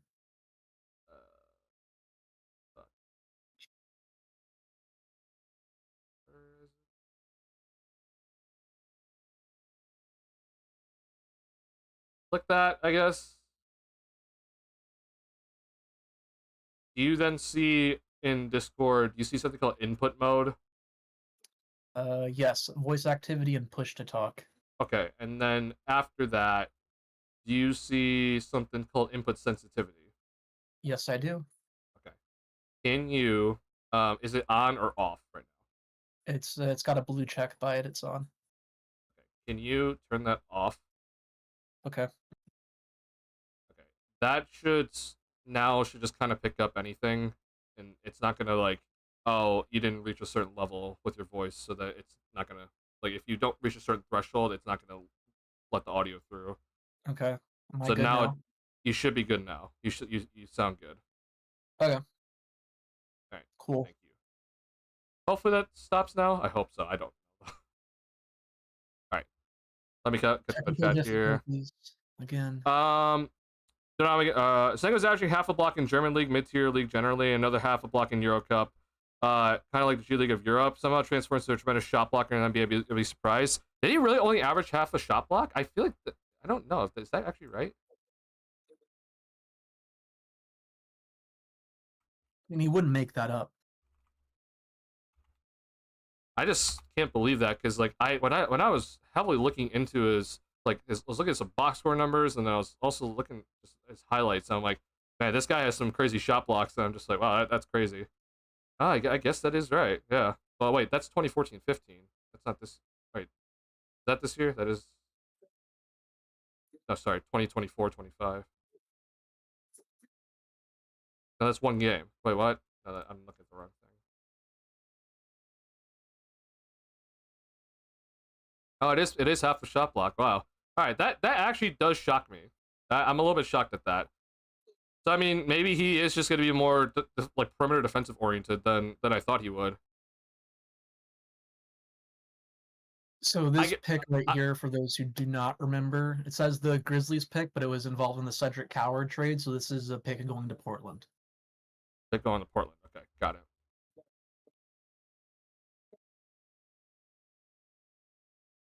Thunder have Sorbo. It's rough for everybody. Lol. Yeah. I mean, the Thunder are set for life. Honestly, they're good. Yeah. I am watching Eurocup. He was playing for ULM. Got it. Okay. I mean, thank you, Bob. Box. I did not know that. I guess I have to relook at it, but like, I swear to God, this guy got. Maybe I'm just more. Maybe I'm thinking more of just his rim protection. Like he just bothered a lot more shots than he blocked shots. But I thought he was really affecting a lot of shots, at least in my head.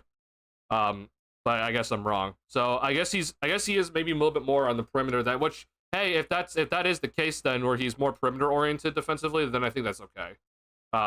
Again, you have Buzelis and Asenge, and Buzelis is more the interior defender with his shot blocking ability than more perimeter. So either way, though, I think this is still good. Again, draft age is huge. I think this is a guy again that he's gonna come in and he's gonna be able to finish effectively at the basket already.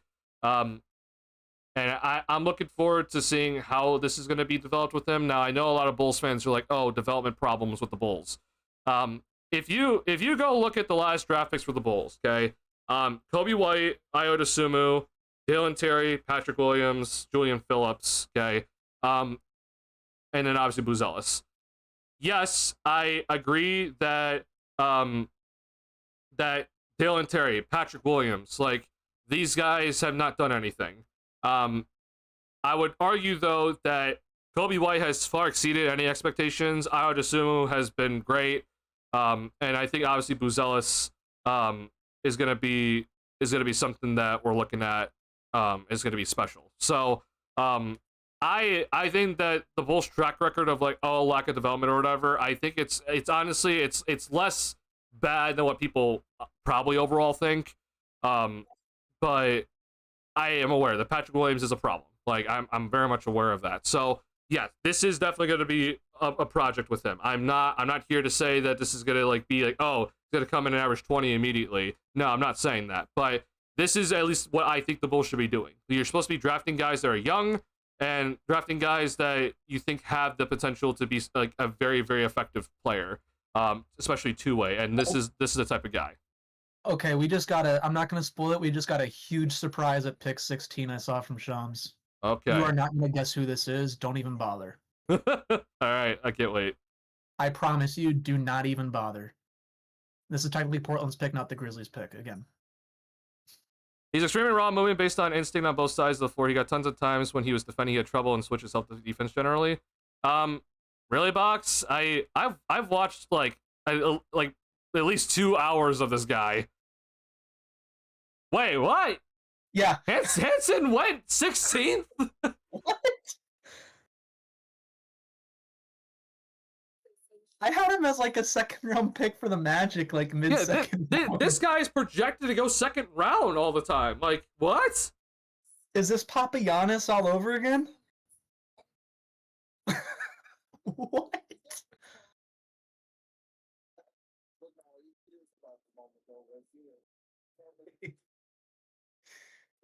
Oh my god, bro! Duncan's speechless.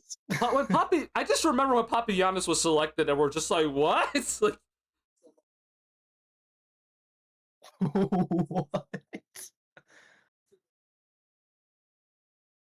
I don't know if Erica's still watching this, but I think she should. She's a Grizzlies fan. She's from Memphis. She should be glad that they traded this pick for Cedric Coward.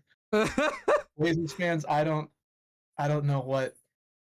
I don't know what I would be thinking right now. You have Klingon, bro. Like, I guess again, DeAndre Ayton, Robert Williams. Like, I guess forget fit, but just like what?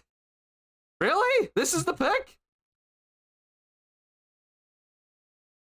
Again, we talked about draft fallers. What about draft risers? Yeah, this is seriously a draft riser.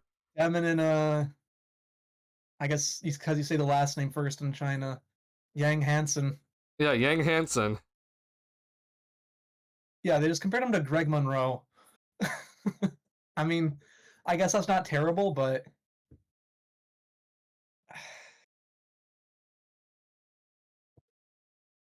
Wow. All right.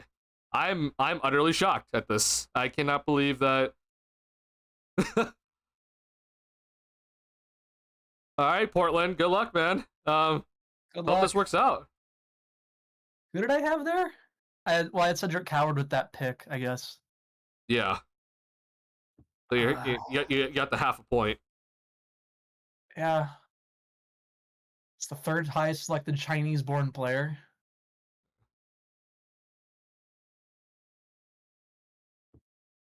Ejin Lan, the infamous workout against the chair. I cannot believe this, honestly. I really What? don't. I don't know what to say about this pick. That's crazy to me. Uh,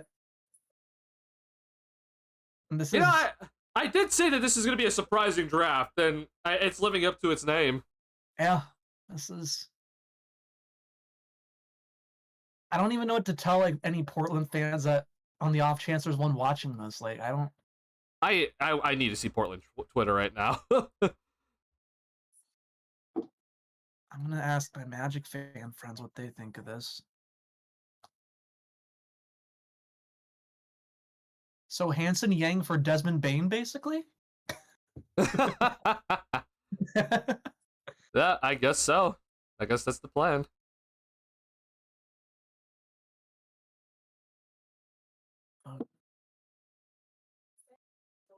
Okay, I hopefully this Timberwolves pick comes in soon so that I can get some words out of my mouth.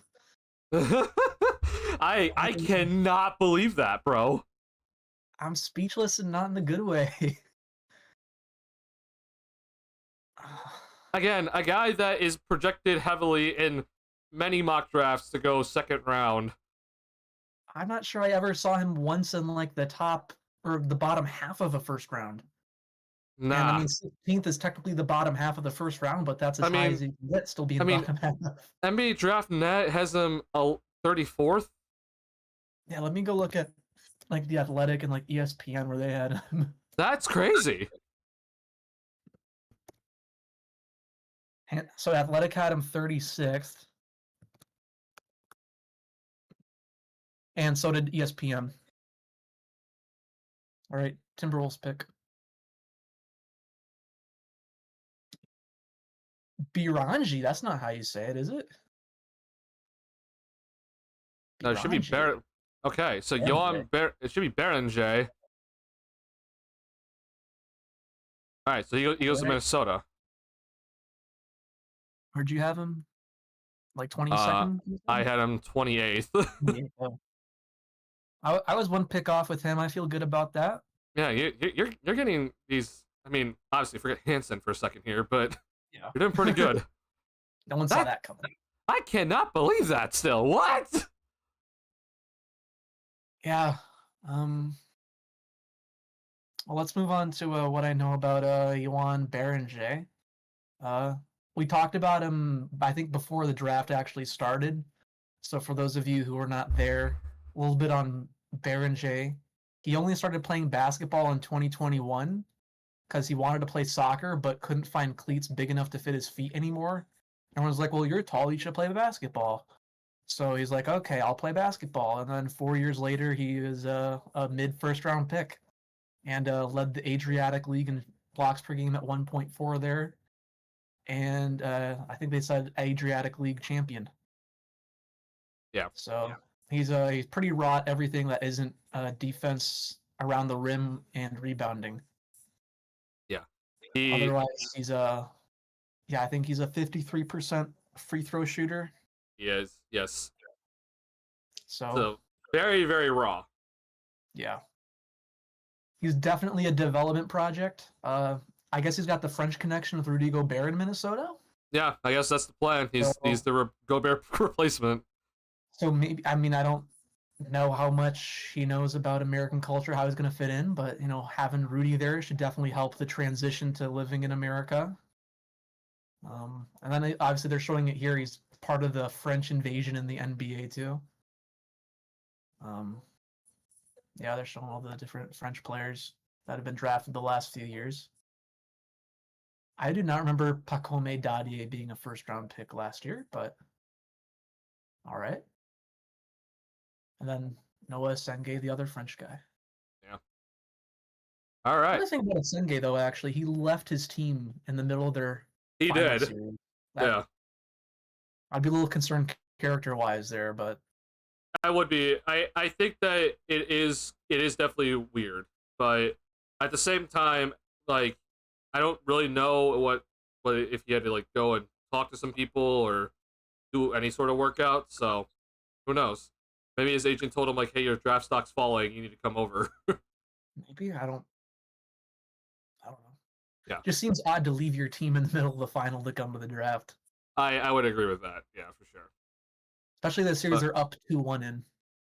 yeah, but In a best of 5, I think it is. is it So best like of five? championship game. Yeah, it looks like it.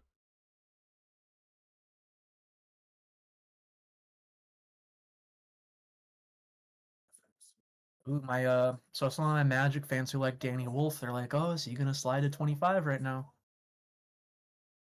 I wouldn't mind Danny Wolf. Yeah. Let's add another Wayne developed in P. Deletery Julian Phillips list. I mean, let me just say it this way: he has much more potential than any of these guys. Like, I'm being dead serious about Senge. He's better than Dalen Terry. Like, I'm gonna tell you that right now. He's gonna be better than Dalen Terry, which I know it's a low bar to clear. And assuming that Patrick Williams is not gonna ever show up to being his good self ever again, he's gonna be better than Patrick Williams. Yeah. But I'm still adamant that this is how you should be drafted. Like, again, I defended the Patrick Williams pick. I said that was good. That was a good overall idea. It's just that it very clearly he somehow was able to sneak past the interview process with AK and Mark Eversley and got convinced them like, oh yeah, like he's not gonna be not gonna be passive. He's not gonna be uh like not always engaged. He's not gonna just like disappear on the floor. And I don't know how that all happened, and he's a very quiet kid anyway, so don't know how it all happened with Patrick Williams. But the idea of Patrick Williams, if he's supposed to be what he is, like that's a great idea by the Bulls, but it didn't work out. I was also okay with the DT pick. It wasn't like the person that I was in love with, but a guy that you're like, hey, great defender, and has some ball handling ability, but he has a lot of things to work on, and he clearly hasn't turned into anything. But like either way, though, like Ayo Dosunmu, right? Like he's a defensive first guy that comes in, and you're looking at him as like, okay, what is he going to turn into? Like less on ball, and he's turned out really well. So I have hopes for Phillips. I think Phillips actually did a really good job this past season. But I think personally that Asenge is going to be better than him. And what he did this past year. So, like, here's the thing though, Box. You have been right about a couple things. I was wrong about the Javon Carter deal, and you were completely right about Javon Carter. I was completely wrong about that one. So, if there is definitely someone to maybe, if you want to hear the opposite side of what I have to say on this channel, go listen to Box, because he tends to get things right. If I'm ever like, if he does disagree with me on some things, so he could be right about this one.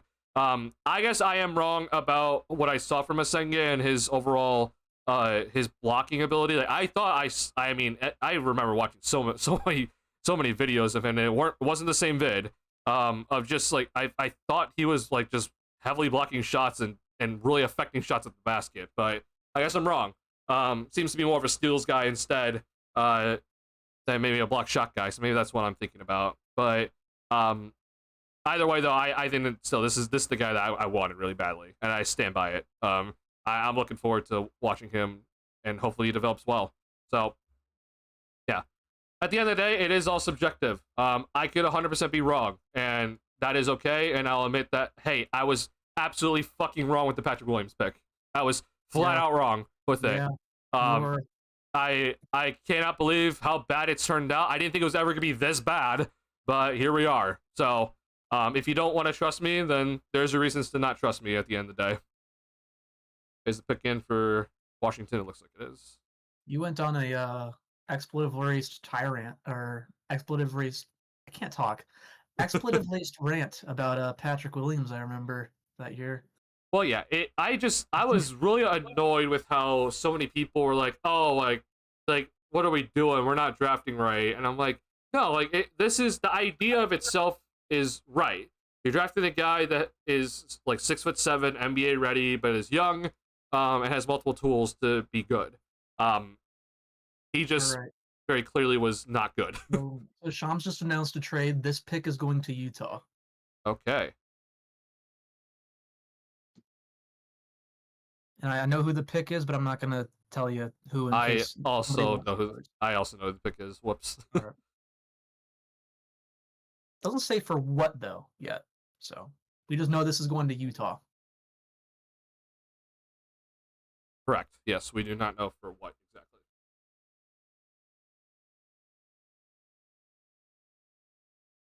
I wish I was invited to the green room. Not that Wouldn't I it be nice? belong there.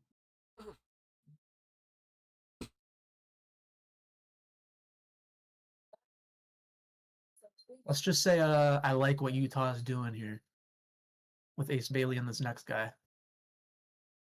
You know, let's just show some highlights of a guy. Sure, let's just do that. When Yeah, he's playing if you can't football. figure out who the pick is watching this on Yeah, TV, I mean, like I don't know if what you're to tell kind you. of wondering, like, that's I'm not crazy, gonna say bro. it again just in case, but Come on, ESPN. Yeah, ESPN's in the dirt. yeah. Maybe we should have been watching the Brian Windhorst broadcast. I hear that one's a lot better. It probably is. I don't. Yeah. I'm not the biggest fan of Windhorse, but he's better than Stephen A. Smith. Actually, I did meet Brian Windhorst in Paris. That was another one of the things. Oh, you did? Yeah, How is he as a person? he seemed nice enough. I mean, I didn't really like talk to him, but Gotcha. he was there. The camera adds 10 pounds, let's just say. Of course. Yeah. All right, so the return for this pick, Utah sent the 21st pick and second round picks, it just says. It doesn't say how many, Okay. to So Washington for this 18th pick. got it. So Utah had the 21st overall pick. They moved up to 18th. So Washington now moves to 21st, and they get a bunch of seconds. So we'll see what those seconds are.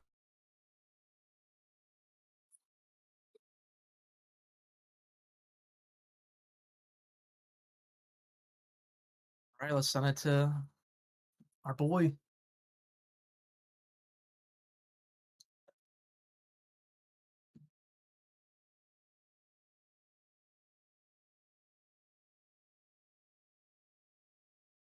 Okay, so good announcement of a trade. He didn't seem thrilled about announcing it. Yeah.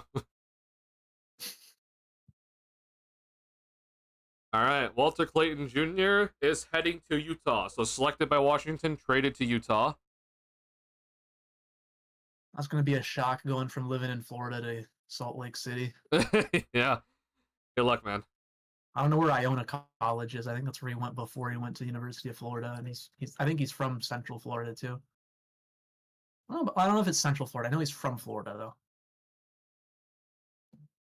Well, there Is goes a it? lot of Magic and Heat fans' hopes. They Yeah. both fan bases really wanted they him. they wanted the Florida guy.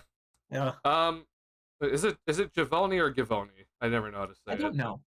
Anyway, he's reported that Bailey doesn't want to go to Utah. Wow. Look at that. Big What a shocker. surprise! Yeah, thank you for that, Darius. Well, Not that's shocked, too but bad. yeah. I mean, he's just got to suck it up, man. Like, Yeah. I'm sorry. You just have to go and suck it up. You got drafted. You're getting paid a ton of money. Like, just go and ball out in Utah. Like, unless you thinks you can really pull like a Steve Francis or a Danny Ferry way back in the day Yeah, and no force his way shot. out before he ever plays a game there.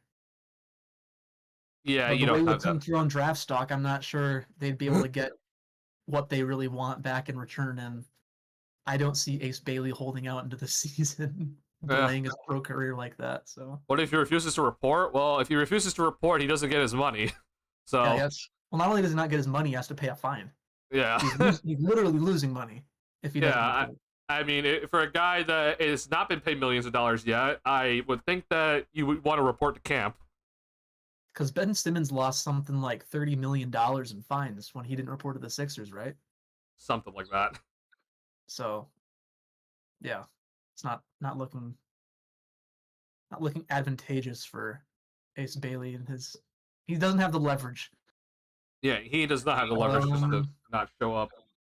So the second round picks, if anyone cares about second round picks, that Utah sent to Washington are the 43rd pick and then 2031 and 2032 second round picks. Okay. Now my Magic group chat's blowing up saying we could have traded for that pick easily. Right. With your 25th overall pick instead of 21st. Yeah.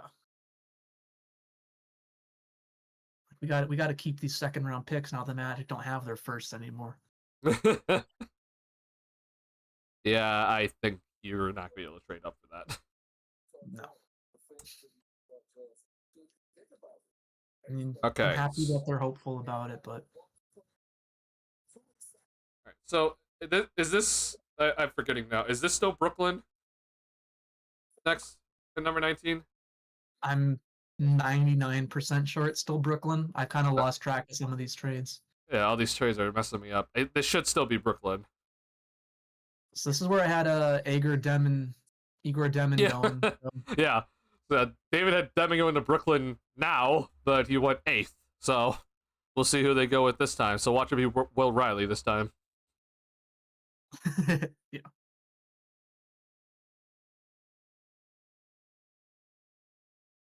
All right. What you know about Nolan Traore, or however you say his name? I still don't know how to say it. I won't lie. I only looked at about 10 minutes of video from him. Not that impressed, but yeah. The Wizards could take him. Yeah. Apollo, he's back. All right, let me go on Bull's Twitter for a little bit here just to see what's going on.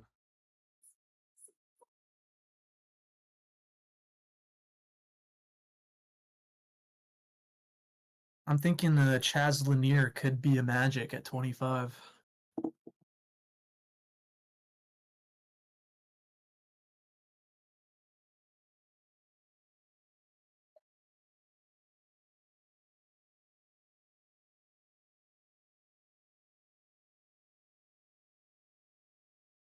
What's Bull's Twitter saying, Duncan?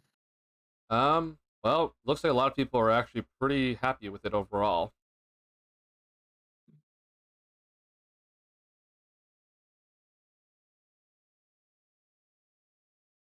That's it. I'm looking at a couple of things. Okay. Sorry. Apparently, Asenge got on a video call with Bulls pre-draft prospects, and he called Joakim Noah his guy. So obviously Joakim Noah's French too. So French connection. Yeah. His dad got a tennis Hall of Famer. Let's see here. Not Asenge, Joakim Noah's, if anyone was confused. Hey, Asenge just tweeted. He just says, Shaitan, what's up? Are you going to respond? I'll just retweet it. How does Duncan respond? I'm looking at. I'm trying to find Kenny Beecham just to see what he has to say.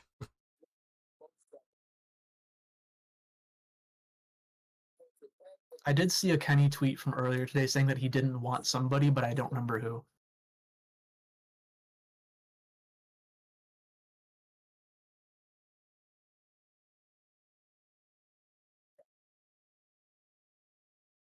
It's probably a Senge from what I'm seeing.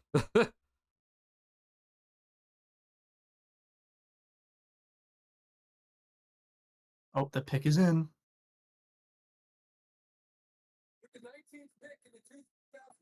Oh, God. Traore. All right. Okay, that's how you say it. Good to know. That was interesting. So they took 2 point guards with their first 2 picks.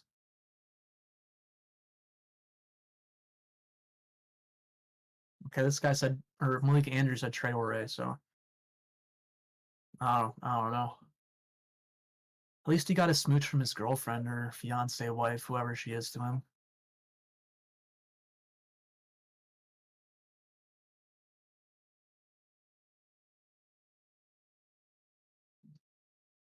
Best Young Player award. That's pretty nice. Okay.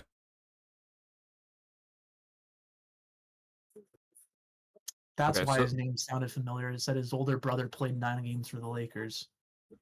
Brooklyn got Demon and now Traore. Cool.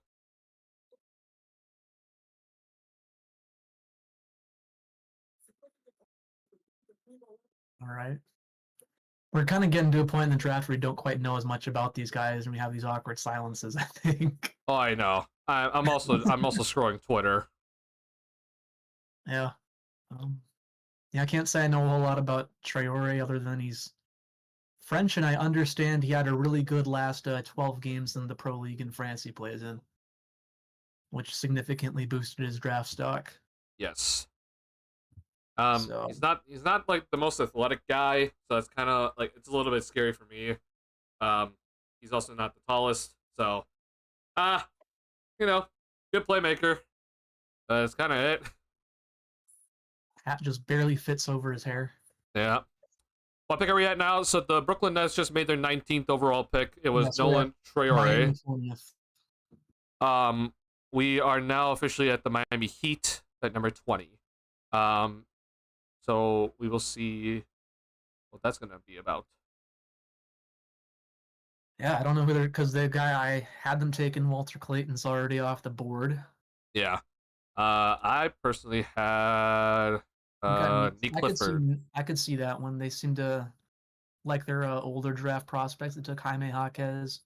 A few years ago, they took Joel Ware, who was he a sophomore or a junior last year? Do you remember? I don't remember. Well, I know he was a sophomore. Yeah, he wasn't a freshman. That's all I know for sure. Yeah. Our other pick is 45, yes. So our other draft pick is the 45th overall selection in the second round. Let's see here. Yeah, here we are. So if you guys are wondering about the second round pick for the Bulls, I have been kind of looking at a couple of things where Bulls already kind of have a lot of people locked in for next season in terms of the roster. So we already have 13 or 12 guys under contract for next season. Assuming you re-sign Josh Giddey, that's 13. And then Asenge is going to be the 14th with the selection of him. So that leaves then one roster spot open, assuming you don't trade anybody. And knowing this Bulls team, they're not going to trade people. So, or at least I hope they prove me wrong, but I don't know at this point.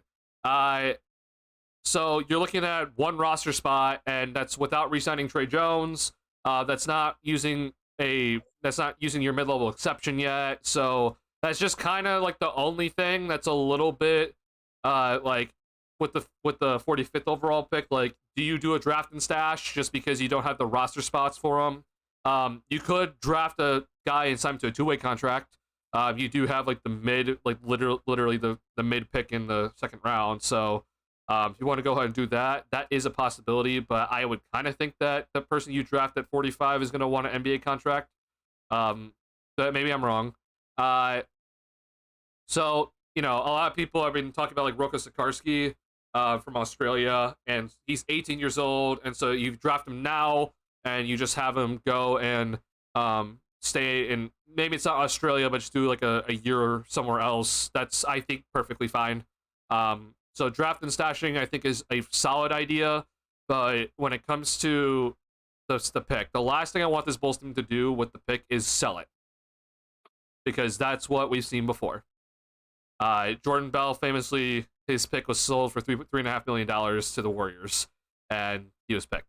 Not saying Jordan Bell really turned anything special, but I'm just like, hey, let's just get some value out of it, whether it is a draft and stash or you decide to trade it for future second-round picks. I don't care what it is.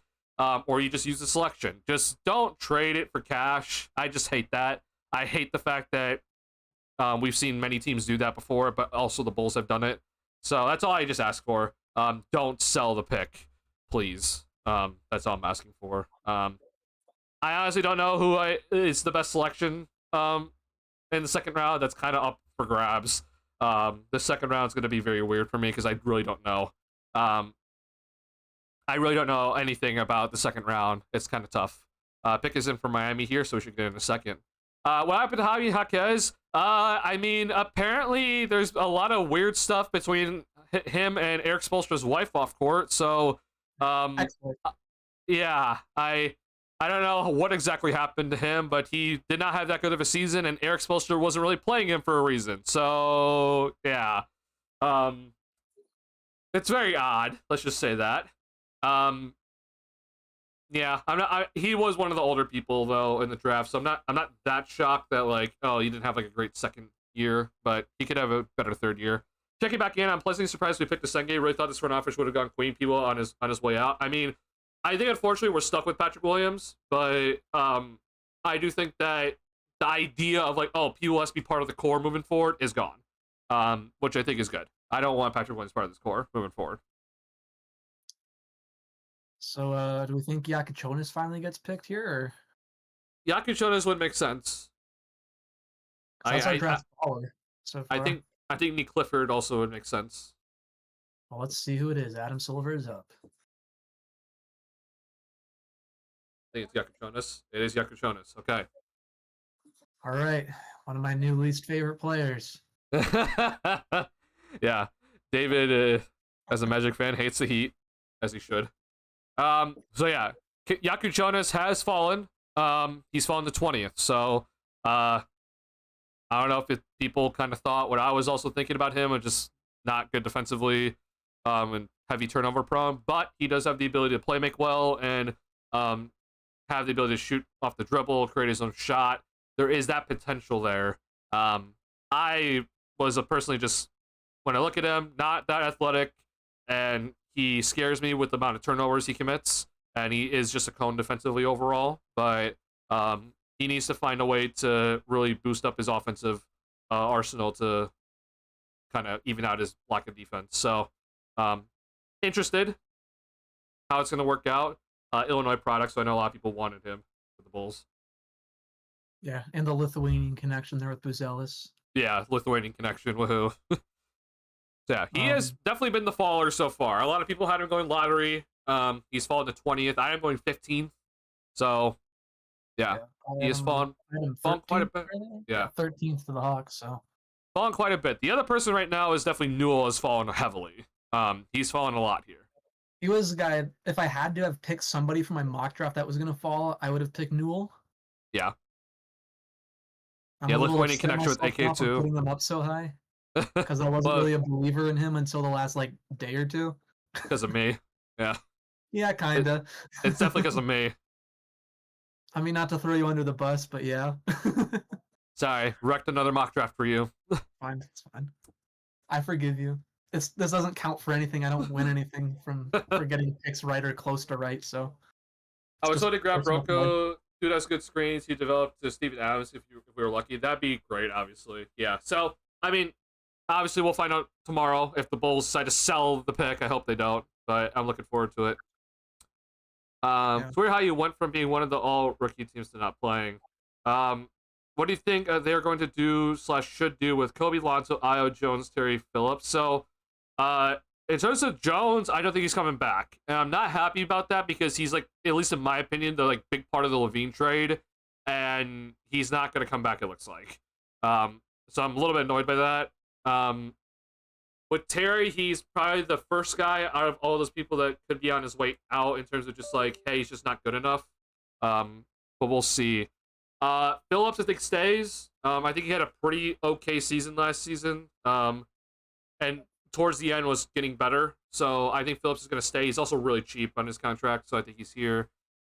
Lonzo and Kobe is the ones that I think should be looked to move. Lonzo for sure. Kobe, you can maybe convince me to keep him, but I would like to move him before he hits unrestricted free agency. I do think Lonzo's in a lot of trade talks right now, though. I would not be shocked if Lonzo is moved for something, which I think is the correct decision. With Io, I think he gets extended this offseason or this upcoming season. So look for an Io to Sumo extension. And I'd be happy with that. I think Io should be extended. I know his numbers last season were not great, just the plus minus, but I don't think that was his fault. The first 3 seasons with Io, excuse me, first 2 seasons with Io, but no, sorry, first 3 seasons with Io. His plus minus was not that bad ever. So I honestly just think it's more so bad luck. He still was pretty good defensively, and I know he took a little bit of a dip defensively, but he was still pretty good. And he scored like as much as people like he did struggle off the bench a little bit, but Io still averaged a career high in points per game last season. So I think it was 12.3, if I'm not mistaken. So I mean, a guy that is one of the best finishing guards in the league. He's 6'4", 6'5" ish, and good defender at his position. I'm personally keeping him. I know the 3-point shot is very up and down, but he shot it better in the starting lineup for whatever reason. So I think Io gets extended. Seems like the Bulls do want to extend him. But I mean, we'll see. I do think that could be depending on what they do with Kobe White here. So I'll be heavily interested to see if they do trade Kobe. I have got a message about Kobe, and that's all I'm gonna say about Kobe. I cannot release that info to the public at this moment in time. I'm gonna have to talk to David about it. But I did get a message about Kobe White, and it's very shocking that I did get a message about Kobe White. But yeah, it is news to you. Honestly, it was news to me yesterday. I could not believe the message I got. So, that's all I can say for now. I cannot release any more info other than the fact that I got info about Kobe White. That's all I can say. I am most likely never going to release it to the public, and I don't think I should. But I'm just going to say that for now. And I'll talk to David about it off stream, if maybe I do release some info. But yeah, I do think that with Kobe, like if it was up to me, I am looking to move him. Because again, unrestricted free agent, can't sign into a contract extension because his contract's so small for this year, so the contract extension's not possible. So move him before he potentially leaves. But we'll see. Thought Newell is still on the board. Yes, I'm a little bit shocked at this, but I guess people are less high on him than I am. Thought Terry took a small step last season. Terry, at moments, like, he did kind of take a step, but then I feel like he always took a step backwards right after. Like, he would play well for, like, 2 weeks, and then, like, it's like, oh, man, like, I don't know what Terry's really doing. He had that, like, kind of run where, like, he shot, like, 50% from three-point range for, like, 3 weeks or something like that, and I think a lot of people are like, oh, my God, Dalen Terry's a good shooter now, and I'm like, no, I'm not convinced. I hope he is, because if Terry can become that good three-point shooter, then he's taking that step forward to be like a rotation level player. But that's still not something in my books that I can say like, oh, he's officially a good three-point shooter yet. And we already have too many guards that handle the ball on the team anyway for him to have the ball in his hands. So I think Terry, if there is a guy to potentially be on his way out, it's going to be Dalen Terry, just because of the contract situation that this is the last year of his rookie deal. He's going to hit restricted free agency after this upcoming season. And I don't think the Bulls are going to want to bring him back. So we'll see. I don't know. I just saw a really funny tweet. So someone said Zion Williamson got really excited hearing the Pelicans drafted Dairy Queen. Oh my God. Nah, man, don't do him like that. That's awful. It's funny because Derek Queen's like kind of out of shape, so that'd be a good nickname for it. No, stop. No. We're not going there. We're not going there. All right, pick is in for Utah. All right, this is going to Washington. This is the Wizards pick. It's going to Washington. We'll see who this pick is. Adam Silver to the podium. Hope they take me. Yeah.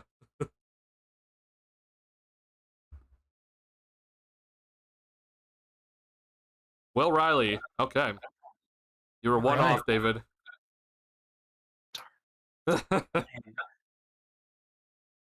All right, I'm so proud of myself with how I've done so far, though. Like I've been somewhat close on a lot of these. You have been pretty close.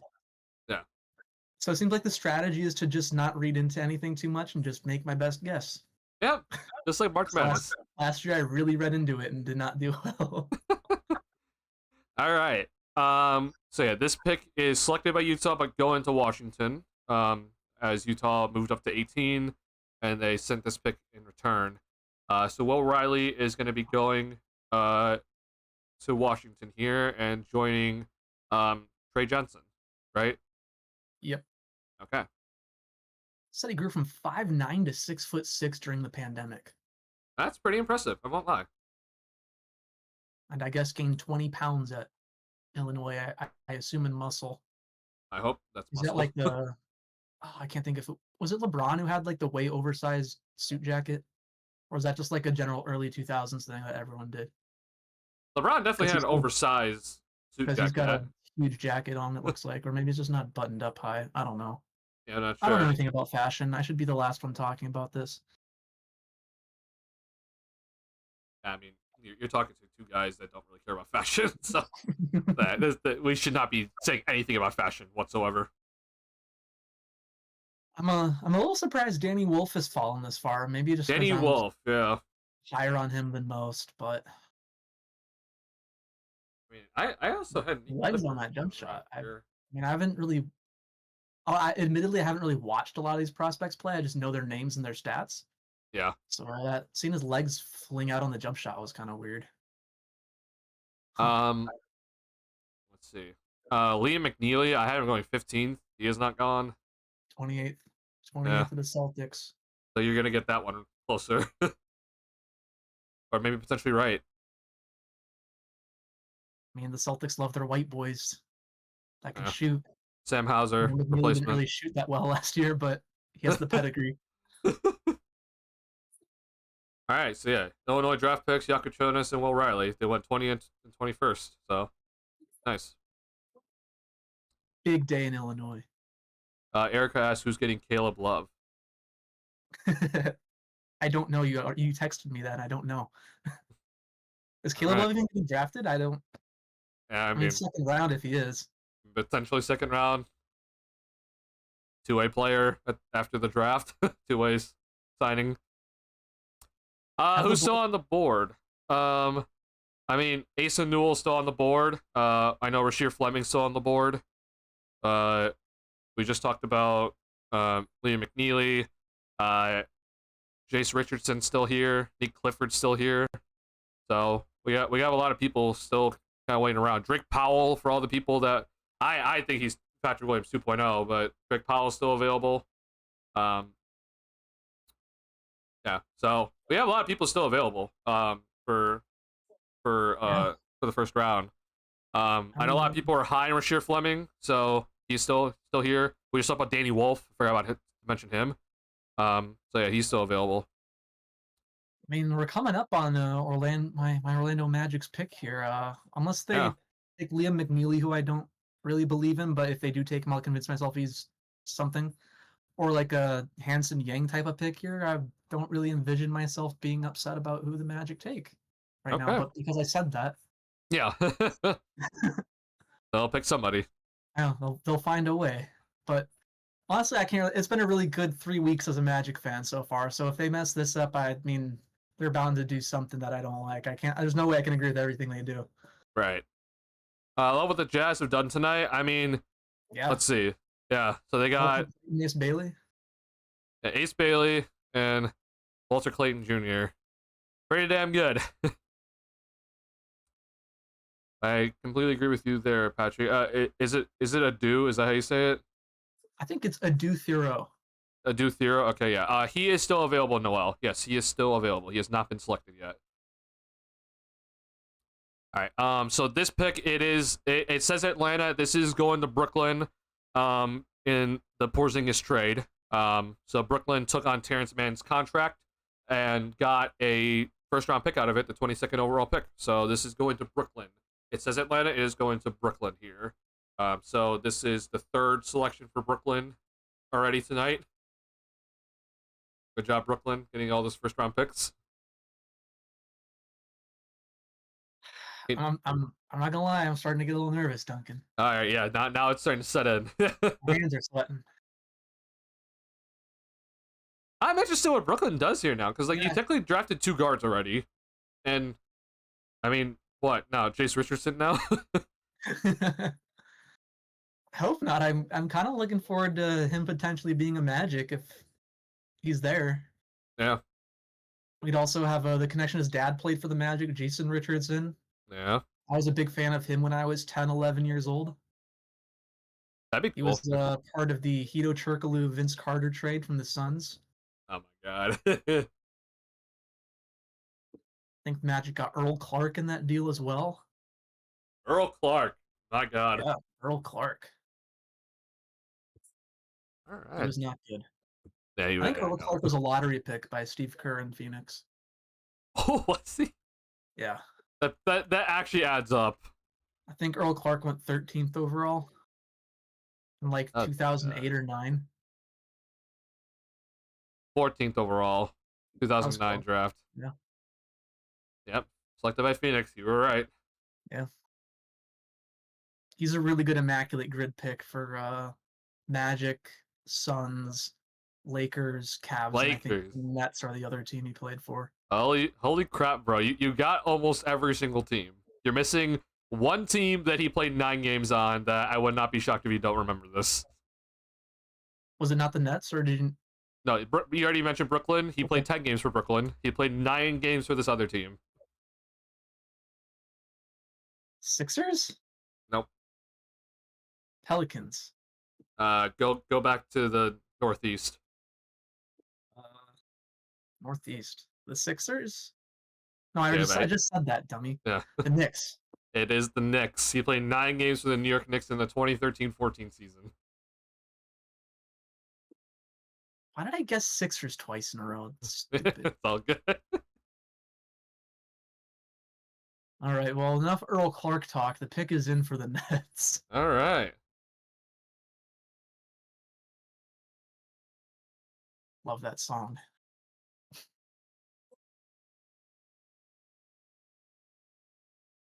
Greg Powell. Is that what I heard? Okay. Yep. Drake Powell. I did Greg not have Powell. him as a fifth rounder. Oh man, bro, I should have. Crap. I should have. So Nets take Drake Powell. I had Drake Powell at 26 at Brooklyn, so I guess I get half a point. Yay! Yay! Half a point. Half a point. All right. So Look Drake at us Powell. with the right player, wrong pick numbers for Brooklyn. Yeah. I'm not. I don't like him that much. He reminds me of P. Will a lot more. 3-point shooter. That's a slow looking shot. Yeah, it genuinely go look at Patrick Williams' 3-point shot and then look at that one. Like it's almost identical. I don't think I want to watch Patrick Williams jump shot the way you've been talking about him tonight. Just look at it specifically his rookie season. Like it's genuinely identical to that. Also, that thing yeah. that Patrick Williams has, that's like a blonde patch, right? Yeah, so he's not bald there. I know there's Okay, because I saw a tweet around. calling it a bald spot. I'm like, what are they talking about? Like, you Yeah, can really see there's hair there. The tweet was about like he had braids and he's bald. Like I'm like, bro, that's not a bald spot. That's a birthmark. Easton Newell is still. Yeah, I am shocked that Ace Newell has fallen this far. For a guy that I'm like, hey, the Bulls should take him. He's fallen pretty far here. Okay, so I don't. Okay, then never mind. It has the proposed trade up there. I was gonna say I don't think this is actually the Pelicans pick, but I couldn't remember who it goes to. But it goes to the Hawks. Caca. Okay. I want to talk more about Earl Clark. Yeah, Earl Clark. No. Okay. He was part of the Dwight Howard trade to the Lakers as well. Oh my god, you. Oh god. So, sorry. I'm trying to remember. I'm trying to remember what Atlanta's done so far. So, they picked their queen, but sent him to New Orleans, right? And then this is part of the trade. Free agent. Oh, I guess we missed this. Strom's is talking about a free agent target for the Heat. Oh. I'm gonna mute myself because I don't want that coming through. Okay. Deafen works, right? I don't see a mute button. Deafen works. Yep. Okay. So, yeah. So I had to remind myself of what Atlanta did earlier. So Atlanta, they moved back 10 spots. So they had the 13th overall pick. They then traded that to New Orleans. That was Derek Queen. And now Atlanta has the 23rd overall pick and then an unprotected 2026 first round pick. Most favorable of New Orleans and Milwaukee.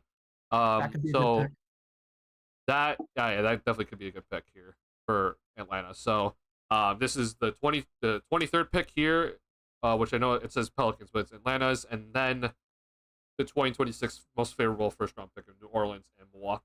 So, let's see who they end up picking here. Got 2 minutes left for their pick.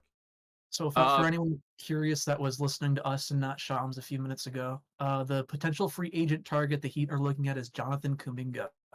And he says the Warriors are comfortable bringing him back on a deal. Interesting. Yeah. Bulls fans. I know a lot of Bulls fans here want Kuminga. So we have potentially another team in play for Jonathan Kuminga here. I don't know, man. I'm concerned about the amount of money it would take to get Kuminga. I know a lot of Bulls fans want the sign and trade with Vucevic involved, but the only way that a straight up sign and trade with Vucevic works is if like Kuminga gets like paid $28 million a year, and I don't want that personally. So not only you already have Buzelis and now Asenge in there as well. Right. So now with the Asenge, it's like I don't really think Kuminga is that necessary. And I honestly, I have my concerns about Kuminga in the first place. Now, before Asenge was picked, I said if you could somehow find a way to make a trade work that involved Vucevic for Kuminga and with some other stuff involved, like, yeah, sure. I mean, I think Vucevic has pretty much a negative value. But the problem is with the sign-in trade, there's something called base year compensation. So if Kuminga, let's say, gets paid $28 million a year, then the outgoing salary for the Warriors would only be $14 million, and that's the amount of money they can only use to match the trade. So that would be able to take Vucevic's contract, actually, because of the new trade rules. It's now $7.5 million for a buffer, so $14 million would get you Vooch for $21.2 million. But that's $28 million for Jonathan Kuminga a year, and I'm like, that's a high risk for a guy that has not been that good on a winning roster. And hell, the Warriors could have used him last season, and he really didn't do much until he could argue some games in the playoffs. So I don't love the idea of Kuminga. Again, if it's Vucevic for Kuminga, you can maybe still talk me into it. But now with Asenge here, I think it's kind of not really that necessary. I'm just wanting to get Vucevic off the roster. I think that's a good decision. I'm perfectly fine having Zach Collins and Jalen Smith be our centers moving forward for the season. I think that's perfectly fine. But yeah, Kuminga for Vucevic, like, if I only had to pay him $20 million a season, then sure, maybe it's worth the risk. But I don't know if that's really possible. That's really tough to do. Patrick messaged me on Twitter. I'll show you what I'm talking about with the potential Kuminga deal. So I know we touched on this earlier, the Hawks roster. Like, they've got a Kongu coming off the bench, I guess, still, because they had Capella starting last year for most of it, if not all of it. But they still need, is he a free agent? No, they need to trade him still, right? That's a good question. But they're gonna have a Kongu coming off the bench, and whoever this rookie is, like, they got some pretty solid. They could still bring back a Karis LeVert too. I don't know why I forgot Kongu was signed his contract. I don't know why I thought. They got a pretty solid team, actually. Yeah, they're looking pretty good. All right, Kongu was locked up for next season, the season after, in another year. So.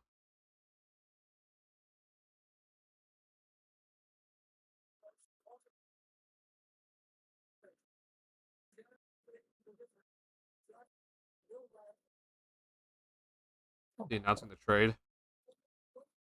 Yep. Okay. All right, Asa Newell finally goes here. Right. 20. So the Georgia. So is that another one? No, I did not. Never mind. I had him as the alternate for the Hawks, just wrong spot. So 1/4 of a point. Yeah, we'll give you a 1/4 of a point for that one. All right, so Newell is heading to Atlanta. Yeah, he stays home, so that's kind of cool for them. So interesting. So the Hawks basically, I guess it ended up being that the Hawks were going to pick him no matter what. Then they said 13th overall, but then they figured out that he wasn't going to be selected that early, so they just traded back 10 slots and still got the guy that they wanted. So nice job by Atlanta. They did a good job there. Yeah, It was Newell is info by officially. NBA DraftNet who tweeted that out that that the Hawks had a promise with Newell. Yeah, it is kind of interesting, but I trust them honestly. So looks like they were right. Right, Asa Newell. Yeah, so for a Cool. guy that I thought the Bulls were going to actually select, Walking the um, wrong way. I was pretty heavily on Asa Newell. He was like my number two behind Asenge. I'm kind of shocked at how far he fell. Now I will say there were a lot of mock drafts that did have him like in this range, so I guess I shouldn't be too shocked. But the way that I looked at him, I was like, oh, I really like Newell. So he's gonna go, and honestly, without Porzingis there, like he might now kind of be more of a 4 for them instead of a 5. Um, so I guess honestly for him, he's staying home, and they'll have some ability to kind of experiment to see what he's gonna be, whether he's a 4 or a 5. I think he's a 5 personally, but if he gets the jump shot, then he could be a 4. Um, this guy, I really like his motor a lot. He plays a lot of good defense. Does a really good job of just consistently just giving the effort defensively, and then he I know Scott Powell's finish a lot of shots at the rim this past season. So I thought he could be the center for the Bulls for the future, but clearly Bulls wanted to sing it. I'm not obviously that was my number one choice. So happy for it to be like this for Newell. He gets to stay home, and we'll see what he ends up being for Atlanta. And Yeah. OKC's now on the clock. Yeah.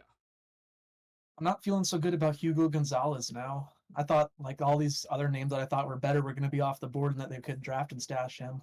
Or maybe they still do, but Yeah, maybe they still do. I mean, Rasheer Fleming's still here. Danny Wolf is still here. draft board is pretty wide open for the end of the first round. All these teams, honestly, Yeah, and you have the pick right after. So, I'm scared. yeah, get Don't ready, lie, David. freaking 25th pick. Probably not going to have that big of an impact on the franchise, but we'll see.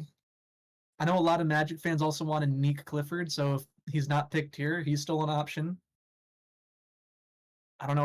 I don't know how it's going to go down with him and Tristan da Silva. They were teammates at Colorado, and then 2 years ago, for Tristan Silva's senior season, Nick Clifford transferred to rival Colorado State. So we'll see how that gets handled. I'm sure they're probably still fine with each other. They probably didn't take it personally, but Yeah.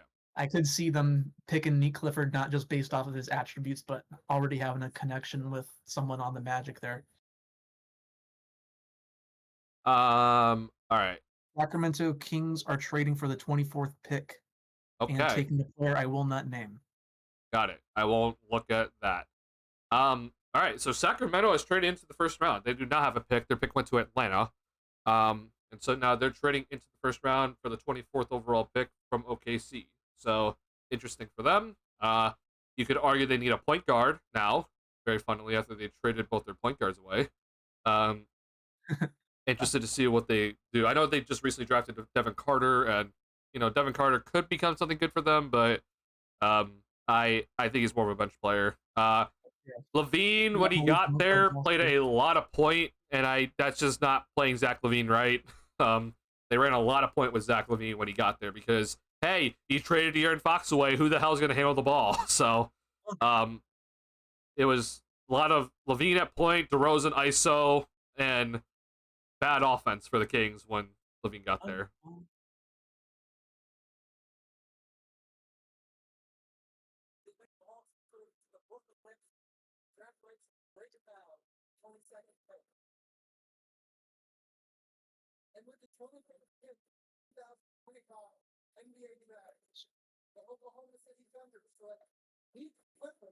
Nick Clifford goes to Orlando Magic.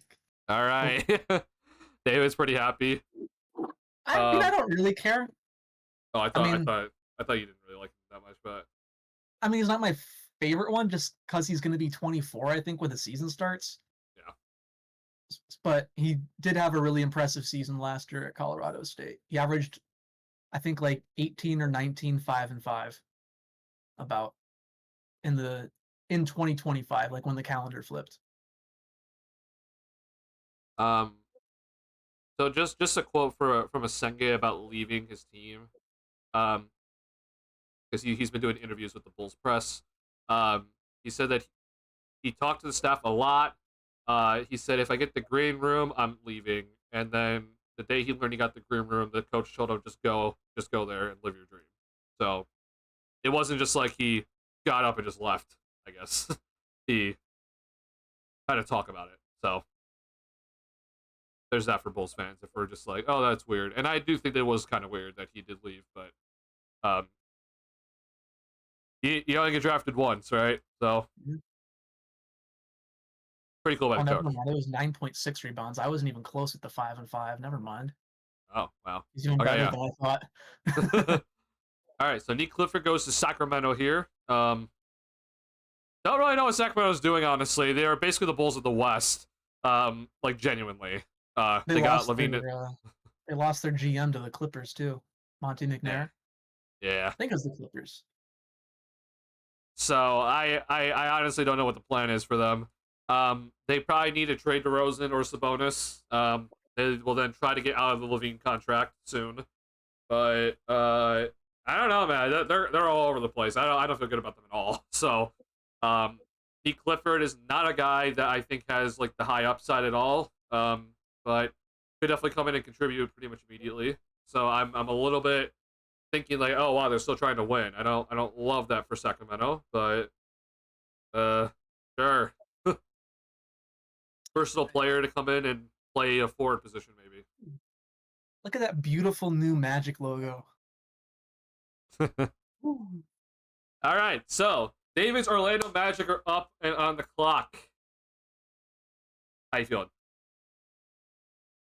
I don't know why I'm so nervous about this. Like I said 5 minutes ago, this isn't really going to affect the future of the franchise, probably. I think I'm really more just excited to have somebody new and be like, yay, rookie on the team. If we even keep My this pick, I actually flip my phone over so that I don't see anything. Yeah, my biggest fear for you is that they're gonna trade this pick right now. I mean, I guess I wouldn't mind trading the pick. Wow, that was quick. The pick's already in. Wow. Wow. All right, Um, Orlando, they're they confident already who they knew. wanted, I guess. Yeah, they got their guy. Yeah. Um, so what Orlando really needs is probably like a backup point guard because I don't know. Like, so Anthony Black is technically the backup point guard right now, but Right. all of his best games this year have been ones where he's been scoring, not facilitating. So like I kind of see him like long term wise, like sort of like a small forward, I guess, that has guard capabilities, if that makes sense. Like kind of like Dosunmu a little bit. Right. I mean, I haven't watched a ton of Bulls stuff, but I get the vibe from Dosunmu that he's kind of like that role. He is. Will that be wrong? No, you're correct. Yeah. So I kind of get that vibe from Anthony Black. So they need like a point guard, or what they need is another backup center. Because now with the Desmond Bain trade and all the money he's making, plus the extensions coming up for Banchero and then the money on the Suggs and Wagner extensions, I don't know how affordable it is to keep Goga Batase's money on the books. And we still got to re-sign Mo Wagner, and he's coming back from a torn ACL, so who knows how good he might be coming back from that. And when are you So gonna get rid to of me, it would Wendell make Carter sense to take Jr.? a center here as well. What's up? When are you gonna get rid of Wendell Carter Jr.? His contract is untradeable. If he learns how to shoot again, I don't mind. But he went from shooting 37% in 2024 to like 23% this year. Yeah, Like that's just not acceptable. it is unacceptable, man. Like if he just plays at his 2024 level, then he's fine. But he can't play like he did last year and realistically be the starting center on a good team. I agree. Yeah.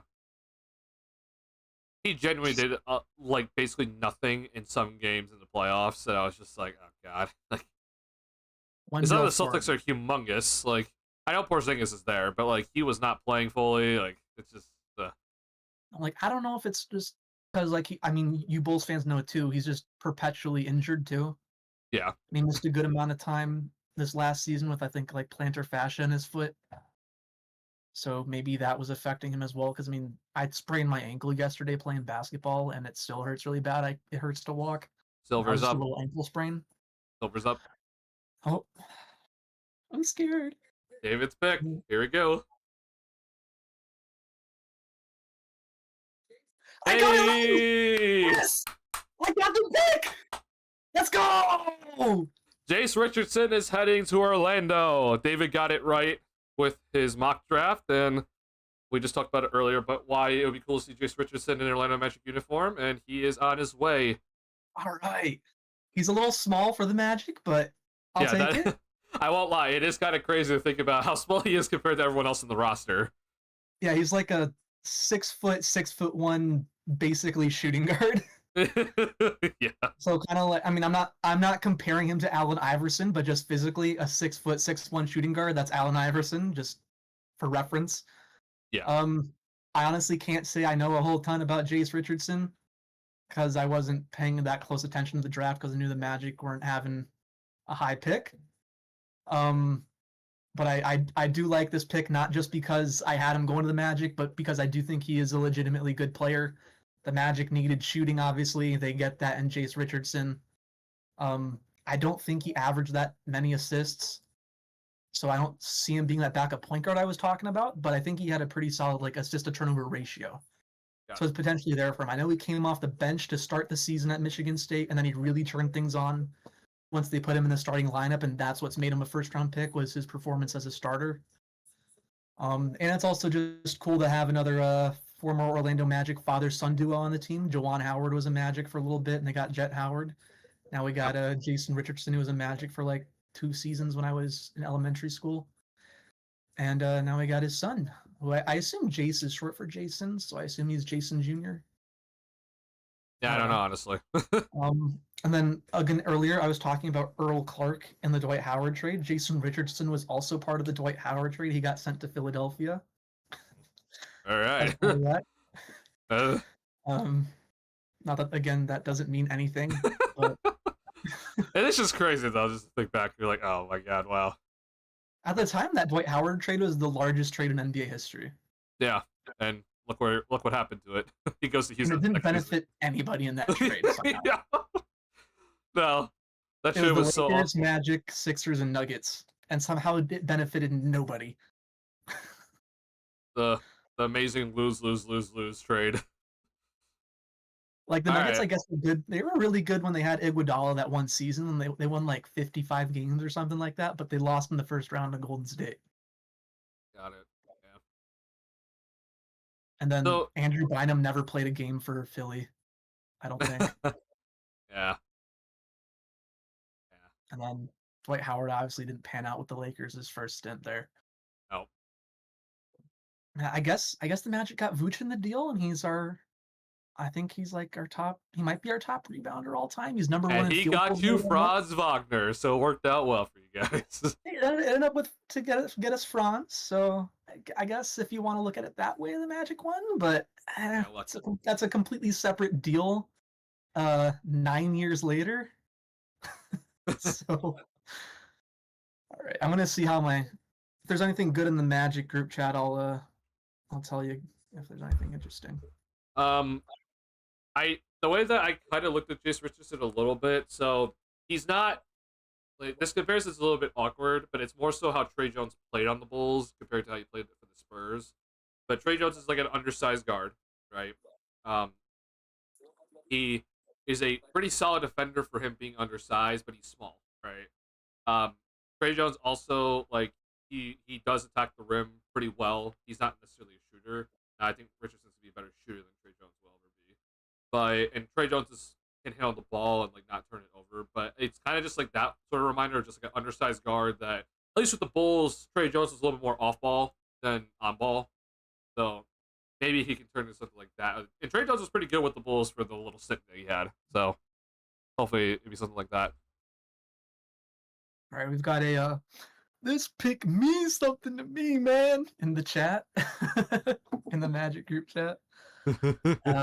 We've got my brother-in-law and father-in-law are Michigan State fans, so I watched a lot of him this year. I liked his energy and feel fit in overall, even if he doesn't get a ton of run. And then his dad was my favorite player when I first got into basketball. So I'm also surprised it says he only shot 3 threes a game last year, but he did shoot it at 41%. There's not a lot of lefties who are bad shooters out there. Jeff Turner, the Magic's color commentator, will be the first to tell you that. Okay. You So notoriously hate lefties, right? it's just I don't actually hate lefties, but yes, it's a if for all the viewers out there, it's just an inside joke between me and Duncan that I hate lefties. Yeah. Uh, Ben No, I Simmons love was Joe the Ingles, man. yeah. Well, Ben Simmons was the one lefty that really couldn't shoot. DeAndre Jordan's a lefty. He's a center. Okay, he doesn't count. Yeah, Bill Russell doesn't count either because he was a center.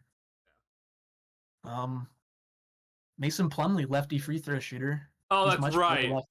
lefty. Actually, he's just in general a lefty shooter now. I think he takes all his jumpers lefty. I think he does. I All don't right, get it. all right. We got Jace Richardson. All right. Pretty cool. What's Jace Richardson's wingspan, real quick? Yeah, go look that up. I have no idea. All right. All right. So for your Orlando Magic, so you got rid of Gary Harris. You declined his team option. Good congratulations. Gary Harris is off your squad. Woohoo. So I'm just gonna Oh assume he's wow. just gonna take that spot for for the Magic, Sorry, I was roster wise. distracted by Jace Richardson's wingspan. What'd you say?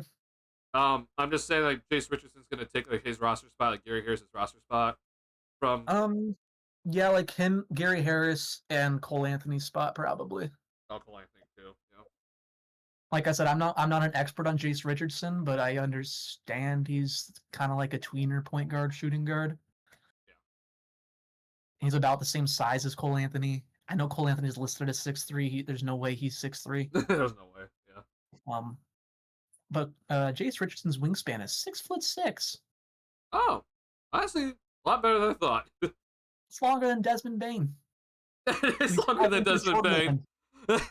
him. It's longer than Desmond Bain. Oh, I guess enough about the Magic. The next Nets pick is in. I had Maxime Reynaud going here, so Yeah, so the fourth Brooklyn Nets pick of the night. Here we go.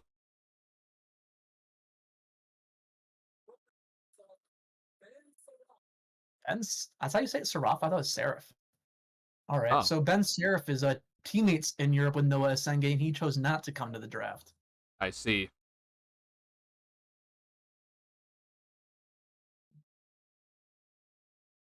I don't mind that pick. The only thing I really know about him, though, is that he absolutely cannot go right to save his life. Ah, As they okay. show a highlight of him going right, but he finished with his left hand there. See, left, right Left. there, Yep. Going left. going to the Job. left from the right side. Uh, that's that's crazy. All right, good sky report, David. Yeah. Great job. I think he only shot like 15 or like 20% from three this year, too. Oh, Let that's. me look. Oh. I have it somewhere in my old notes from the I peak next month. I don't love that. 15%. Something like that. It was really bad. Like What it's can I one thing find? if you're a Senge level and you shoot like 29%. It's a whole nother thing if you're shooting 15%. I guess the Senge shot 27%. He's not coming up when I command F him, so.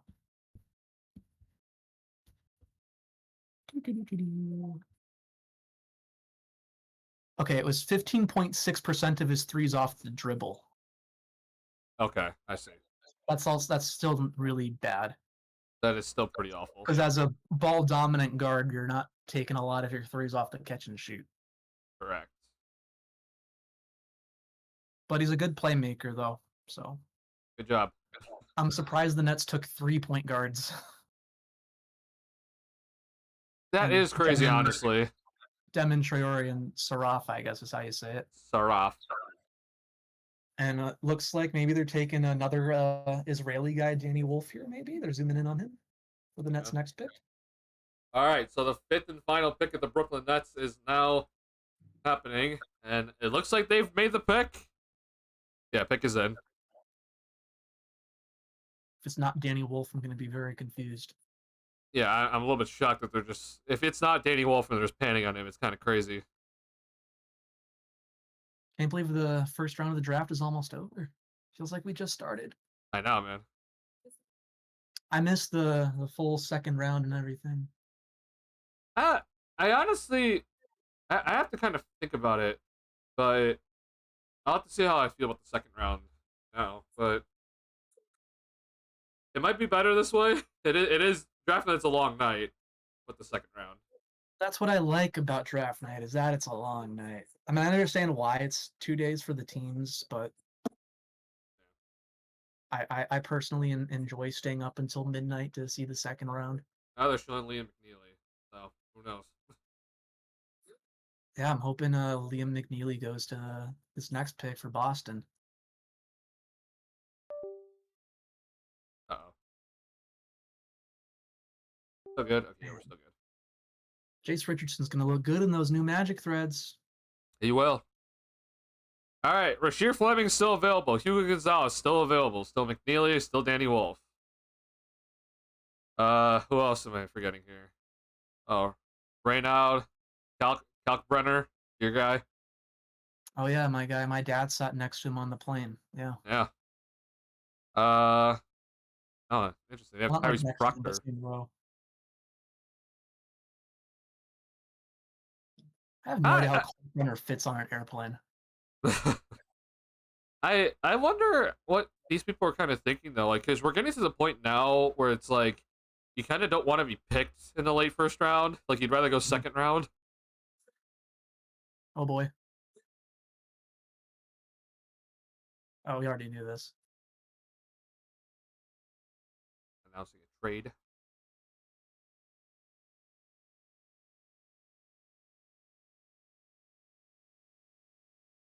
And with the 27th pick in the 2025 NBA Draft, the Brooklyn Nets select Danny Wolf. Danny All right. Wolf. Danny Wolf is going to Brooklyn with their fifth and final pick of the first round. That one. Oh, I did get that one, yeah. Yeah, look at that. I finally got one. It's been a while, but I finally got one. That takes some skill to get the 27th pick right. Yeah, takes a lot of skill. All right. So finally, not a guard. Yeah. He looks relieved. I mean, Yeah. he should be. I don't know. I do think at this kind of point in the draft, though, like you kind of want the second round, but obviously, I mean, a lot of these people are just happy that they're getting picked at this moment. Yeah. Like no one dreams of walking across the stage and shaking Mark Tatum's hand. You dream of shaking David Stern or Adam Silver's, you know? Fair enough. Fair enough. Yeah.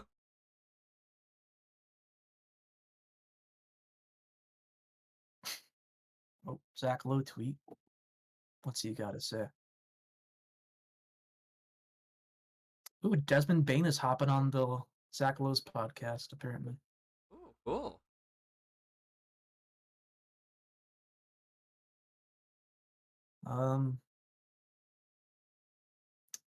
Could be Jet 2.0 about Jace Richardson, as in Jet Howard. Oh my god. I was not using a lottery pick on him. For the record, I did not like the Jet Howard pick from the start, so I wanted Grady Dick. Yeah, fair enough. Assuming how how the Jet Howard pick has turned out so far.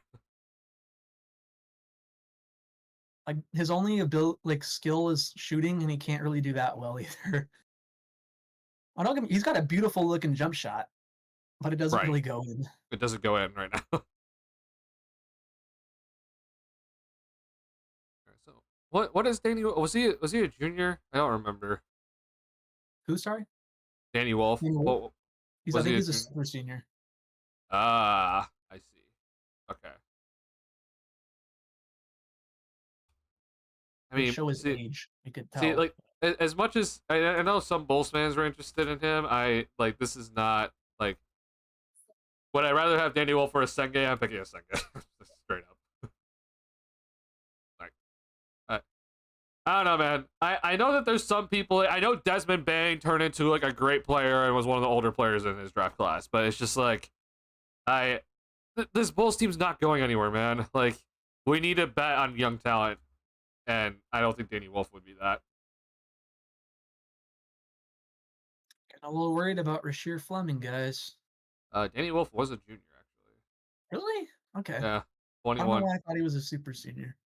He's from Illinois. Okay, no wonder why Bulls fans wanted him. He's from Illinois. He went to Yale, and then Michigan. Ah, So he he's went to smart. Northfield Mount Herman High School. I have not heard of that place. I unfortunately, even though I'm from Illinois, I'm not really sure where that is. Interesting enough, Definitely not North Side. Unless it is, then we're just really stupid. yeah, DraftNet had him going as the first pick in the second round, so I guess his stock did kind of fall. All right, we still haven't seen Rasheer Fleming get picked yet. He's still available. Yeah. A little surprised by that one. I mean, I had him going at that 27th pick, so I'm going 23rd here, so I'm a little shocked. I know a lot of Bulls fans wanted him too, but I again, he's just one of the older players. He's also a junior, so.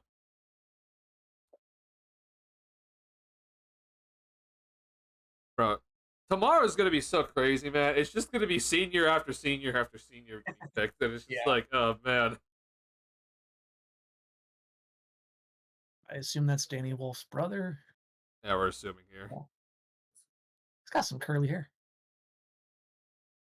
That's like Matas Buzelis' brother last year. Yeah. Oh. All right. Oh, okay. I guess we're just going right to the Boston pick. Let's just cut away from the Danny Wolf pick and just go to Adam Hugo. Silver waits for no one. He's ruthless, man. All right, Hugo Gonzalez is the 28th overall pick for Boston. So I don't know anything about him, honestly. I'm not. I don't really know too much either. So, it's Real Madrid, right? Yeah, Real Madrid. Okay, yeah. So, yeah, he might be a draft and stash. We'll see. I think I just heard them call him a Jaime Jaquez type. Jaime Jaquez. They're both Hispanic. Like, just because they're both Hispanic doesn't mean okay. they're the same player. All right. For all you Bulls fans right now that are listening, Mark Eversley has officially started his post draft news conference. So I know that the first round's not over yet, but hey, at least it's. I would hope that AK is still working the phones, but Mark Eversley, the general manager, is right now talking to the Bulls media. So if you want to go look at that now, it's on Bulls Twitter. I will not be watching this live, so keep me updated if you can. I would really appreciate that. I will be looking at Casey Johnson and Julia Poe's tweets to get me caught up. First things apparently is that he said that he does not want to talk about the contract extensions that the front office and Billy Donovan I've either gotten already or are going to receive. So glad to see the secrecy is still continuing, which is so stupid.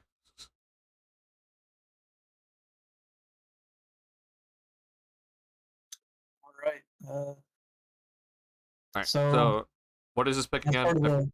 This is Charlotte. Sorry. Okay. Yeah. As part of the Mark Williams to the Suns trade, this is now the Hornets pick. Got it. So this is the 29th overall pick that was sent to Charlotte from Mark Williams. Suns will select it, obviously, and then it will be sent to Charlotte. Interesting here. I wonder what Charlotte's going to do, honestly. I guess we're going to commercial. All right, I guess we got to wait for the last two picks after this break. Cool. Okay. It's a good picture of Asa Newell. Good to know he still has the same exact hairstyle.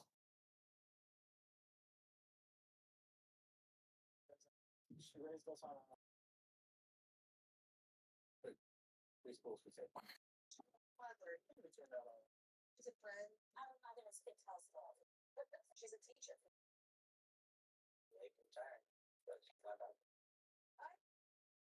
All right. Let's see what Suns Twitter is saying right now.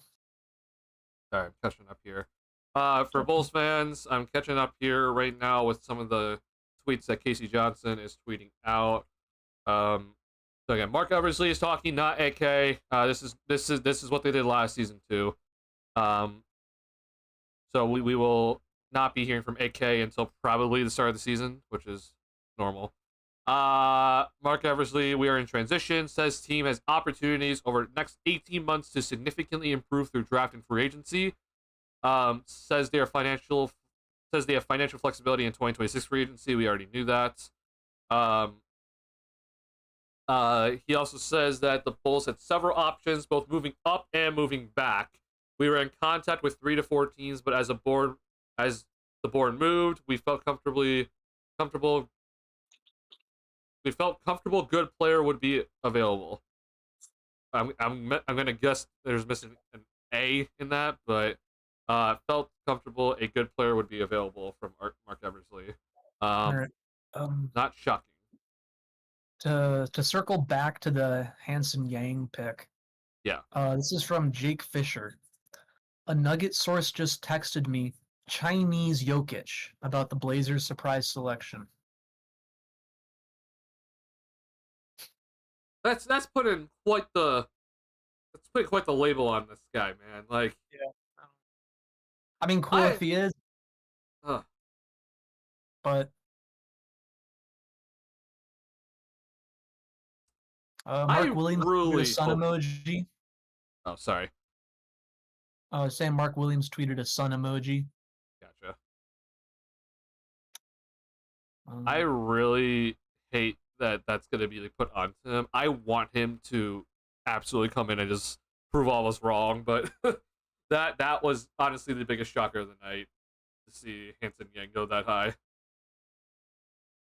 Lots of welcome to Phoenix. Some people said, I'm just reading this now on Twitter, some people said that he kind of reminds them of young Marc Gasol. All right. Cool. Lots of Suns fans happy about the Malawatch pick. I think it should be.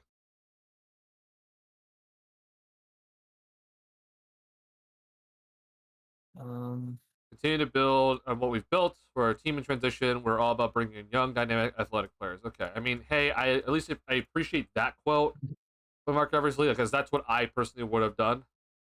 Yeah, we'll see. There's the clip of Patrick Beverly with like "Stand up now and face the sun." You know that clip of him. Yeah. It says from Nurkic Plumlee center rotation to a Mark Williams common Malawak one. Hey man, it's definitely pretty damn good, right? Bro, Nurkic had a horrible year, man. Like, I don't know, like, do I want to like try to defend Nurkic? Like, I know he had that injury like a couple of years ago, was it right? Like the one where he snapped his leg in half. Yeah, that was in like 2019. Oh man, it's been that long. Oh my god. Yeah, I remember I was actually here in Phoenix visiting ASU. Oh wow. Okay, so freshman orientation. Then he just fell off a cliff. Then, honestly. All right, I was one off for Liam McNeely. Oh, okay. Liam McNeely is heading to Charlotte off the Suns pick. I didn't get as many right as I thought I did, but I feel like I still got a pretty solid amount within one. Okay, so just to tell you guys, I had McNeely going 5th or 14th to the Spurs, so it shows you how much this draft is crazy. Yeah. I have no idea who Tamar Bates is that you have on your mock draft. I've never even heard that name. Yeah, I just kind of looked around at a bunch of mock drafts, and I kind of just saw his name and just threw him on there. All right. So, yeah, it's just kind of a wild guess. I don't really know much about him. Let's see. I mean, I kind of just put a Do Thoreau there because I liked his name, and he's actually go at the top of the second round. So, shooting guard, senior from Missouri. He seems to have a really good jump shot. Yeah, elite shooting, pretty good offensive game overall, but he's only 6'3", 0.75 barefoot. He's a 6'10" wingspan though, so that's gonna be helpful. 33-inch max vertical is not amazing, but it is good. Or I should say decent. But he's pretty slender, 191 pounds. And again, he's a senior, so I'm just happy that the Hornets decided not to take any felons this year. oh my god. What was their other pick again? Knipple, yeah. In the pool. They took the white boys. They did.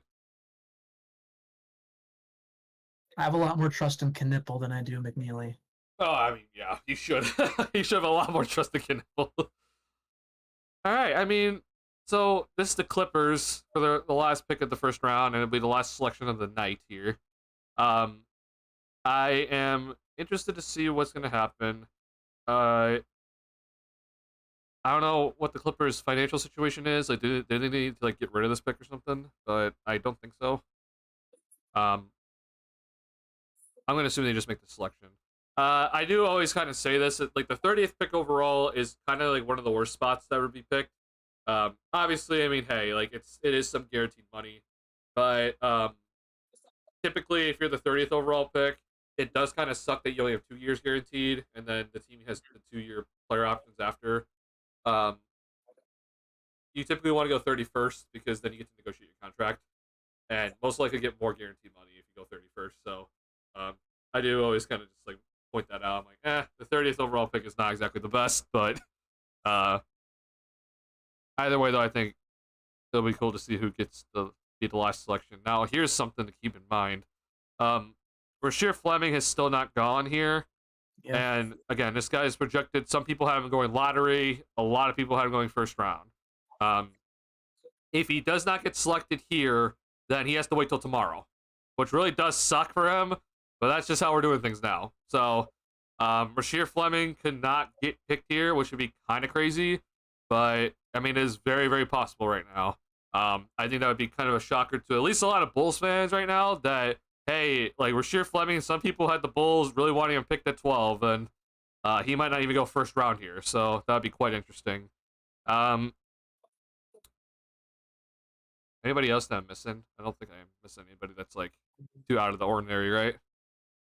I maybe Reno, but Right now, yeah. but he's also another senior, so it's kind of like, well, I don't know. Who Yeah, knows? you know. I think what I remember when I was looking at him, he was for a guy who's 7 feet tall. He's not really a great shot blocker, I see. but I don't know. I looked at a lot of guys who are projected to go about 29th because the Suns had that pick. I see, yeah. Yeah. So I kind of lost all their information within each other. But yeah, Rasheer Fleming was one guy that was in some mock drafts I saw projected to go to Phoenix at the 29th pick, but obviously that's now Charlotte's with Liam McNeely. Yep. All right, y'all. So this is the final pick here. Once this pick is over, David and I are gonna give our thoughts for the first round. I'll briefly talk about Asenge again here. And we'll wrap things up.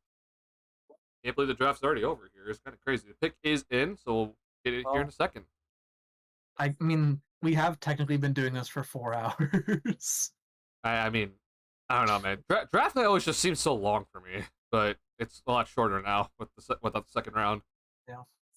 You ever watch the WNBA draft? No, I watched it this last year. It's a lot faster. I'm not shocked. It's not quite as much a pomp and circumstance as there is for the NBA draft. There's also a lot less, at least first round picks, I know for sure. There's only I mean, 13 yeah. teams out there.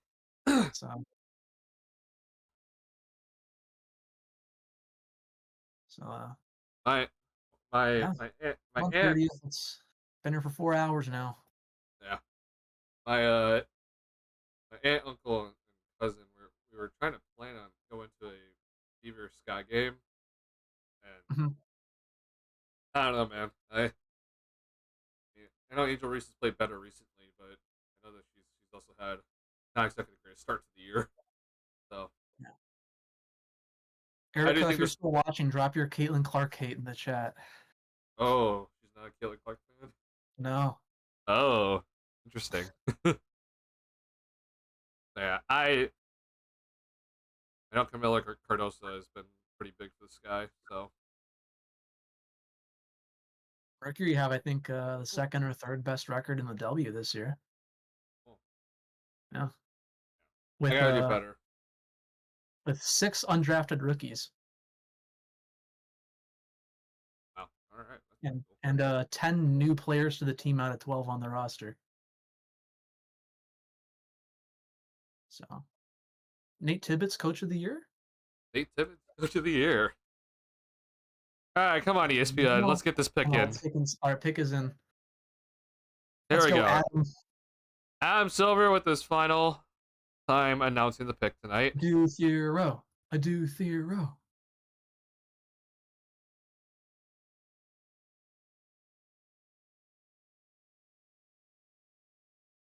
All right, Yannick Conan Niederhauser. Oh, what the? That's a Okay. mouthful. I have heard of this guy before, at least. I have seen that name. I don't know anything about him. Yeah. I just know he has the best name in the draft. Yeah. Yannick Conan Niederhauser, senior from Penn State. He'll be First heading to the round pick in Clippers. Penn State history. Take the hat. Take the hat, dude. There you Yo, go. that's kind of cool though. First round pick ever in Penn State history.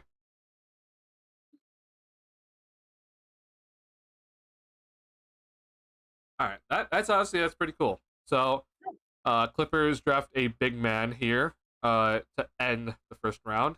Congrats to him. He was probably projected to go a lot in the second round, if I'm assuming, but I'm not entirely sure.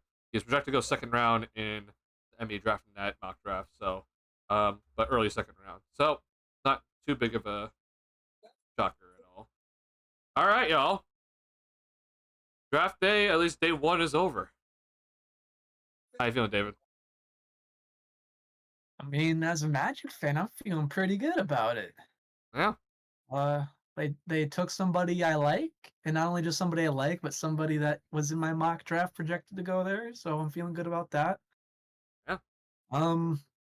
Just a little bit on Niederhauser. I think he should. I assume he's good. The backup to Ivica Zubats now, maybe. That would make sense. NIU. Yeah. Oh Cool. wow, look at that. Was he teammates with Scotty Abube? You remember Scotty from high school? Huh? Do you remember Scotty from high school? No. Scotty? Oh, he's like yeah, Scotty Abube. He's like 6'7", about. He was their our school center. It's fine if you don't. No, sorry. Alright. I think Was he our age? No, I think he was either a sophomore or freshman or senior year. Oh, He was okay, got He it. was with what's his name? Connor Enright. Oh. I don't know him. I think Scotty Abube plays at like NC State now. Oh. And I think Connor Enright actually goes to DePaul now. He was at Drake. I remember seeing him on TV in March Madness a few years ago. Hey, he is at DePaul, yeah. Anyway, our first round thoughts. All right, yeah. So first things first is just that Rasheer Fleming's still on the board. After the first round is over, it's kind of shocking. But again, if you're one of the older players in this draft, I do think that this is kind of what does happen to you a little bit. So we will be seeing. Obviously, Rasheer Fleming's going to be picked in tomorrow, but it is a little bit shocking that he did fall to the second round. So you can argue maybe he's a draft faller. I do think that probably the biggest draft faller was Yakuchonis. That was kind of a little bit shocking when 20th. Biggest surprise of the night was Hanson Yang going 16th. Yeah, that was kind of crazy. It took a lot out of me to not say it when I saw the Shams alert come up on my phone and not tell you or the people watching who didn't want any spoilers. Because that was something else. Yeah, that was quite something. I won't lie. Yeah, I'm a little bit shocked at that. Ace Bailey did go to Utah, so I don't know how he's gonna, work that whole thing out. But he is with the Utah Jazz. so he wasn't able to force his way to a team he wanted apparently. And Igor Devin goes 8th.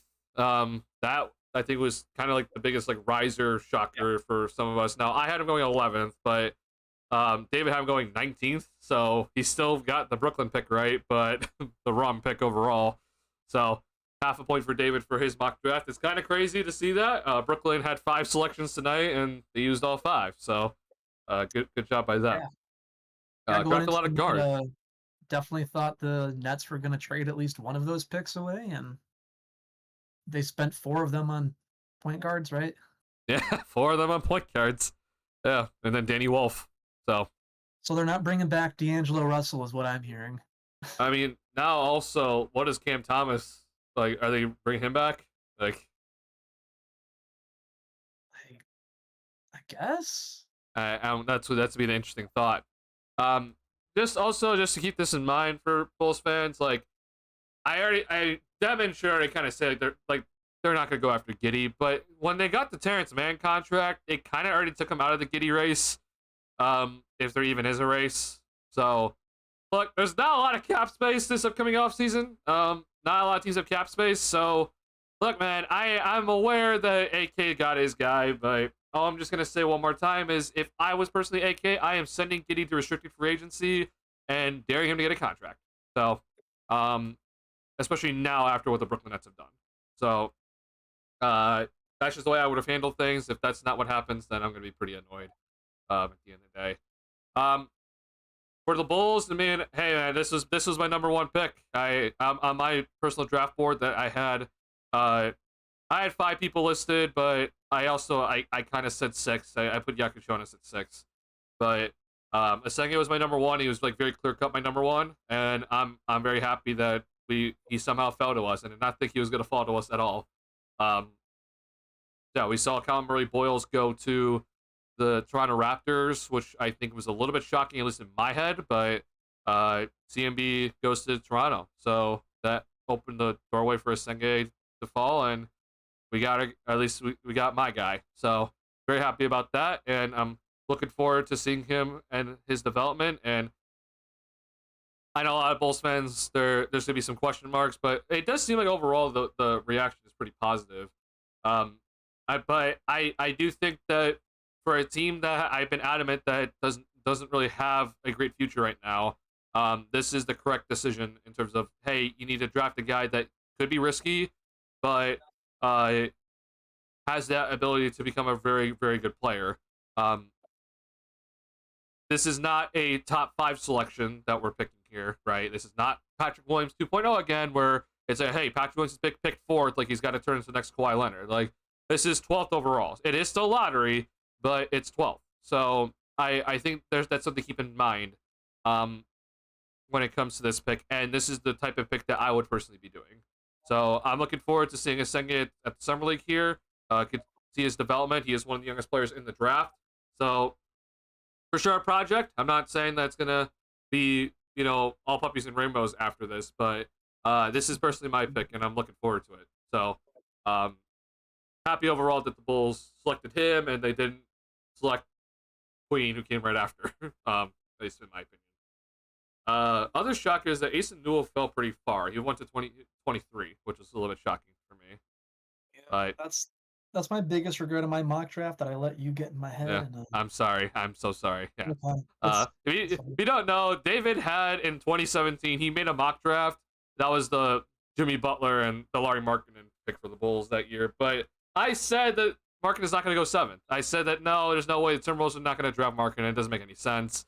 And if I just didn't say anything, David would have gotten, I think, the first 10 picks correct in his mock draft.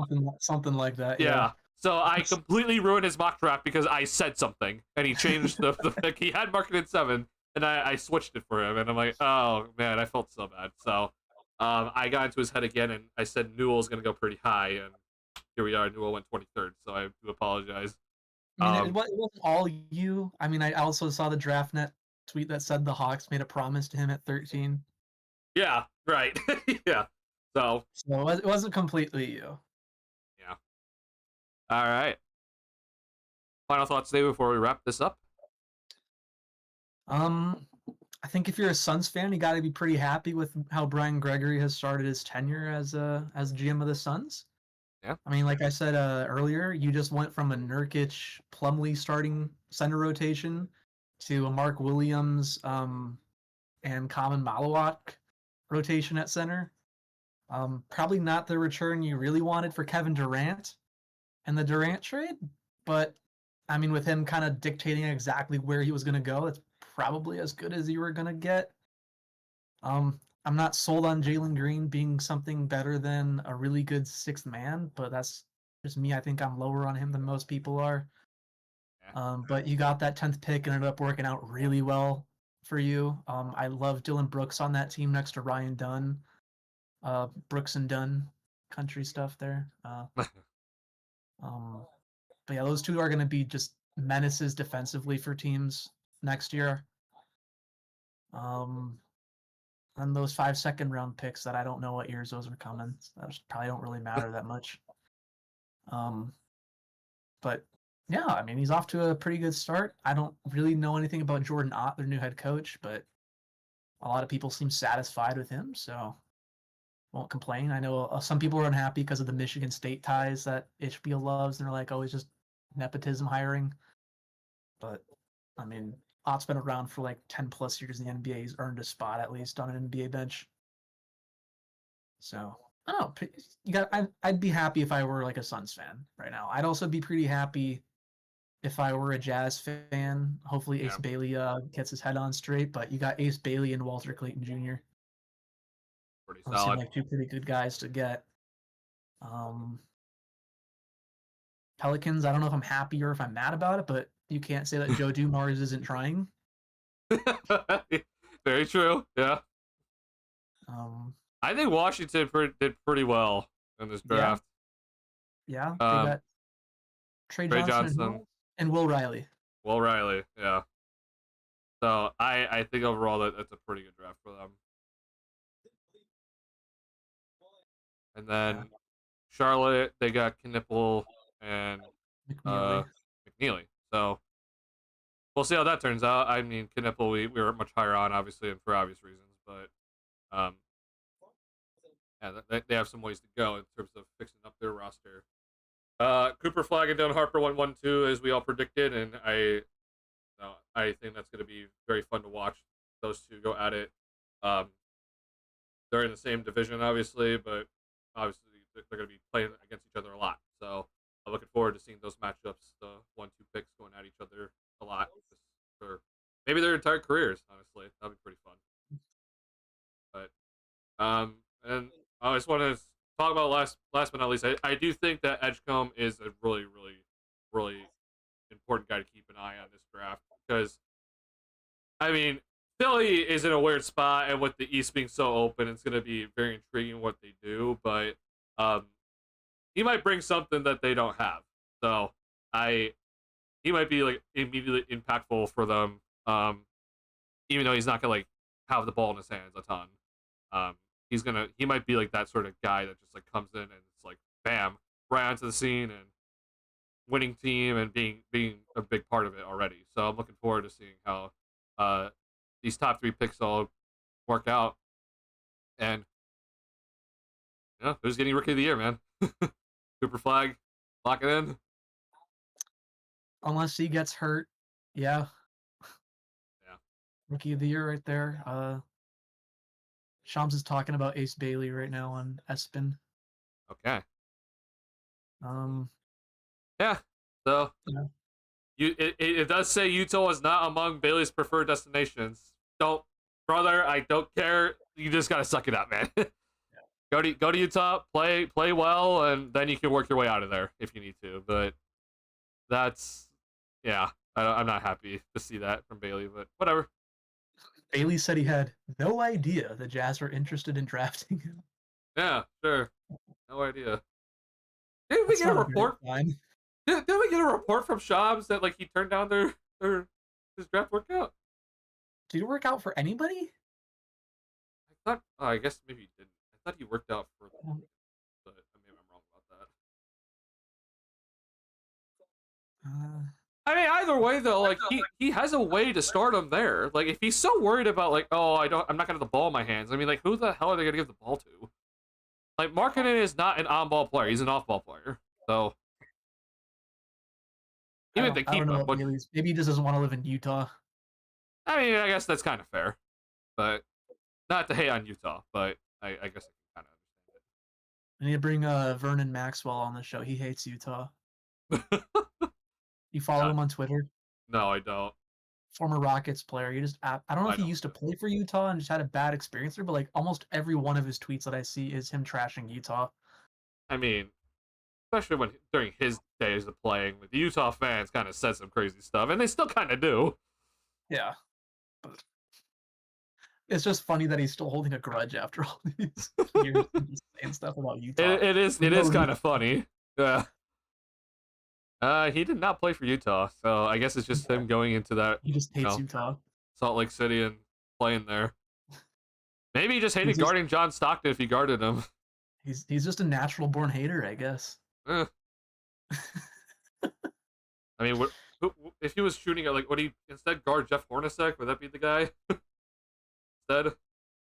Maybe. Yeah, I don't know. Maybe he just hates John Stockton and Jeff Hornacek. I don't know. But yeah, almost every time I see him tweet, it's about how Utah sucks. That's so funny. Like he says stuff all the time, like, "Oh, their fans don't know how to read." Jesus, man. Man, Utah That's fans would be really upset if they could read this tweet. Jesus. That's just God. I wouldn't. He has much more confidence in stay away from any other strays from Utah fans than I do. I feel like that's just crazy to say, especially on a big platform. Like I would never say that. Yeah. All All right. I do think though that is going to officially wrap up the stream here, guys. So, thank you guys so much for tuning into the stream tonight. This was a lot of fun. I hope you guys had a lot of fun. We had over 145 different viewers at certain times check in tonight. So, it's a lot of fun talking to everybody, and thank you for all checking in.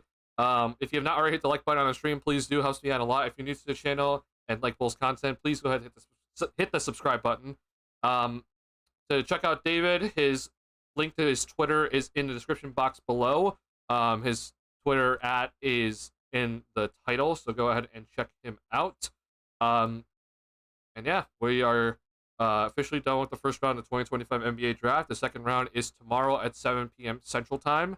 So I know for David, that's going to be 5 p.m. his time, Pacific time. So, Bulls had the 45th overall pick in this upcoming second round. So we'll see what the Bulls do with it. I wouldn't mind a draft and stash. The one thing I said, just don't sell it for money, please. That's all I care about. So, looking forward to the second round tomorrow and seeing if the Bulls make another selection and just overall seeing how the draft's going to go. Closing thoughts? Yeah, follow me on Twitter if you care to. Follow my work at PHNX if you care to. Thank you for having me. For those who don't know, me and Duncan watch the draft every single year together. This is the first time we've done it on YouTube live together. So congratulations to 10 NBA drafts, Duncan, that we've done together. 10 years in a row, man. That's crazy. So thank you to everybody who got to join in on our little tradition every year for joining us. A lot of fun, yo. So looking forward to catching up on all the Senge news and everything here, and expect a video out shortly about this thing. I can't guarantee tomorrow, but soon. I'll just say that. Yeah. All right. All right, y'all. Thank you guys so much. We are going to be ending stream now. Thank you guys so much for all tuning in, and we'll see ya, or I'll see ya next time. All right. Peace out, y'all. Bye.